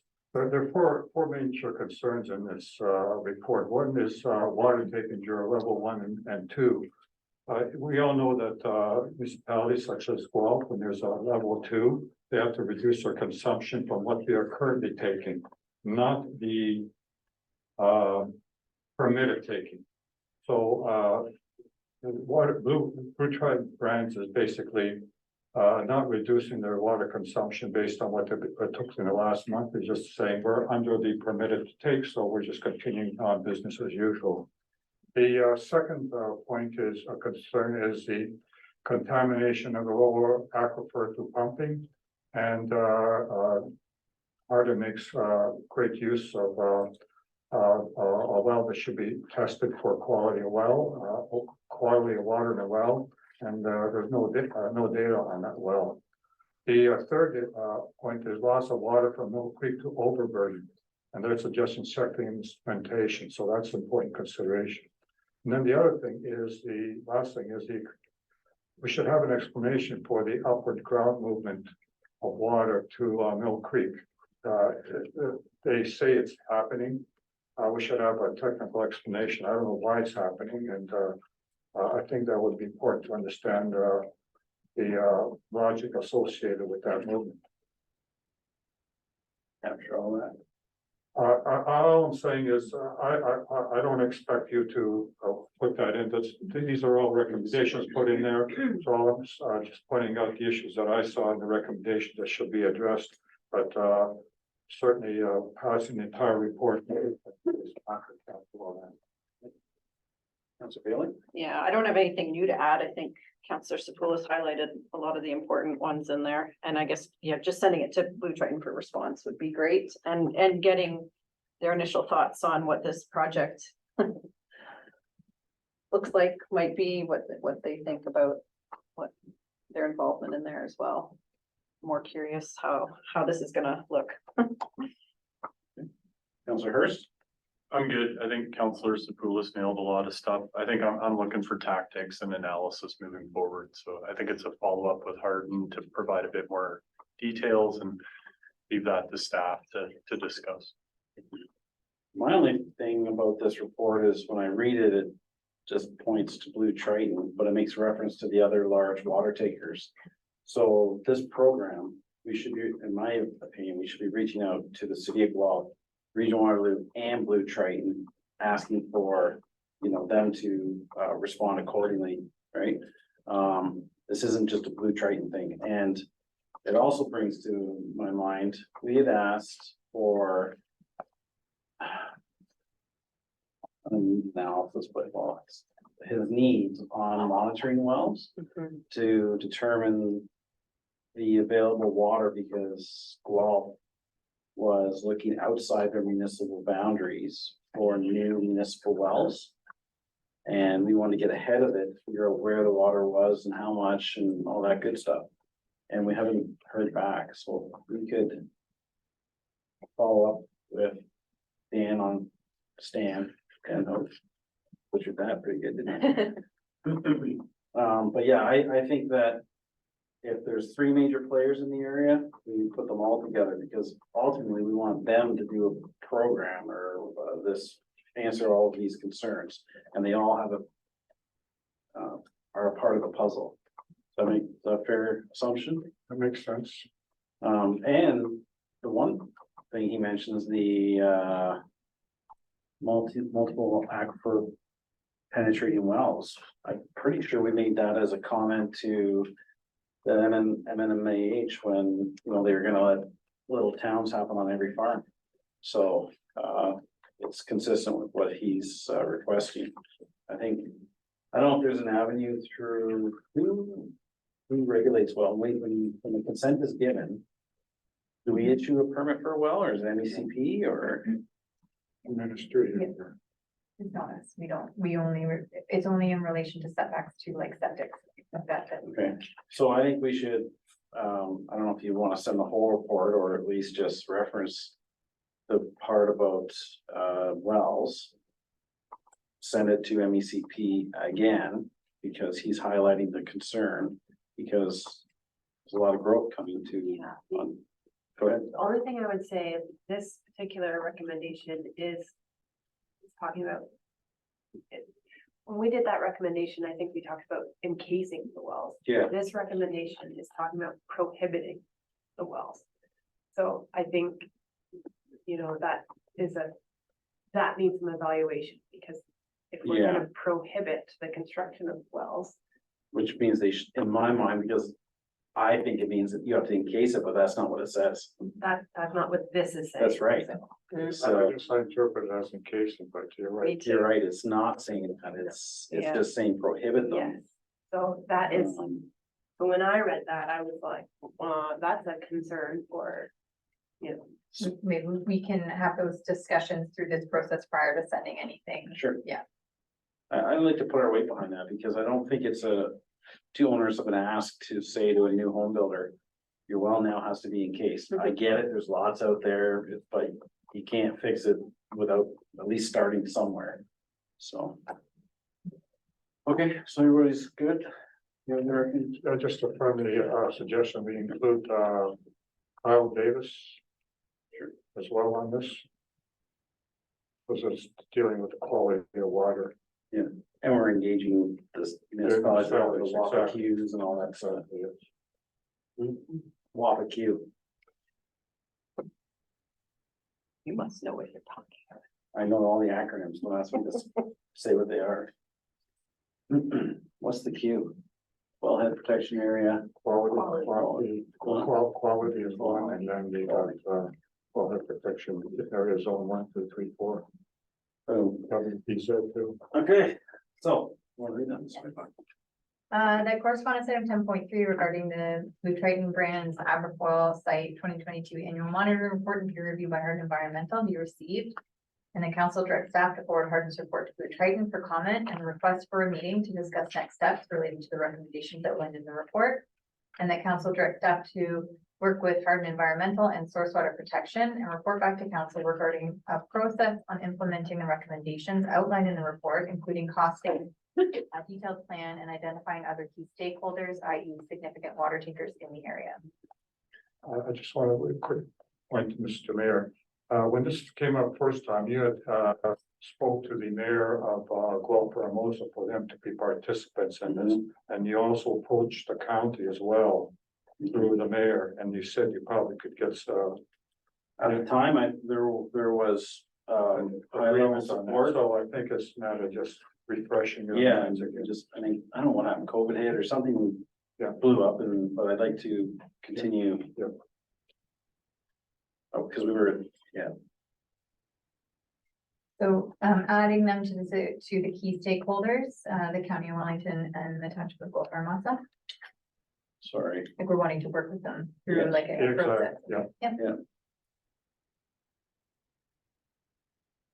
we're not starting anything new. I feel this is just picking up where we left off, because my understanding was Stan was supposed to get us a report on how many wells where. And until we get that, we don't really have anything to take to Guelph Hermosa and right. the Yeah. county, right? Mhm. So we want to know what he needed to do the monitoring, and then we'll go off and do the work we do.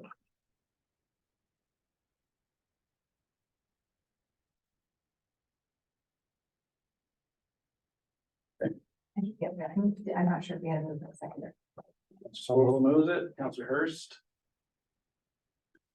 Okay, anything else before I call the vote? All in favor? All right, that's carried.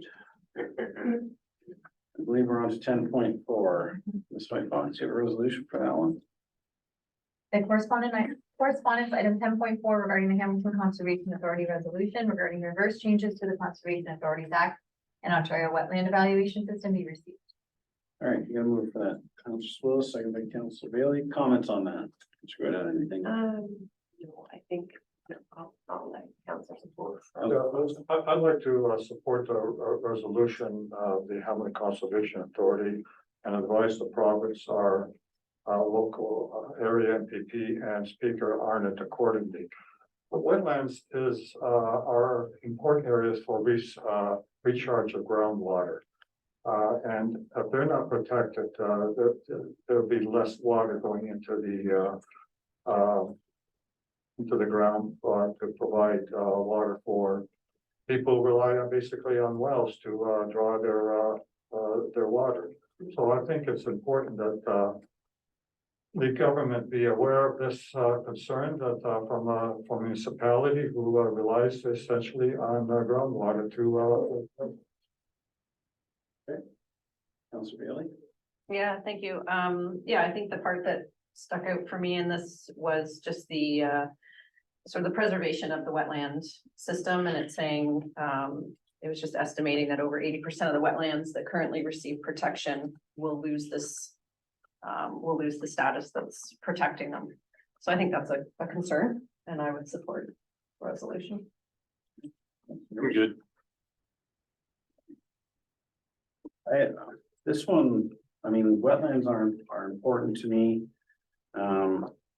I wish we had a little more context from, you know, Hamilton Conservation on whether they've engaged the province about the concerns. It's just, to me, seems like they're just grabbing onto the greenbelt component to push through, you know, reversing changes that will possibly inappropriate. And we weren't even circulated as a contributing member. I believe this just came to us as, well, the resolution says we circulate to all members, all municipalities. Doesn't recognize us as the only other contributor to Hamilton Conservation, even though it is quite small what we contribute. So if they truly wanted our support, I would have preferred if they dealt with us directly versus receiving this as every other municipality received it. And again, I would have, even if I don't know, I would like more background onto how this came about to go to a public resolution versus working through other channels first. So, yeah, I don't know if I'm gonna support this resolution for those facts. So anyways, we have a mover and a seconder, right? Okay, so all in favor? And I'm opposed. You, all right. Yeah. Move on to council reports.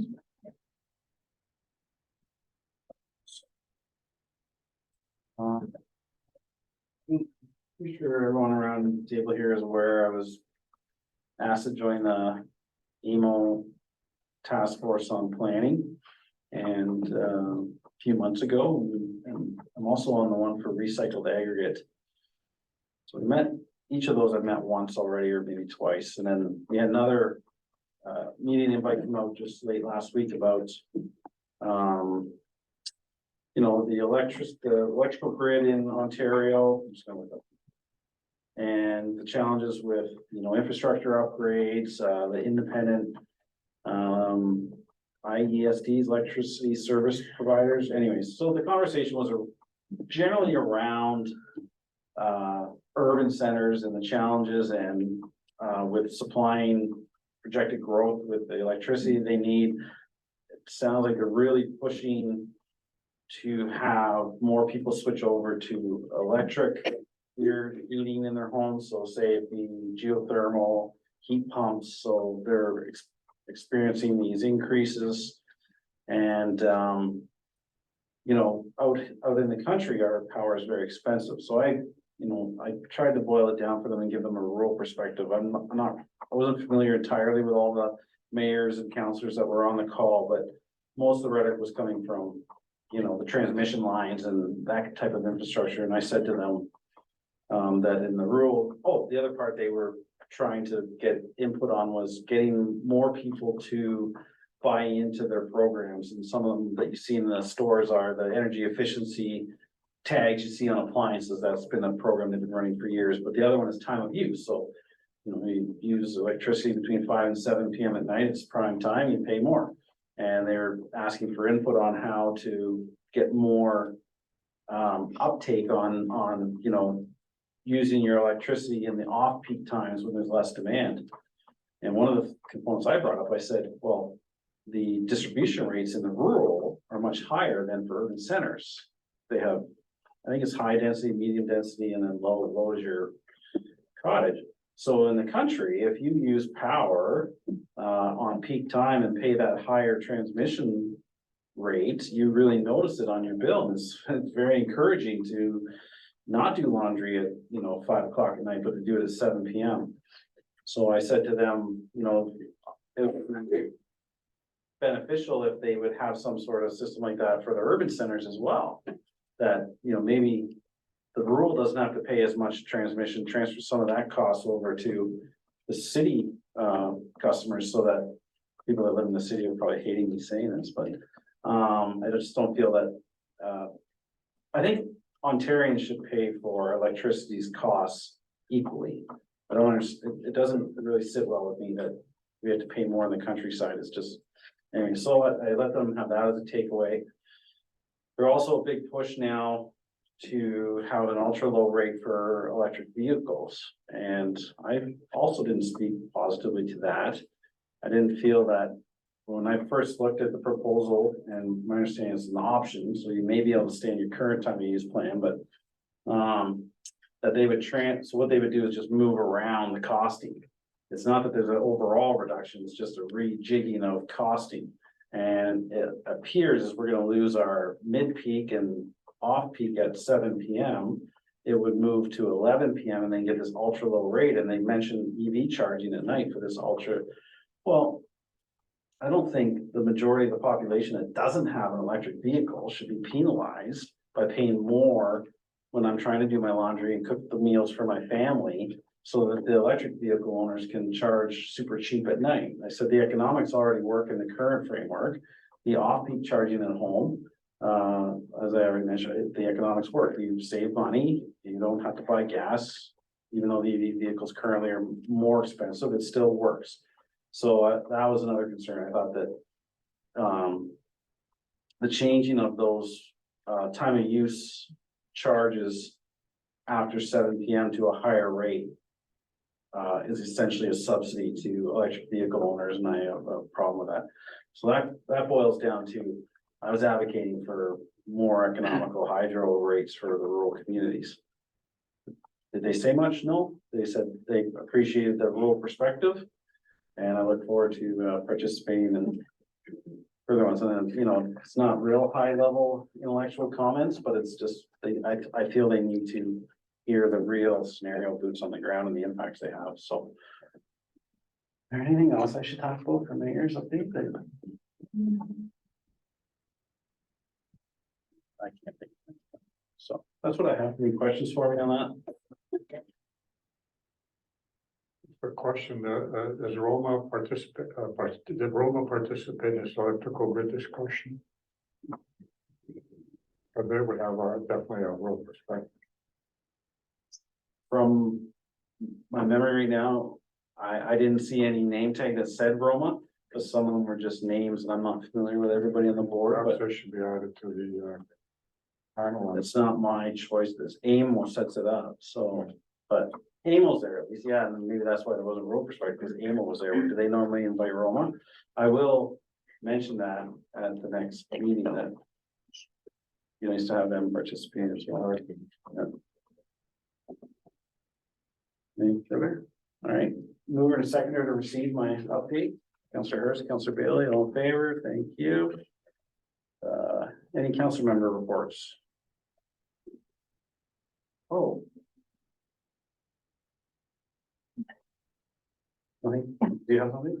I was just gonna say, at our last youth committee meeting, we had Sarah Bowers-Peter from Crime Stoppers come out and do a delegation with them, and I thought that was really great.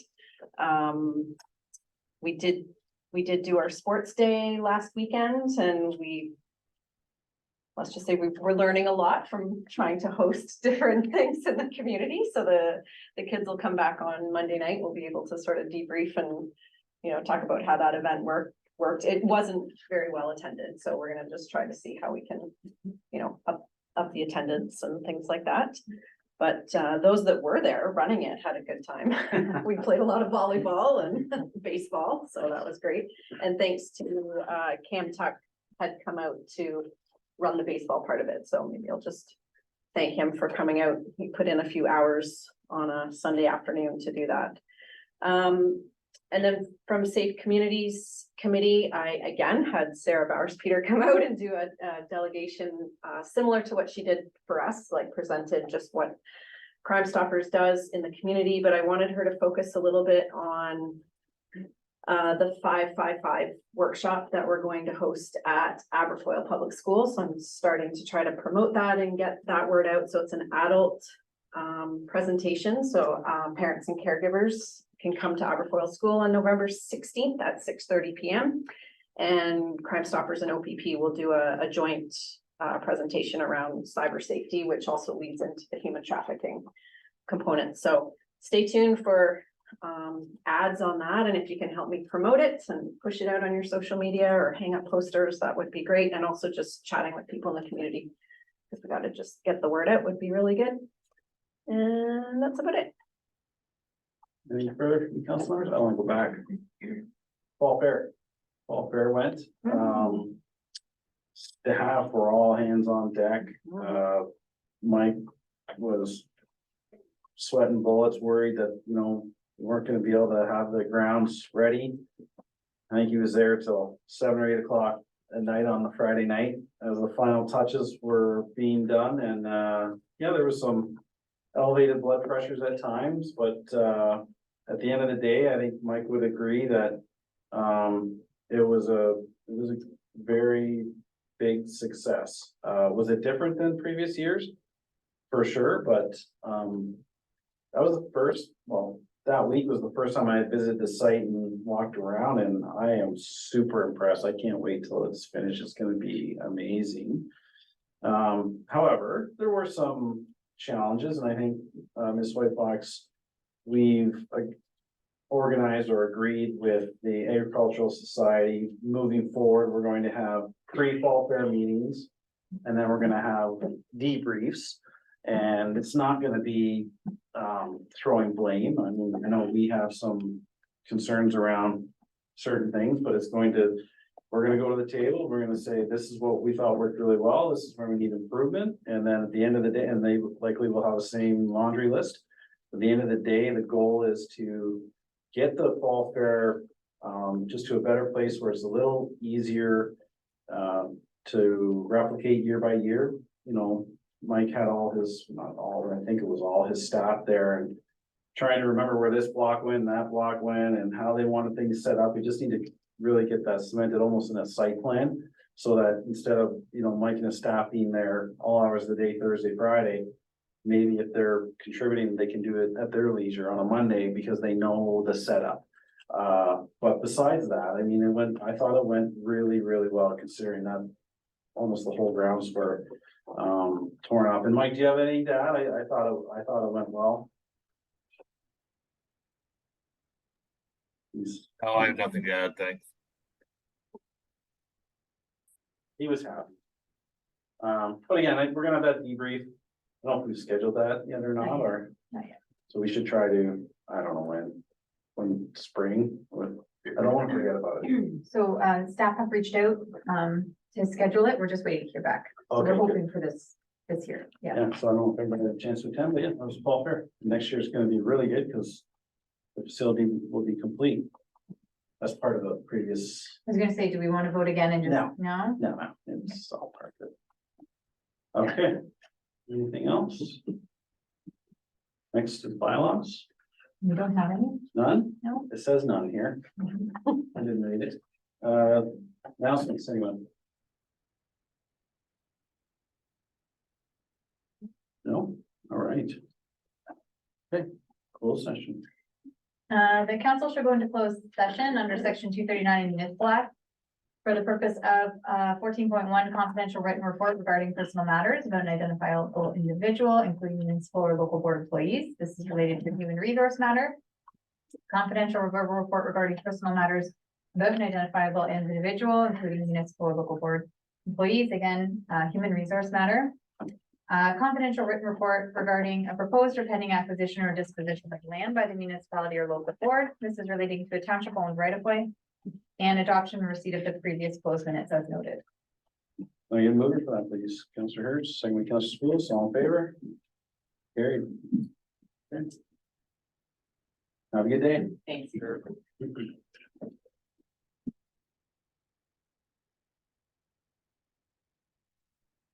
Quick dewatering, anyone? So 3 hours close. White Fox. The council moves into open session at 4:46 PM. Get a mover for that, please. Counselor Spillis, second by Counselor Hurst, all in favor? Carried. Next. The council receives the confidential written report regarding personal matters about an identifiable individual, including municipal or local board employees relating to a human resource matter. The confidential verbal report regarding personal matters about an identifiable individual, including municipal or local board employees. This is relating to a human resource matter.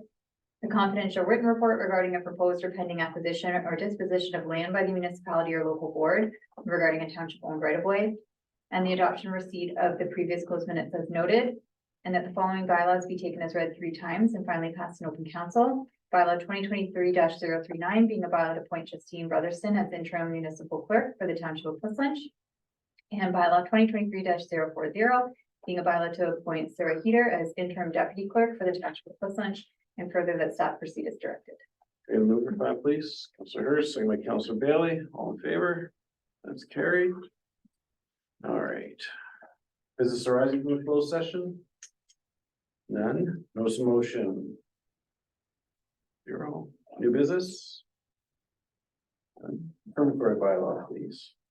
That the following bylaw be taken as read 3 times and finally passed in open council. Bylaw 2023-041 being a bylaw to confirm the proceedings of council for the corporation of the township of Plisslanch at its meeting held on the 27th day of September 2023. Mover, please. Counselor Spillis, second by Counselor Goyda, all in favor? Carried. And adjournment, Ms. Whitefox. Council hereby adjourns at 4:48 PM. Mover, Counselor Hurst, second by Counselor Bailey, all in favor? Thank you.